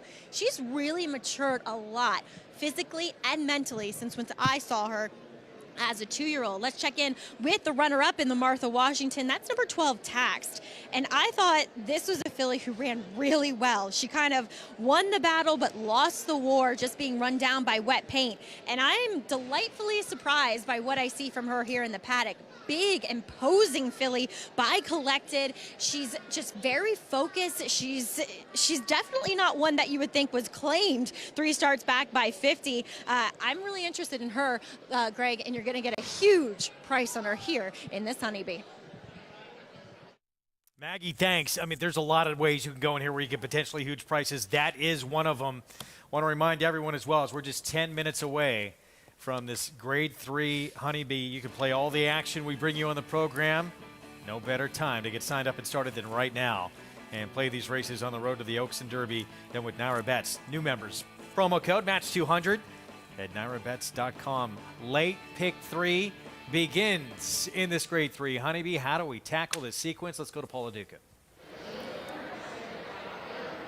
Sorry, guys, it's getting really loud in here, Greg, so it's really hard for me to hear you guys. I thought this was a pick 3 that you could attack from a lot of different ways. You know, when you look at the 7 in here, Wet Paint at 7-5, I get where the public is going. If you watch this horse's replay, he reminds me a lot of a horse named Vekoma and another horse named Candy Ride, Twirling Candy. He sweeps his leg out unbelievably. If you can see 1, 4, 7, 8, I'm going to go 1, 4, 5, 6, 11. I'll tell you what, the 11 in the Rebel, that horse was head-to-head with Arabian Night going to the top of the lane at 45-1 for Kenny McPeak. The last race, 7 and 10, do look like the 2 horses. The 14 does draw in if you want to go 3 deep. That's my late pick 3. But when I get back to this race, Wet Paint, if you watch him run, he swings out his legs so much, it's almost like old Seattle Slew, and I think that's why he likes the mud a little bit. He did get a great setup. I do think he is the horse to beat. And the one, Eversley Ale, again, we knew this horse was not going to be 20-1 on the morning line. About 5-1 is about right. But I still think Wet Paint will be the horse to beat in here. But I'm going to try to get a little bit of price along the way, Wolfie. All right, that's the pick 3. That last race, by the way, in the card, it really looks like just those 2, the 7 or the 10. So you can maybe narrow down there. But this race coming up wide open on the road to the Oaks. Grand Love, 5-1. You just saw leave our screen. There's Boss Lady Bailey. There was a filly who was, and there you see Steve Asmussen, recently notched number 10,000 in his career.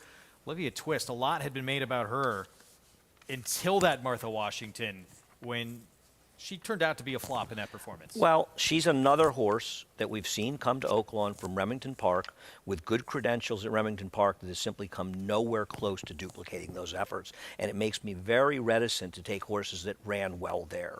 Todd Pletcher will send out this filly, Gambling Girl, New York bred, shipping to the Midwest, who was beat a length to the highly regarded Julia Shining in the Demoiselle, and then second in the Busanda.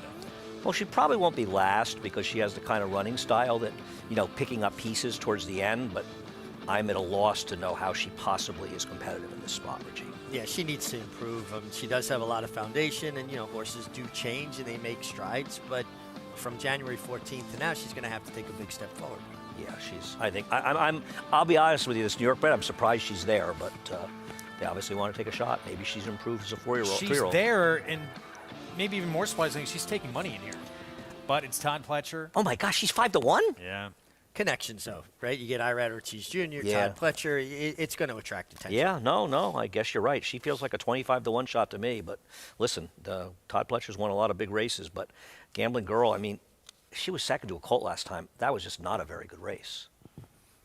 Meanwhile, Towhead, we got to know this filly for Mike Maker at Saratoga back when she was young, early on in her career on turf in that non-wagering event when the gate was being moved at Saratoga, turning into a pretty nice dirt filly now who's won back-to-back starts, including last time out at Oaklawn. You know, Greg, you and I talk about one-number horses a lot and what you do with one-number horses. We saw the Cherie DeVoe horse, not quite the same example. It's a young horse, could improve. Her last race could win this race, but every other race she's ever run, especially in dirt, gives her no chance.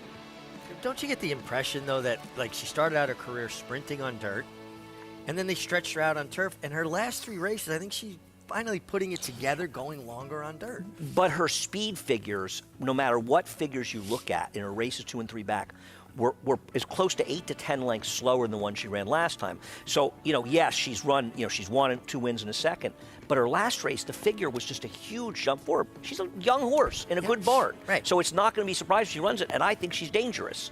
But one-number horses at short prices, Greg, wouldn't you agree? They're usually bet against. 8 to 1, do you think that's fair? Yes, I think 8 to 1's fair. Yeah. But yes. Look, she took a big move forward in the first start of her 3-year-old campaign. I'm with Mig a little bit in this scenario because she hasn't had a lot of opportunities on dirt and going longer on dirt especially. But that was a big jump. I'm not making her a pitch. I used her in the exacta. I kind of like the 8 here, and I used her because I'm scared of it. But the history of these kind of horses is not great. But as Richie said, 8-1, you're getting paid if you win, so it's not a bad gamble. Post parade coming up. Grade 3 Honeybee on the road to this year's Kentucky Oaks. And we're going to begin in a moment with, I don't even know if it's arguable, maybe the hottest barn in the country. Norm Cassie, 2 sprints and now stretching out, effortlessly elegant. Well, she wins this, she's going to earn it because they figure to be moving, but she's quick. Donner Liam's map for Cassie. Here's the 2 we were just talking about for Mike Maker, Towhead. Yeah, I'm very interested in her. I think she's a horse that's coming to hand, being a daughter of Malibu Moon, and she's kind of stringing races together and improving, and she could take another step forward. Here's Mr. Four Letters, Joel Rosario riding for Asmas, and they look to go back-to-back on this speedster. I'll be interested to see what she does, where she ends up, distance or sprint. She's talented, but she's got to show it going long. The Pletcher New York bred filly. Here's Gambling Girl. No, strong connections. Todd Pletcher, Irad Ortiz for Rapoli Stable. I'd like to see her here against New York Breds as well. You will, eventually. One of the best meets of anybody here, Chris Hartman, Condensation, who went gate to wire last start in the mud. Problem is she's not making the lead unless both the 1 and 3 don't get out of the gate. It's hard to see her, and maybe some others duplicating that effort. D. Wayne Lucas, take charge, Brianna. He's already won on the card today. Yeah, and he can win with long shots. This horse had every opportunity last time in Martha Washington and just didn't finish the deal. Undefeated on dirt, the favorite, both wet tracks, wet paint for Brad Cox. Listen, she's obviously run well in her races, and she's a player in here, but she's massively overbet because of the Brad Cox factor, in my opinion. Defining Purpose was 3rd behind her last start. This filly got keen in the middle of the race last time and kind of got put in a position where she was committed to going forward from very early on. John Ortiz trains Boss Lady Bailey. Listen, she ran fine last time, B-Town Towhead, and she improved a lot too, which almost makes me wonder a little bit how much we should trust that grade. Do you want to dance? Dallas Stewart taking over training duties. Yeah, was good at Remington until her last start, and we got to see if that upholds here. I want to hear Greg finish singing the song. I put in one too many do-yas.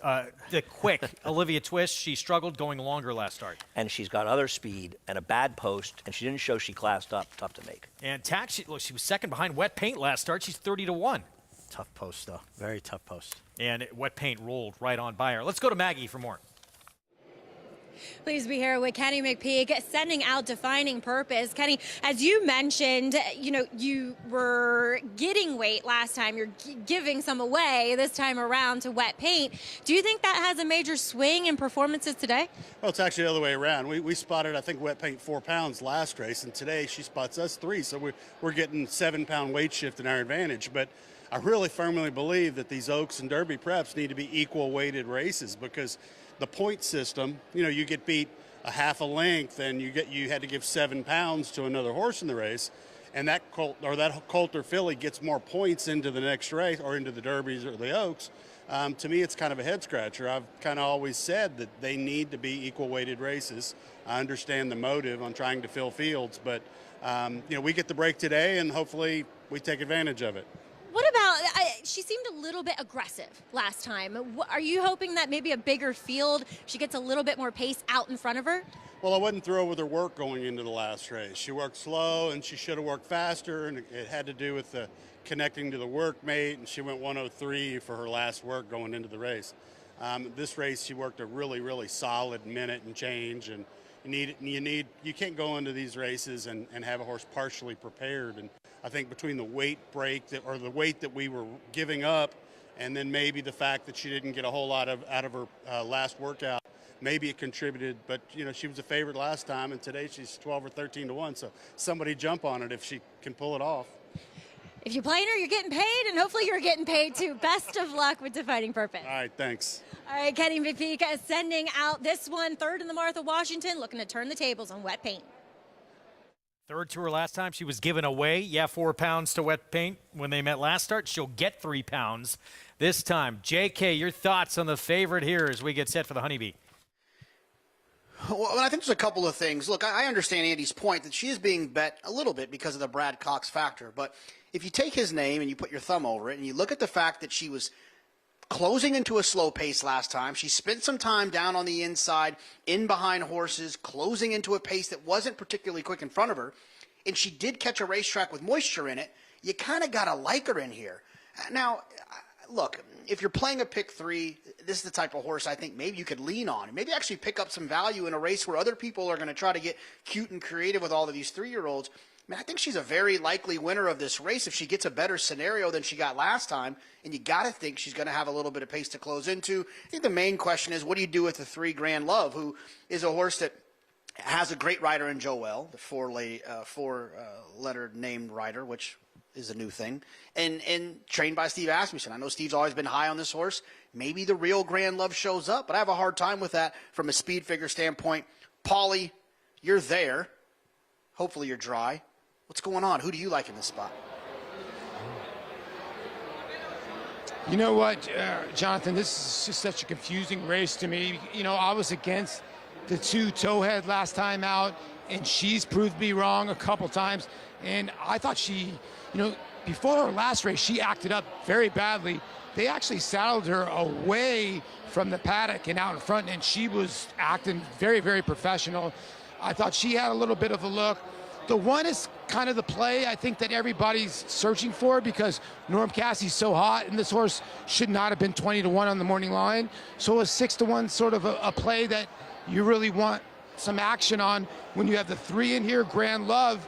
And Joel Rosario, just when he comes up to big spots, he shows up. He's just one of those guys you want at the plate in the bottom of the 9th. It's just the bottom, with the game on the line, it's just the bottom line. Gambling Girl, I can't understand whether this horse is taking action because people are seeing Todd Pletcher or whether they're seeing Irad Ortiz Jr. So that's confusing to me. I'm going to stick with Wet Paint at 7-5. I'm not giving you much.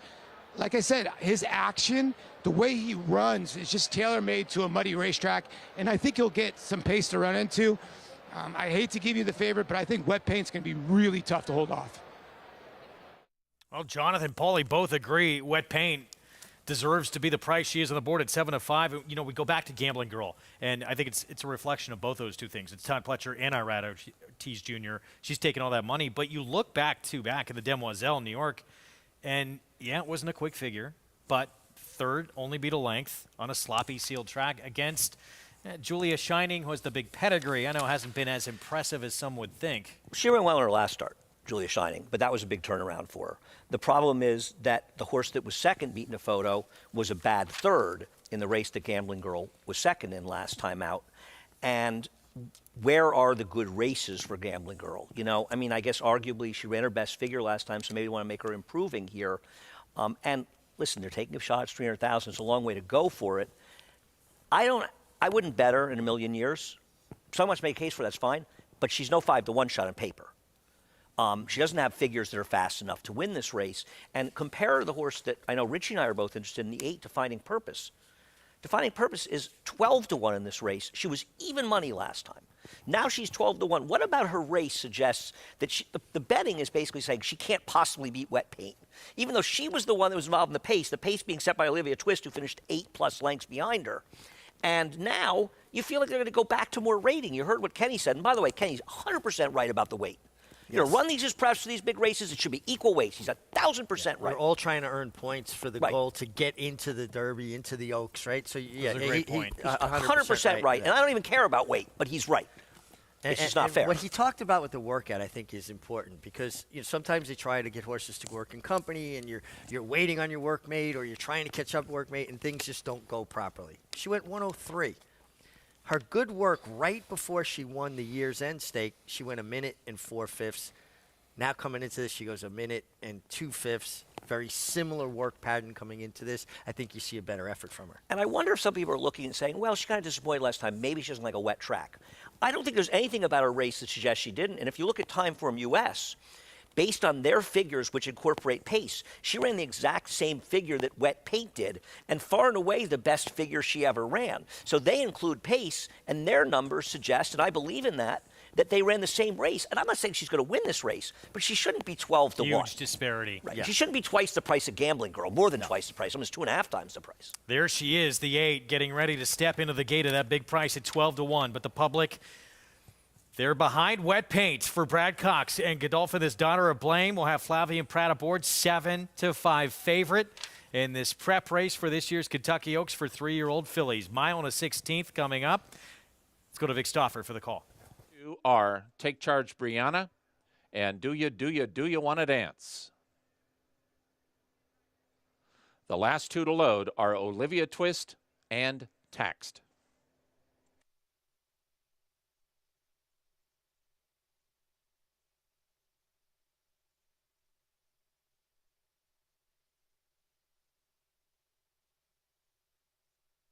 They're at the post.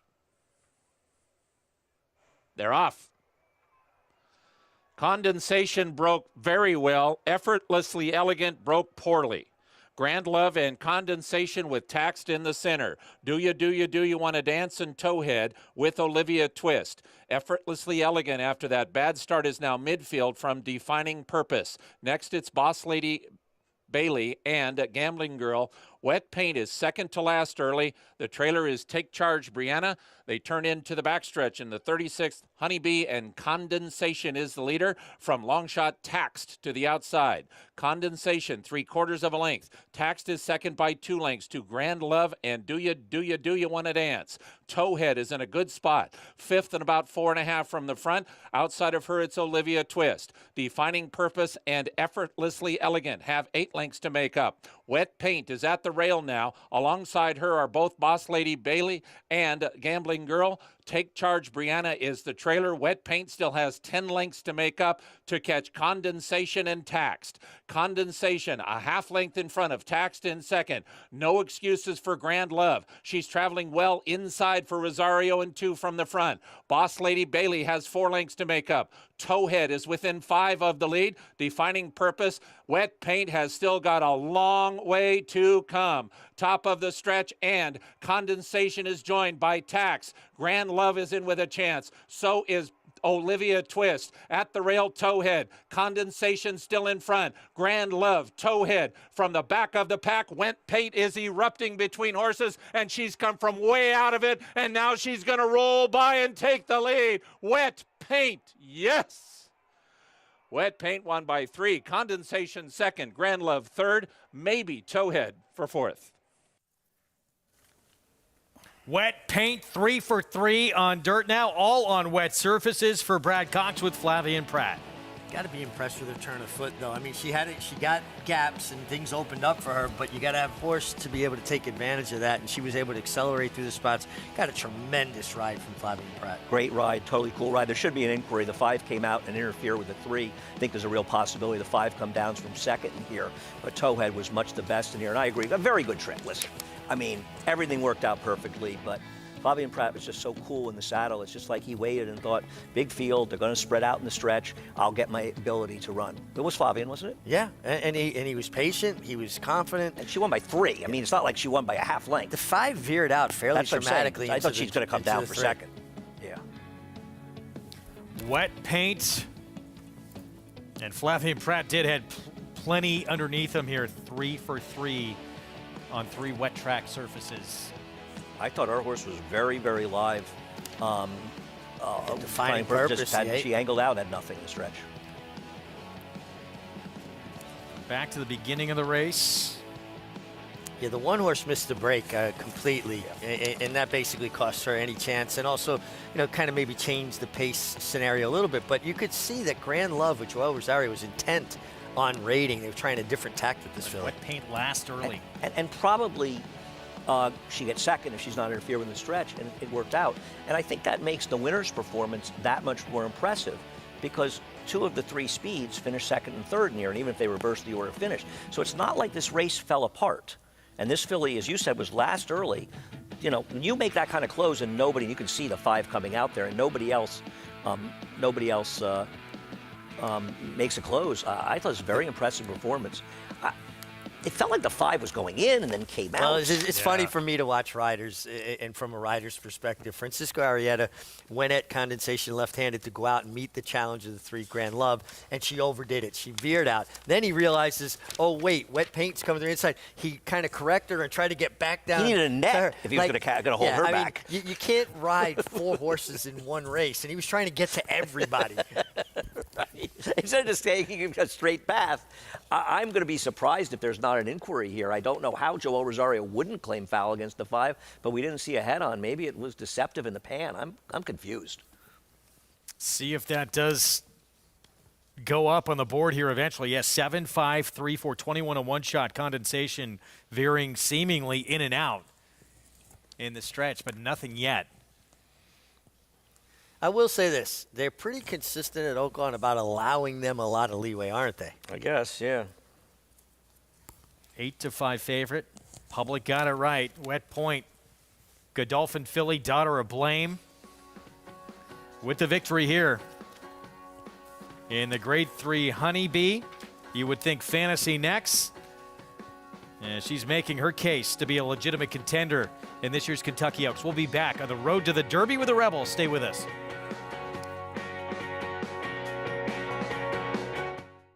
The Factor, a perennial leading sire of winners. He was 3rd in the nation by winners in 2021 and 2022. His progeny include Grade 1 winners Sistron and Noted and Quoted, Grade 2 winner Charmaine's Mia, and Millionaires Bound for Nowhere. And factor this, with dozens of 6-figure yearling sayings, he's a proven sire on the track and in the sales ring. The Factor, standing at Lane's End.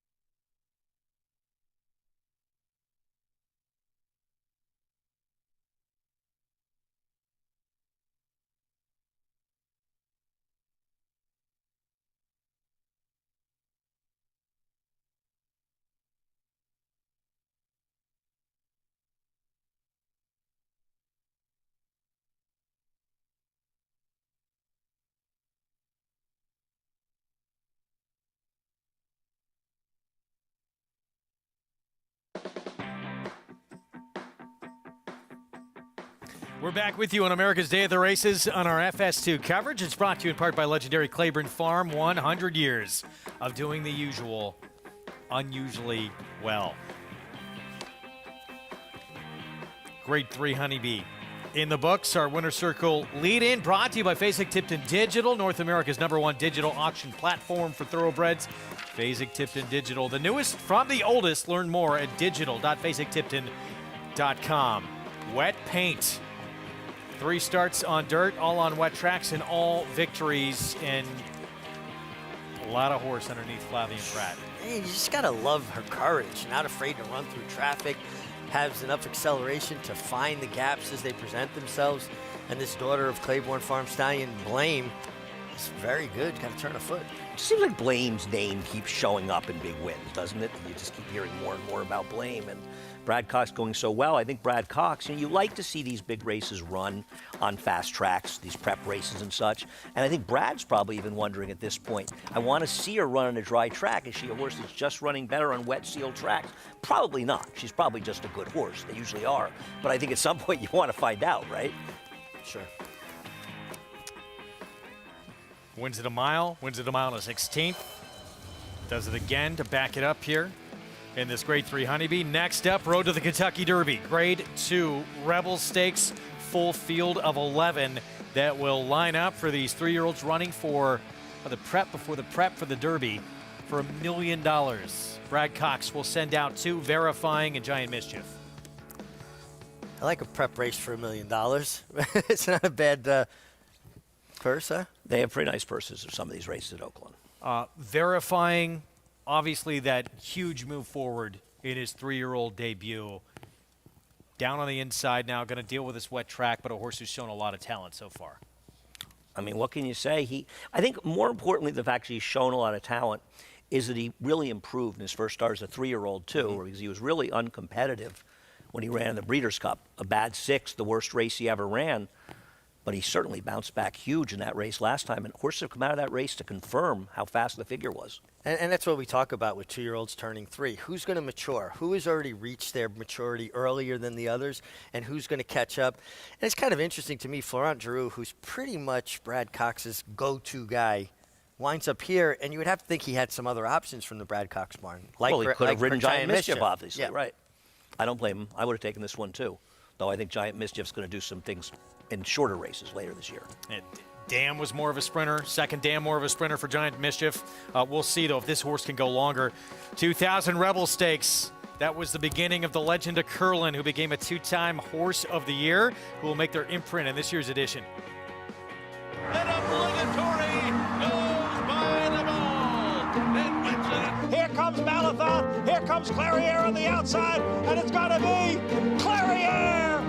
Nest, much the best. She won by better than 10 lengths. And Elite Power gets up to win the sprint outside. It's Malathaat coming to the wire. Who's it going to be?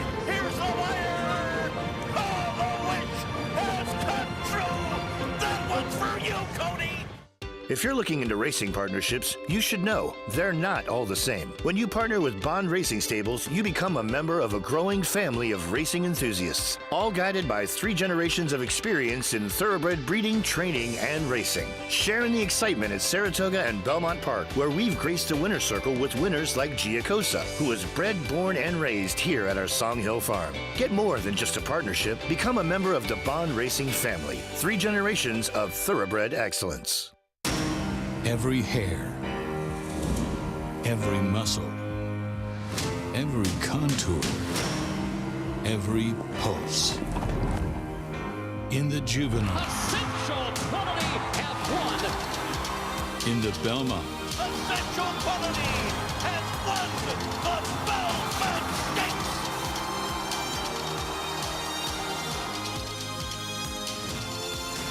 well named. Racetrack Television Network brings you every race, from every track, on every screen, every day. With monthly packages starting as low as $5, RTN gives you great value and access to more live HD streaming and race replays than anyone. Visit RTN.tv today to sign up and watch on almost any device, including Roku and Amazon Fire. RTN has packages that start at $5 per month.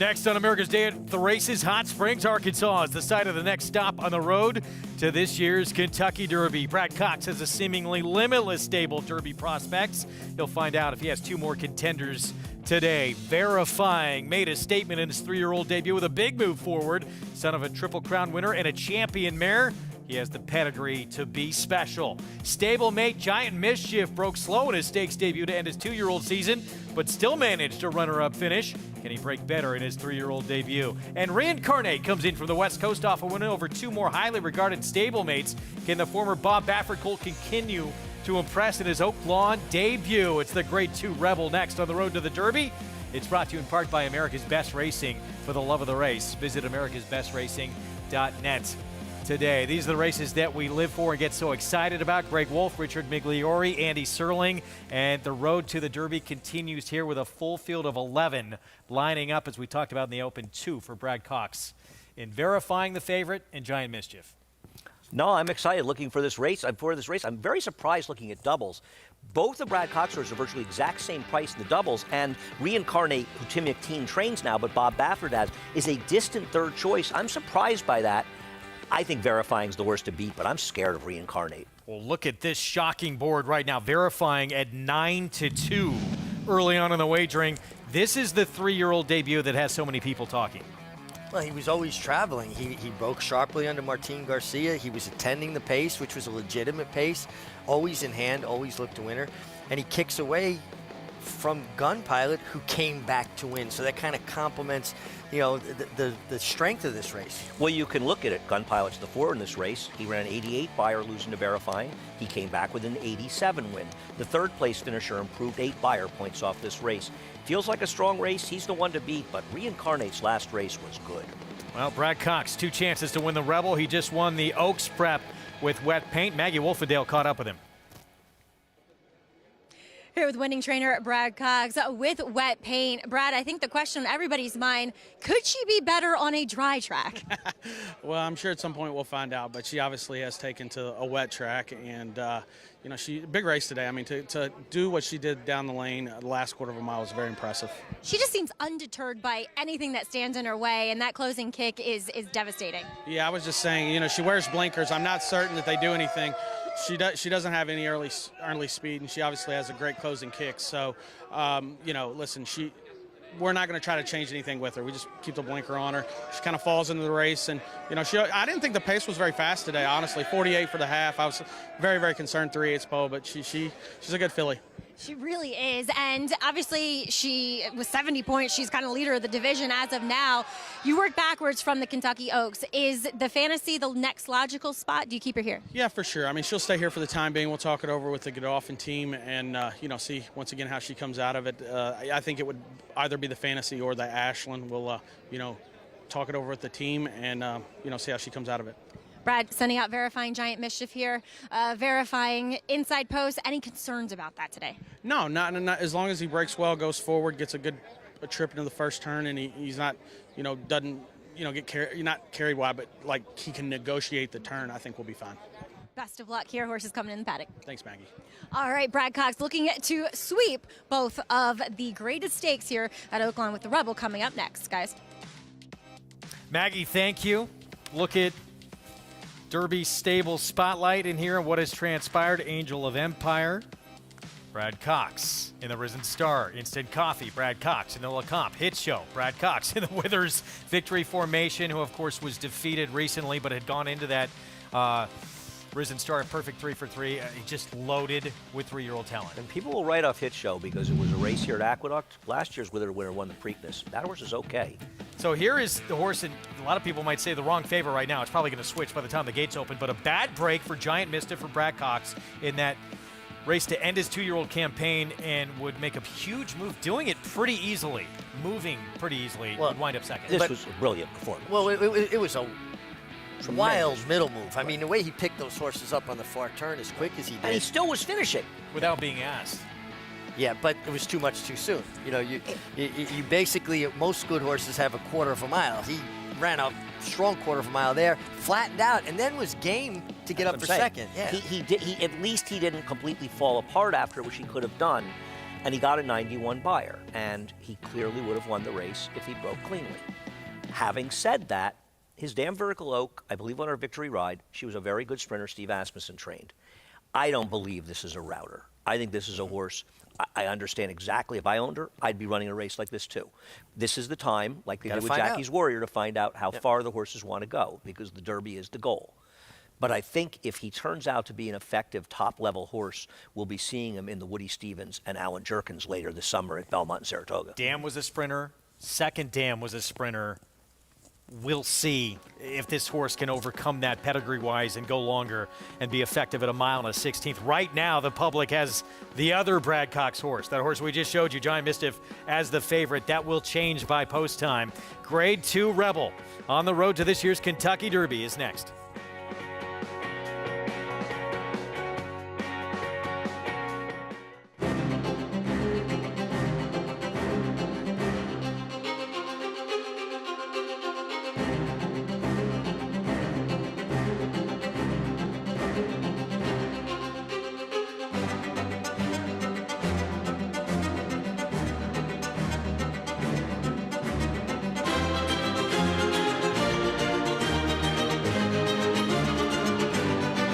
Eclipse champion Blame, standing at Claiborne Farm.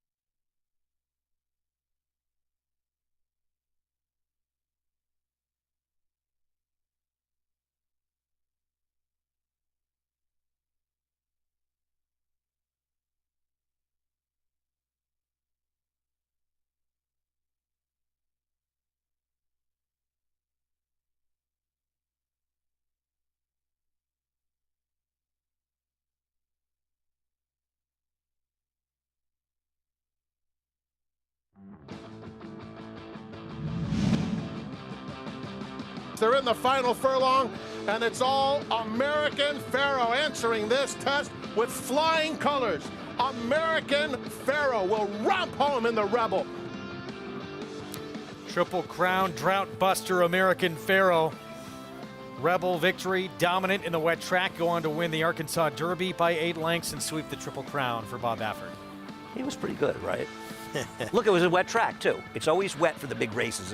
They have the worst luck with their big race days, with the weather. Watching American Pharoah stride out, he's just such an impeccable way of going, great mechanics. And honestly, you think about all the good horses over the years, he might have had the nicest, kindest temperament of any top horse I've ever seen. As a friend of mine once said to me, they could blow up a grenade next to him, and I don't think he'd flinch. I mean, thank God in that winner's circle.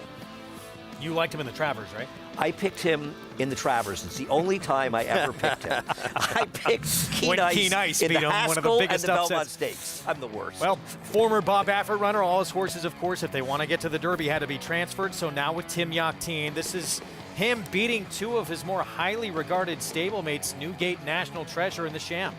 I think, Greg, it was you that was making a very valid point. And maybe it was Jonathan as well. He was 16-1 last time. It was an upsetter, but he beat Newgate, who came back with a 100 buyer. I think he's legit. And here he is working, and he doesn't look like the very most generous workhorse in the morning. He's always seems very content to kind of work alongside his workmate. Now, just to put things in proper perspective, Tim Yakteen's a terrific horseman and very well accomplished. Had worked for Charlie Whittingham, has worked for Bob. This horse is working February 19th at Santa Anita for Bob Baffert. So essentially, this horse is running into the Rebel on Bob Baffert's training. I don't disagree. Yeah, name only here, at least to this point, for Tim Yakteen. We want to thank XBTV for that workout footage. Let's go to Paul LaDuca, who caught up with the man who'll be aboard, Hall of Famer John Velasquez. Johnny Velasquez, who will be aboard, reincarnate in the Rebel Stakes today, a horse coming in from California. And Johnny, have you ridden this horse before? And obviously, you said it's going to be very simple. We're going to be forwardly placed. Yeah, he's pretty fast, I'll tell you that. So it's no secret about him. You know, he's pretty quick. He's going to be forwardly placed. I think he should be in the first 3 going to the first turn. You know, you've seen the racetrack so far, and you're such an expert at looking at the racetrack. Have you seen any trends? No, actually, it kind of got 2 or 3 races that it was kind of be close to the lead or nothing, and now the last 2 or 3 races, now it seems like it's slowing down, so the horse is coming off the pace a little bit better. So it's changing a little bit. So obviously, you're one of those people, you change your moves on the fly. So you're going to play the break and go from there? Obviously. Absolutely. You know, I'm going to play it and see where he puts me, but I'm not going to overdo it, that I'm going to go and kill myself and not have anything on the end. You know, when you look at this horse, does this horse like a dogfight? Because he seems like he always is in the battle. You know, I rode him the first time out in the grass, and he was really green on it, but he put a really good fight. And then I didn't see him, and he was second, and then I got him. got on him and won, and he come back and won the stakes. And he's a fighter, and he's still, back then when I broke his midnight, I thought he was pretty green. He won the last race on the stake, and he put a really good fight. So I kind of like that. You like your chances today, Johnny? I really do. That's all you need to know, and that's all you need to hear from a Hall of Famer. So Johnny V will be aboard. Reincarnate, who right now is at 5-2, second choice on the board. How involved early do you expect him to be pace-wise here? Well, one thing about Johnny Velasquez, he doesn't take anything away that comes easy to a horse. He's a rider that gets his position going forward. And, as a rider, even though this horse is running under Tim Yakteen's name, was trained up to the race by Bob Baffert, he doesn't run short horses. Look at the work tabs on his horses. Yeah, but he's not likely to be in front of the team of horses like Powerful, who you have to think is going to go from the inside. I would expect Confidence Game to go as well. What's Frost's Departure going to do from that post? Doesn't he have to leave at least for position in there? But I think he'll be forward in here, whether or not he's in front. I would guess he's sitting third or fourth, something like that, depending on the break, obviously. Yeah. You can get ready for the Kentucky Derby with a Naira Bets $1,000 win wager bonus. Hit a $5 win bet on the Grade 2 Rebel Stakes from Oaklawn Park. You'll get a share of $1,000 cash. Opt in. Don't forget that part of it at NairaBets.com and get some extra money in your account. Approaching the 8-minute mark to post here in this important prep race.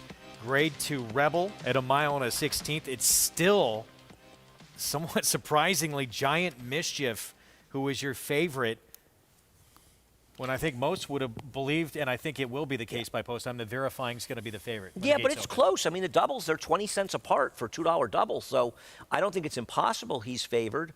I'm surprised. I thought Verifying was a cinch to be the favorite in here. And listen, I probably was wrong. I thought the Morning Line Maker was wrong in making Reincarnate the third choice. But by the time it's post time, he'll be the third choice. That's almost for certain. I think people are just struck with that big middle move Giant Mischief made last time, and then you get Irad Ortiz here. Irad, Brad Cox, the way he's going, they don't see Bob Baffert's name. That may be part of it as well. And look, as you had said, Mig, it's all about taking these steps progressively forward for what are mostly lightly raced horses. Gun Pilot, he was beat by Verifying 2 starts back. He came out of that race, ran an 87 buyer in a win. He beat Bourbon Bash by 2 lengths. Both those two going to line up in this race today. What you have to like about this effort, Andy, though, is he showed a different dimension, and he was in behind horses, and he had a rate, and where he was on the pace in the other 2 races. I like when young horses start to show the ability to be tactical like that. Well, I'm almost sure I was on with Greg for this race, and I believe that's exactly what we talked about. The fact that, and we talked about it before the race, he's a heavy favorite, extremely likely winner. And these are the kind of races that you want to use them to learn about your horse. Yeah. Obviously, you want to win every race, but I think Steve Asmussen, if he found out he couldn't rate to win, he would have said, okay, I gotta set this horse in the engine when I run him. Right. You find out in those races, obviously an easier field, he's going to have to run better than that, but he showed that at least he can comfortably sit behind horses. One of 3 in this race for Steve Asmussen. There's Gun Pilot. He's got the 2 Powerful. The 3, as we talked about with Christian Torres, the meets leading rider, Red Route 1 as well. They're all going to line up next door to each other. This is the time when you empty out the barn and you get those horses in there and try to get to the Derby. And, you can laugh. And in general, I'm looking at the top horses, but pretty ridiculous horse, at least on paper. Won last year's Derby. He got there. That's true.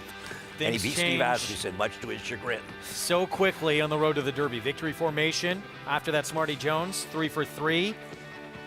Disappointed in his next start. Arabian Night, he's sort of the now horse, I think, atop this division. Yeah, I don't know what to make of him, and I don't know if he's waiting for the Arkansas Derby. Is he going to run out at California? I mean, I just assumed he'd progress to these races in Arkansas. I don't know what to make of him. He just has a couple of easy wins, but he hasn't shown any ability to face any adversity. I think he's got an uncanny resemblance in his stride to American Pharoah. Again, mechanics. I mean, just as flawlessly balanced as a horse can be. Now you're really throwing down the mantle here. This the Saturday Derby.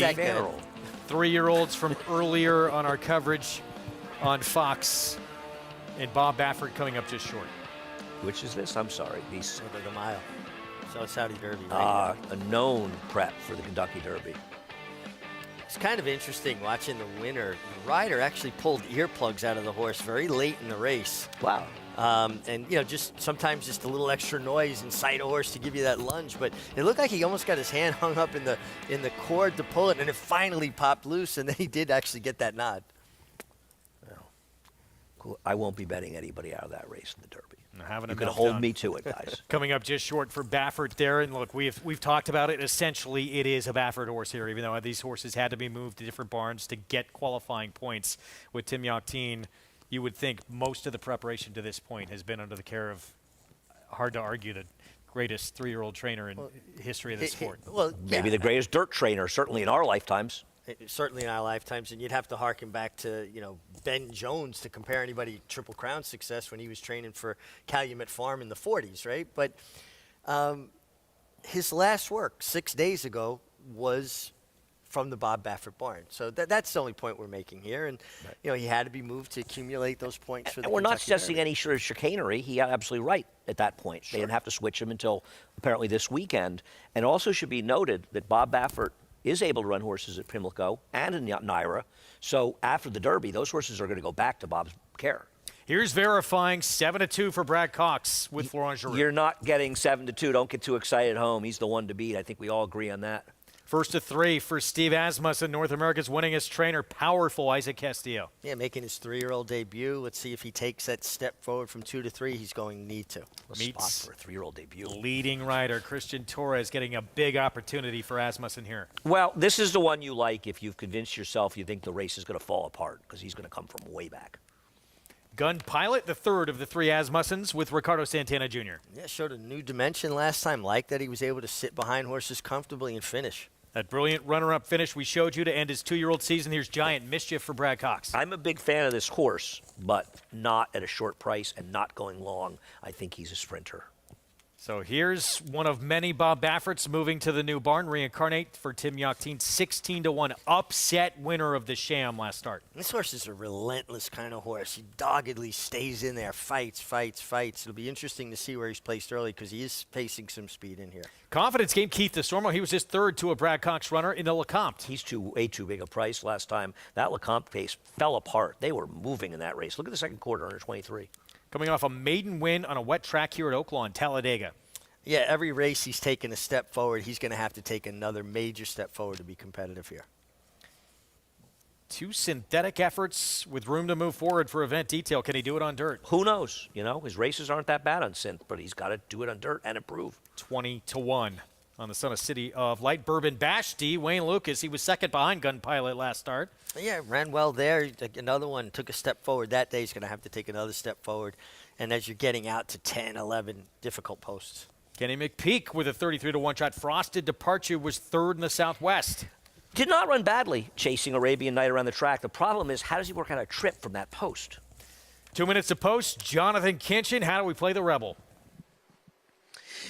Look, I like the one verifying. Don't fall for the price. I think he's going to end up being the favorite. If you look at the doubles, he is the favorite in doubles. I think he'll end up being the favorite in this race. I actually like the rail for him, especially considering the way that this racetrack's playing. It's a sloppy racetrack. I want verifying to be sent away from there from Florent Geroux. There's no way he's taking back and sitting in there and getting dirt kicked in his face with the best horse in the field. He's going to fire away from there. I think verifying will get comfortable on the front end and will find himself very hard to pass late. The other 2 horses that are taking money in here, I have some negatives on them. I want to share those quickly before we go to Maggie and Paul. The 5 Giant Mischief. This horse maybe doesn't like to break well. If you look at the debut, he broke slow. He broke slow last time. So that's something to keep an eye on. And I think Andy's got a point. Maybe a little bit shorter is going to be better for this horse eventually. And then the 6 Reincarnate, I said it yesterday on the show with Andy, and I'll say it again today. 16-1 Baffert horses that come back, that win. It just doesn't feel like the type of horse that you want to lean on at a short price in here. I wouldn't be shocked if Reincarnate won, but I'm going to look elsewhere. And unless, of course, in the next couple of seconds, my friends Maggie and Paul can convince me to do something else. I might have one that's a fairly decent price on the board for you, Jonathan. But Paulie, Verifying, as Jonathan mentioned, could move to favoritism here. I like this horse, but he'll have to do it on a wet track. He's handled it in the past, but I like what I'm seeing from him today. He looks like he's physically and mentally matured quite a bit. Yeah, he looks tremendous on the racetrack. He was tremendous last time out. Your worry would be no Lasix today. He got Lasix last time out, and he jumped significantly. So you're wondering if that has anything to do with it at all. Now, Giant Mischief has had Lasix before. The one time he didn't have Lasix, he won. So you just don't really know if you want to play that chess game or not. But I would think both Brad's horses are live here. And yes, I like Verifying, and I think there's some other horses that should give him a problem. But in my opinion, I don't know about Giant Mischief. I think Andy's right. His mother was a sprinter. He looks like a sprinter, and he's just built that way. And furthermore, he's the one that's going to have to come back off the most extended layoff. And honestly, I just wish he looked a bit tighter. You know, it was kind of weird because I'm not an expert. You're the expert, but there's not much to him, right? He's compact. Yeah, he's kind of compact, which might help him a little bit on the sloppy racetrack, getting around here a little bit. Listen, I wasn't in love with Gun Pilot coming into this race, but you even mentioned it. He looked a picture of health on the racetrack. Oh my God, I was drooling over him. He's the one that I'm worried most about turning the tables on Verifying because, Paul, I know he has the one blemish on his record behind Verifying, but as I talked to Steve yesterday, we talked about them missing some works because of being in quarantine and because of the weather changing. So there's an element of, was he a little short? And I did run the fastest figure of his race, but of his career, but was he a little short going into that Verifying race? Yeah, we had so much ice that was happening out in Churchill when I was there. Then I came here, and they had to shut down the racetrack here a couple times. So a lot of trainers missed some training, so you had to kind of read between the lines. So I think he's a little bit more confident today is Steve today with Gun Pilot. And, when you look at the rest of the field, Reincarnate, is an interesting horse because you have to be dead honest with yourself. With the horses got transferred to Tim Yock team last year, they fired their first time with him, then they declined. Just being honest. So if Reincarnate's going to run his race, you're going to see it today. I would think so, too. And he looked fantastic, guys. I know that Connections named him Reincarnate because he looks like a reincarnation of Holy Bull, such a talented horse in his time. And I would concur with them that he looks very much like him. And he was impressive, and he was strutting his stuff in the preliminaries leading up to this Grade 2 Rebel. Maggie, Paul, thank you. There he is in those turquoise pink hoop silks. And still 3-1 on the board. You guys, I know, wanted to talk about a long shot next door confidence game for Keith DeSormo, the 7. I thought this horse ran well in his last race. That was a pace that totally fell apart. Two Phils ran an extremely good race. There's an argument he ran the best race of anybody in last week's Risen Star. It's a better race than the Risen Star, but I thought he ran well that day. And I don't love him, but I don't think he should be 23-1. I think he's much more likely to be effective in this race than, say, a Gun Pilot or how about or Red Route 1. Yeah, I think he's way too big a price, too, and I thought he was a bit interesting. And one thing that stands out to me I think is worth mentioning, how often do we see Keith DeSormo with horses that don't bring a huge purchase price? This horse went for $25,000 at the Keeneland September sale. Get in big races. Well, Exaggerator, who was Keith's big horse, I feel like he was a very cheap, It was like $40,000, so... So how often, I don't know, but I can think of one other case, Richie. No, but I've seen it consistently. No, but I I'm have seen kidding. it consistently. And, to me, that just speaks to somebody who's out there scouting and buying young horses at sales for his owners, doing a really good job, because the key to that is having an insight in what they're going to be, not what they are at that moment. And there's a lot less pressure when you're buying horses at those, 5 figures as opposed to the 6 and even 7 figures. He's an interesting horse, too. There he is. He's 23-1. This is a horse who not only had that win going long on the lead and winning gate to wire. He actually broke his maiden sprinting on the front end, 6 furlongs. So this horse has legitimate speed. Is he going to use it today? Well, I don't think you want to take it away from him. It's like anything. I mean, you want to use your speed and see how it develops. And for him, he's outside far enough that if somebody really wants to go, he can let them. But it'll be interesting to see how he's ridden because I could see him in front here. I think all riders would do well to go by a certain set of principles in riding. And for me, they were getting my position going forward, never taking anything away that comes easy to a horse. And particularly in two-turn races, you have to save ground on at least one of the two turns. I don't want to sell you short. You say a lot of insightful things, Richie, but I think that there's nothing you say that's more simple and insightful than get your position going forward. You allow the race when you take your horse out of the race by not doing that.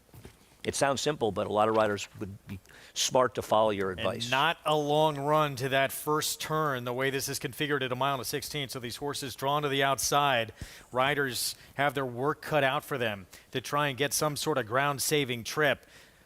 Verifying and Giant Mischief, the one of the five. They're both at 5-2, but it's still Giant Mischief, the slight favorite from the Brad Cox barn.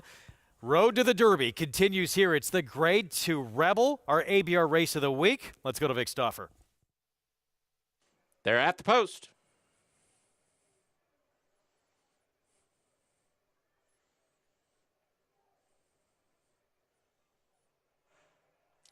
There's the Rebel Yell from the Oaklawn Park crowd.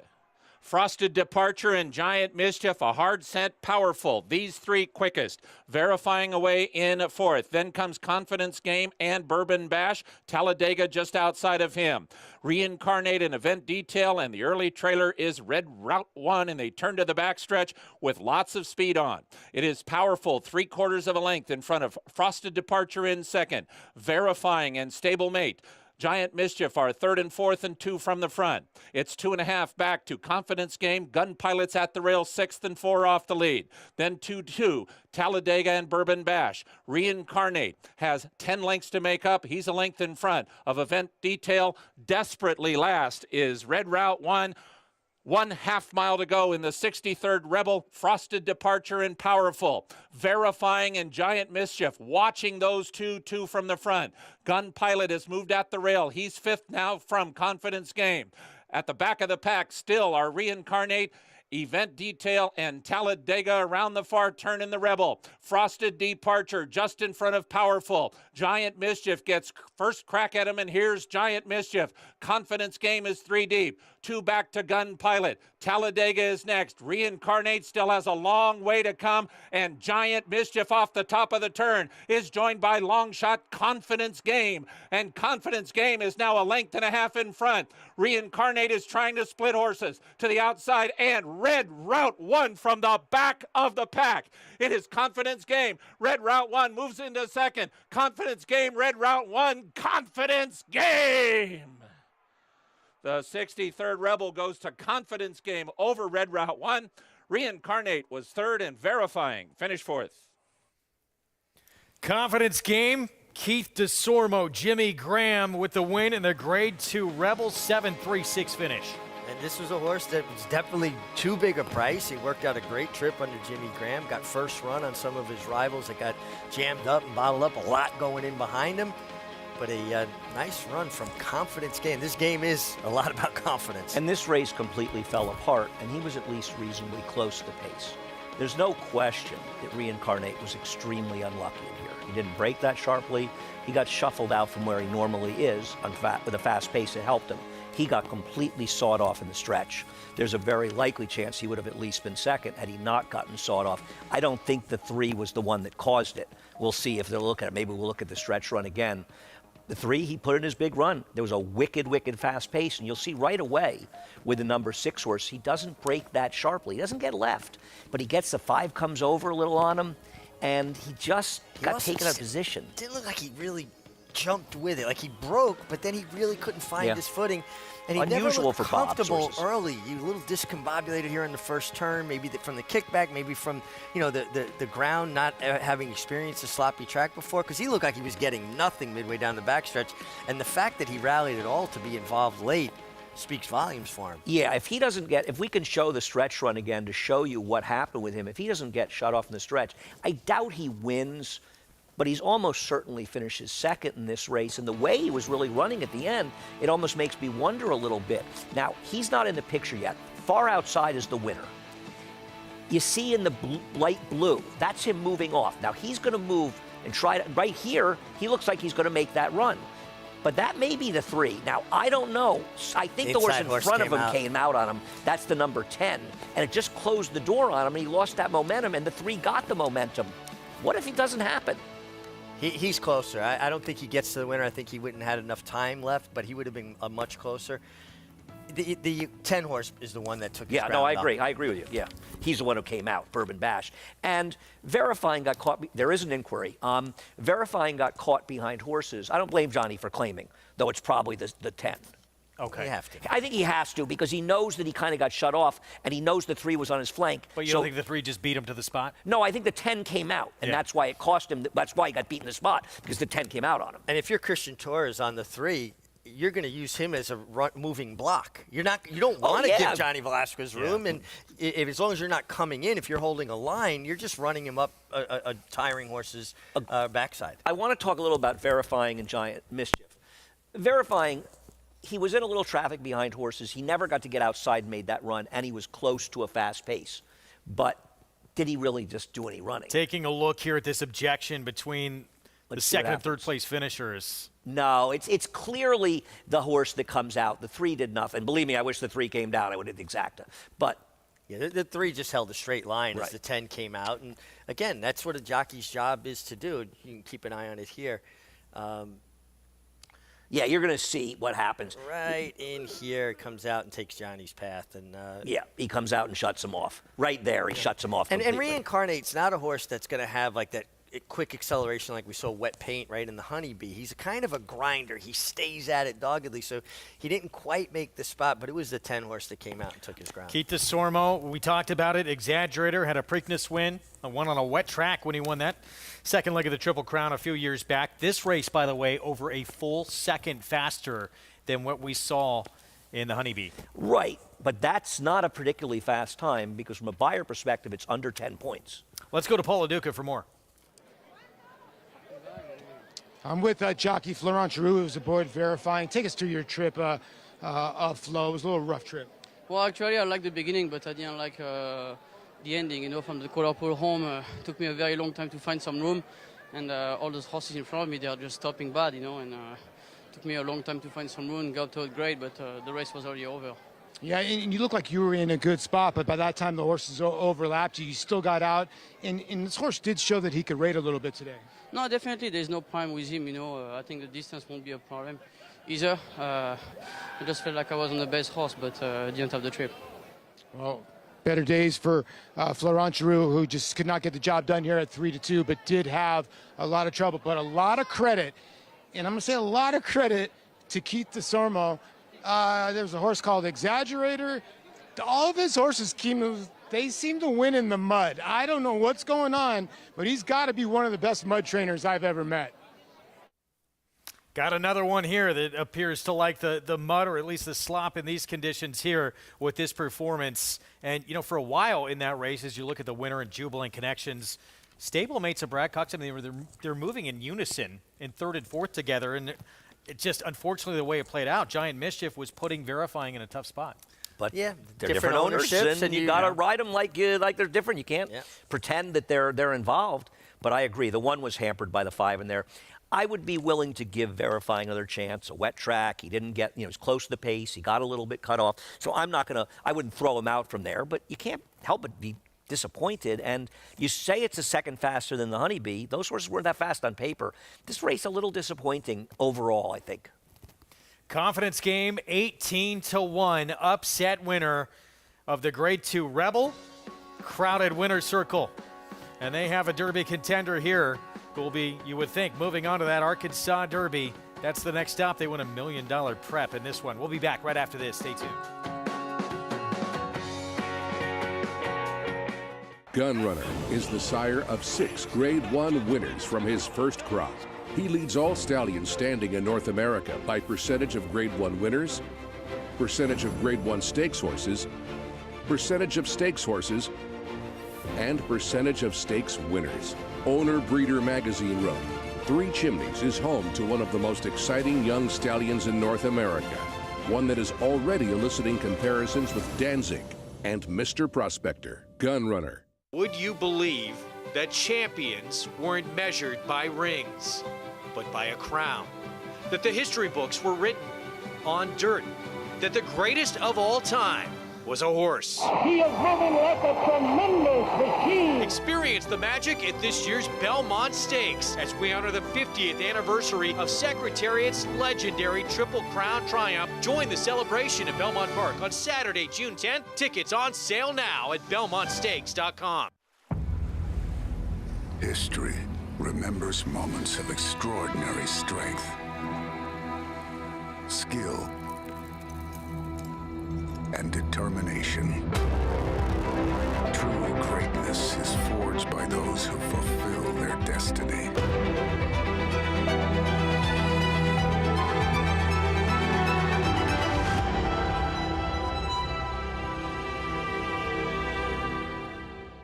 The road to the Kentucky Derby starts with Naira Bets. Earn a cash bonus throughout the Triple Crown Trail. Hit a $5 win bet on select races and split $1,000 on each race. Opt in at NairaBets.com.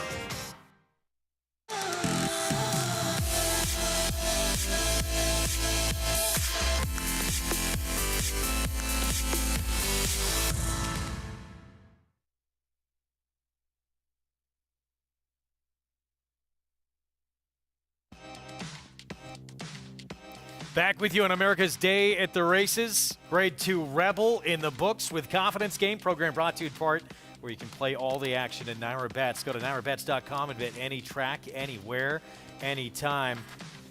Familiar scene. Keith DeSormo, runner, appreciating a wet track, a talented 3-year-old. And again, we talk about horses are going to change, develop at different stages. This horse took a step forward. Was it the mud? I don't know. We can't say for certain, but for a $25,000 purchase, Confidence Game certainly paid his owners back in a big way. And listen, we talked about in the Honeybee that the 8 seemed like a value play versus the favorite. It caused me to lose money. But we talked about it here, that this horse was a value play based in the races, and it worked out. This horse, I'm not saying I like this horse, but this horse should never have been a $40 horse in this race. There were horses who were much shorter prices that were less likely to win. Let's go to Maggie for more.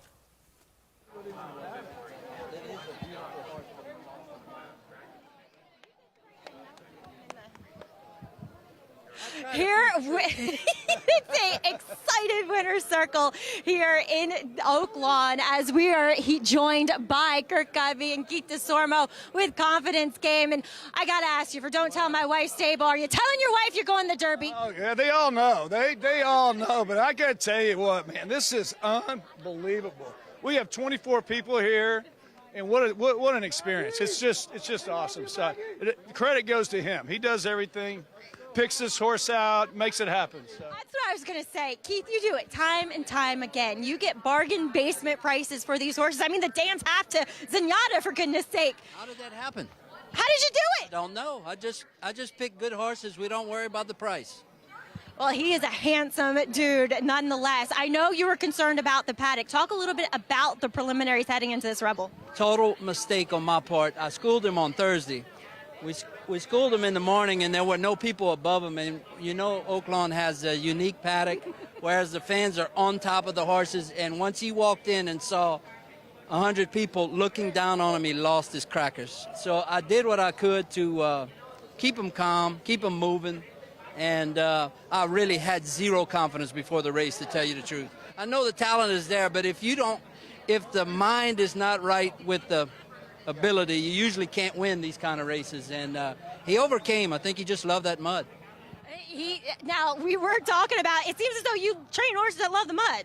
That's weird. I don't know why. You know, South Louisiana is known for the home of the mud bug, so there you go. Swamp planning. Kirk, talk a little bit about Jimmy Graham and the ride he gave this horse today.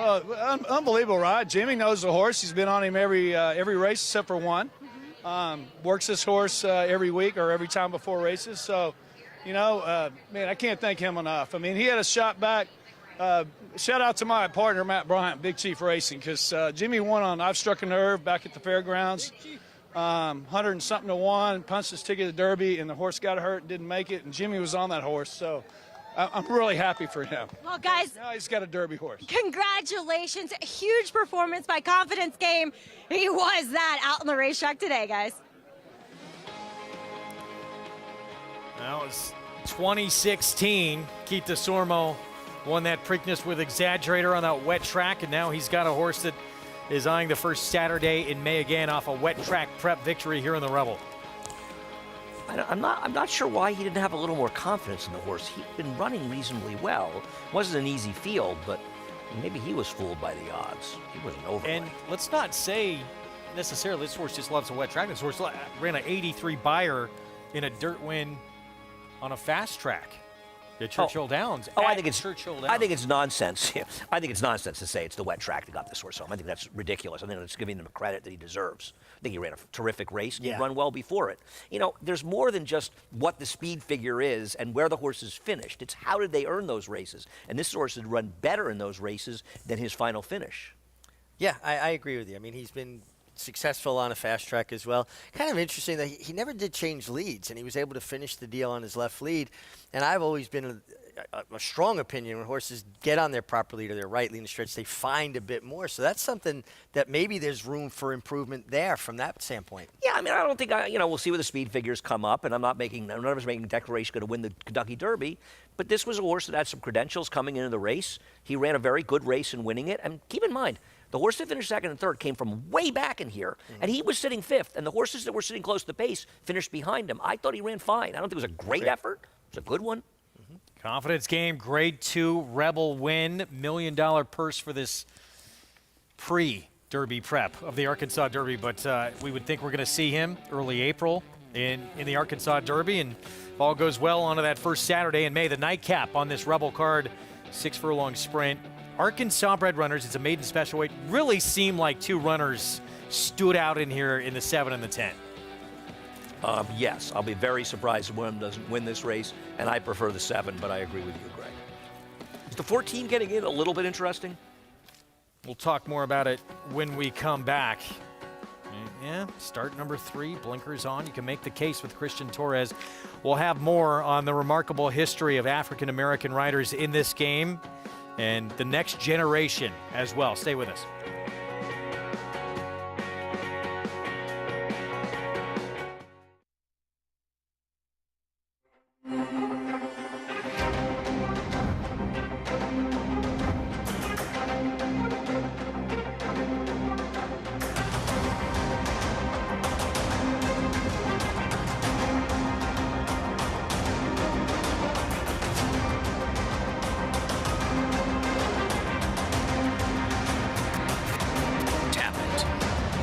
Standing at Gainesway.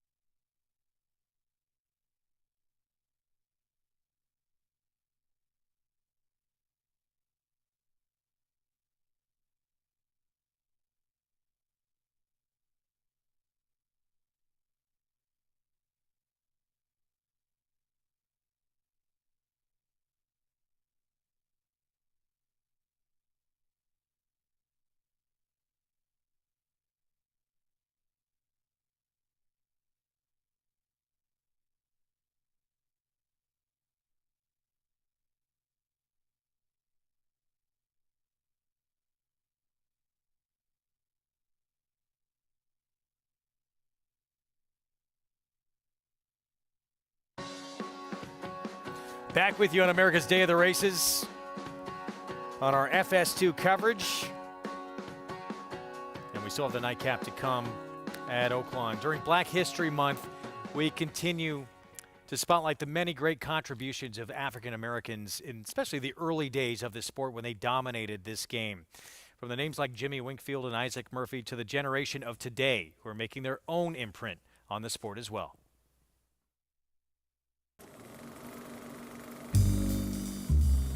The Kentucky Derby is America's most recognized race.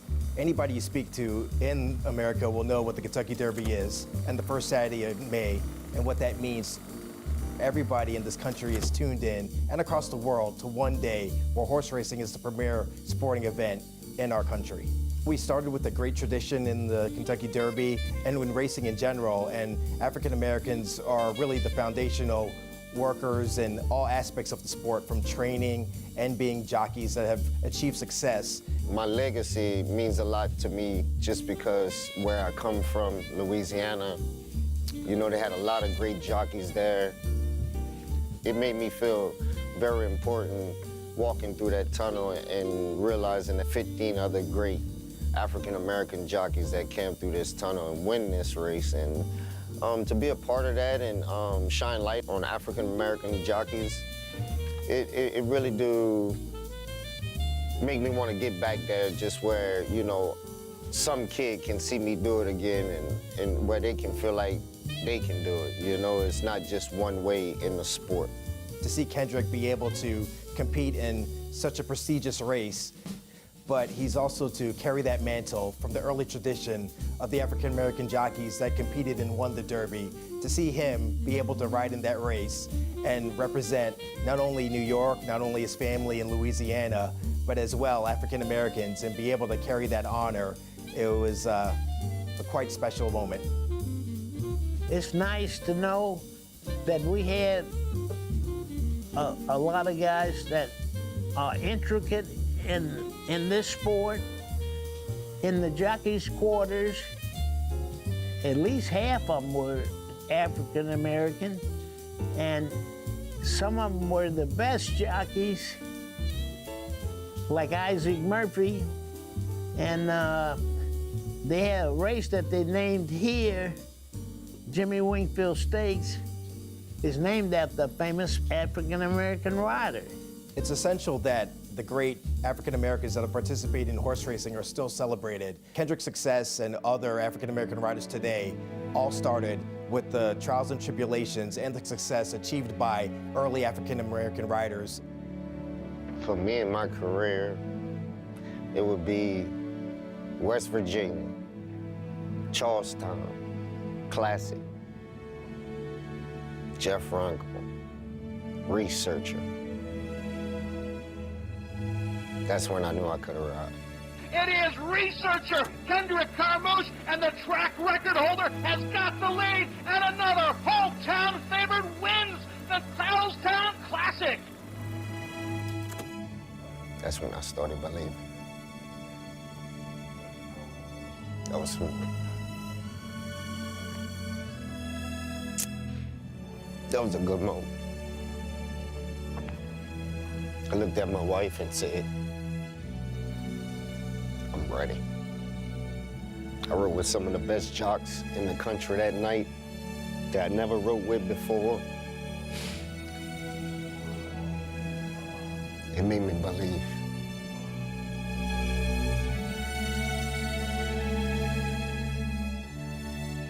It's been an incredible journey for Kendrick Carmouche, who has paid his dues to get to where he is now. We've had that incredible story of him to his favorite race, winning the first grade one of his career a few years back in the Cigar Mile. But 15 of the first 28 Kentucky Derbies ever run, they were won by African-American riders. Just incredible, and their contribution, African-American horsemen and women over the years. You know, Kendrick's a tremendous rider, and there's a moment for every rider when it hits you that you can compete at the highest level. And the emotion you see is the struggle to get there, to get those opportunities.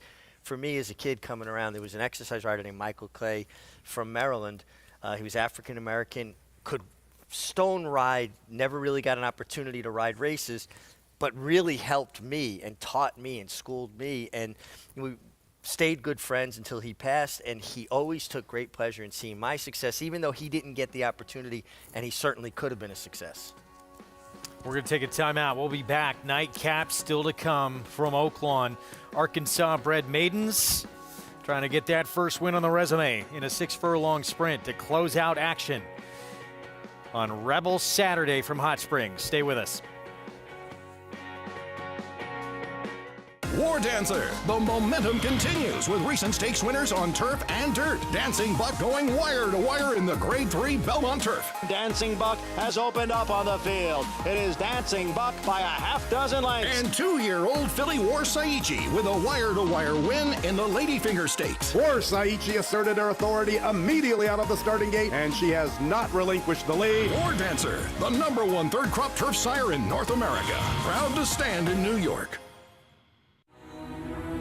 This season at Oaklawn, we've got more of everything. More of the top thoroughbreds in the world. More days of live racing. And the largest purses in our history. All at a completely reimagined Oaklawn. Come be a part of this historic season at Arkansas's only casino resort. Tonalist, a 4-time Grade 1 winner with 11 triple-digit buyers, including the Belmont Stakes and the Cigar Mile. He's already living up to his potential as a sire with multiple graded stakes winners, including Grade 1 winner Country Grammar and Grade 2 winner Tonalist Shape, plus multiple 6-figure yearling and 2-year-old sales. Proven on the track, proven in the sales ring. Tonalist, standing at Lane's End. Racetrack Television Network brings you every race, from every track, on every screen, every day. With monthly packages starting as low as $5, RTN gives you great value and access to more live HD streaming and race replays than anyone. Visit RTN.tv today to sign up and watch on almost any device, including Roku and Amazon Fire. RTN has packages that start at $5 per month.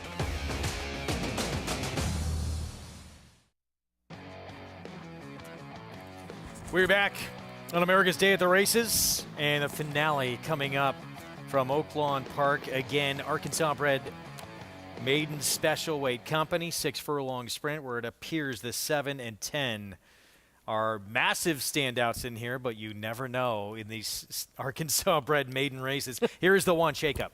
This horse's last race is fast enough to maybe get third. Skyped has had plenty of opportunities. This is start number 12. Yeah, 0 for 11's in good recent form. You get the 3-time Kentucky Derby winner and Hall of Famer, Calvin Burrell. Having a big meet. Classy Sox was second at this condition 2 starts ago. I guess you could say his race 2 and 3 back are fast enough to get a piece here.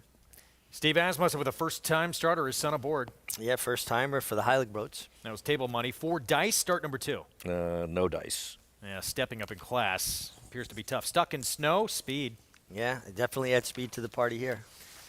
Here we go. Midnight Taxes getting back to dirt and face some big names on the West Coast. Yeah, less than National Treasure and Newgate, 2 Bob Baffert monsters.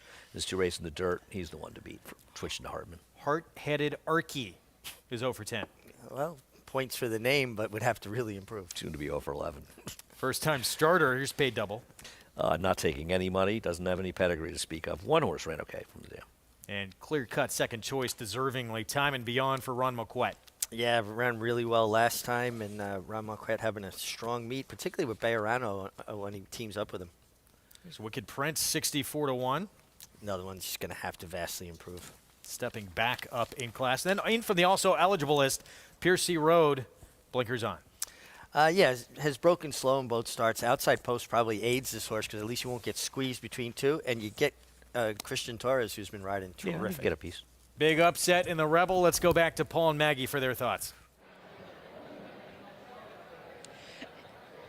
Wow, and it was quite a day, Paul. I mean, it almost got me there. Just considering the connections, how elated they were. And it makes you realize that this game, you know, it just brings people together. It brings people from all places. And these horses do it out there on the racetrack. And Confidence Game was fairly impressive with his victory, too. Yeah, he really was. And it just shows you it's not all about Brad Cox, and it's all about Bob Baffert and a lot of these other trainers. You know, Keith DeSormo is amazing. $25,000 to find this type of horse. And if you look at this colt, you know, Keith trains him to get better and better with each start, and he has. And you got to give Red Route 1. I know the race set up for some closers, but they still did their thing. You got to give credit to Red Route 1 as well. But Keith, Jimmy Graham in the winner's circle was great. He had the wreath on. He said, "I am now part Irish and part Cajun." It would make sense as he has spent winter after winter a lot of times leading rider down there at the fairgrounds. But turning our attention to the Arkansas breds here in the last. To me, Midnight Taxes was a standout on the racetrack, and he looks pretty darn good on paper, too. Yeah, he does. I mean, all the times I've been covering, I know they're going in the gate in Southern California. I didn't see many Arkansas breds. And let me tell you, if you get to the front end after getting left in the gate on the turf in California, you're going to have the front end here if you break. You are rolling as Time and Beyond will return off a layoff. I thought he needed one here. He's a son of Not This Time. And little steam on the 4 Table Money. You mentioned to me yesterday, Mo for the money. They like a wet track. They do like a wet track. And I think the 14 Percy Road drawing in, probably the other one. All right, well, Paul, it's been an absolute pleasure. We will get it out to Vic Stauffer, who will bring you the call for today's final race here on Rebel Day. It's been an absolute joy. This place is always packed, and the fans love it. Always love to see your smile, Mags. Had a great day. Oh, it was great. Vic, take it away.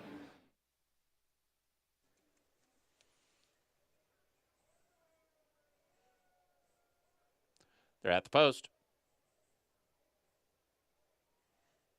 They're off. Midnight Taxes, Hard-Headed Arky, Classy Socks, and Shake-Up all break well. Then comes Paid Double and Wicked Prince, followed by Table Money, Skypes at the Rail. Time and Beyond, Stuck in Snow are next, then Piercy Road, and the trailer is 4 Dice. Up the backstretch with Classy Socks and Midnight Taxes. These two match strides 2 lengths in front of Wicked Prince, Hard-Headed Arky, Skyped tightly at the rail. Then comes Table Money. At the rail goes Shake Up. Time and Beyond begins to unwind, and here's Time and Beyond within 5 of the lead.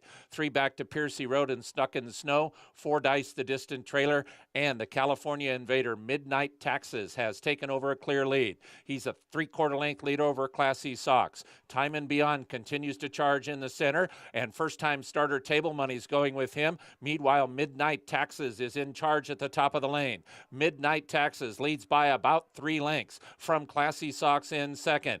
Then Paid Double, and to the outside Stuck in Snow, but it's Midnight Taxes and Classy Socks 1-2. Midnight Taxes clears. Classy Socks is second. Up the rail, maybe Piercy Road for third. Midnight Taxes in front. Midnight Taxes won by 4. Classy Socks was second. Piercy Road got third. And Paid Double might have been fourth. Midnight Taxes was facing monsters in the first couple of dirt starts out on the West Coast and easily gets it done here. Hearing this horse's name, I'm reminded of the worst place in Manhattan.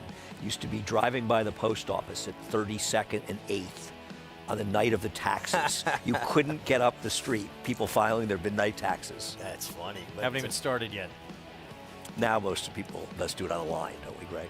This horse looked a winner every step of the Yes. way. And, you know, Nick Juarez, to go to Oaklawn first time and fit in as comfortably as he has, it's not an easy thing to do. You're riding with riders you're not as familiar with, their habits, how they do things. He has just fit in very nicely. He's put together a nice meet. I think it's been a very much stronger overall colony this year than last year. I think it's just been a deeper colony. Yeah, I agree. I agree. You know, we talked earlier in the program, too, about one of the great stories. That's obviously Christian Torres, who's leading the way and doing it by a long way. Big margin right now for him. Got a big opportunity earlier today in a Kentucky Derby prep, riding for Steve Asmussen. Made the most of it. Yeah, horse that finished well and you know, could take a step forward as well. He's a Wound good up rider. second I with love what I've Red seen Route from him. 1, but confidence game. Your final impressions of him? Listen, you want to see the figs, but you have to like the effort. He was close to the pace. He made the run. I thought he ran very well. What's not to like? Can't add anything to it. Going to see him likely. Arkansas Derby, next stop. $1 million prep win, and he has the points already to get into the Kentucky Derby in that starting gate first Saturday in May. Hope you enjoyed the program. We are back tomorrow. FS1 coverage begins at 2:30 Eastern Time. We hope to see you then. Repo rocks on a roll. How about 4 straight? He gets the win in the stymie, and it would appear He is onto the Carter Handicap. Grade 3 Honeybee. Brad Cox has a talented 3-year-old filly. 3 starts on dirt for her, 3 victories, all on wet tracks. We'll see how she does when she finally gets fast going. She's been impressive to this point, and confidence gained. Big upset score in the Rebel on the road to the Derby.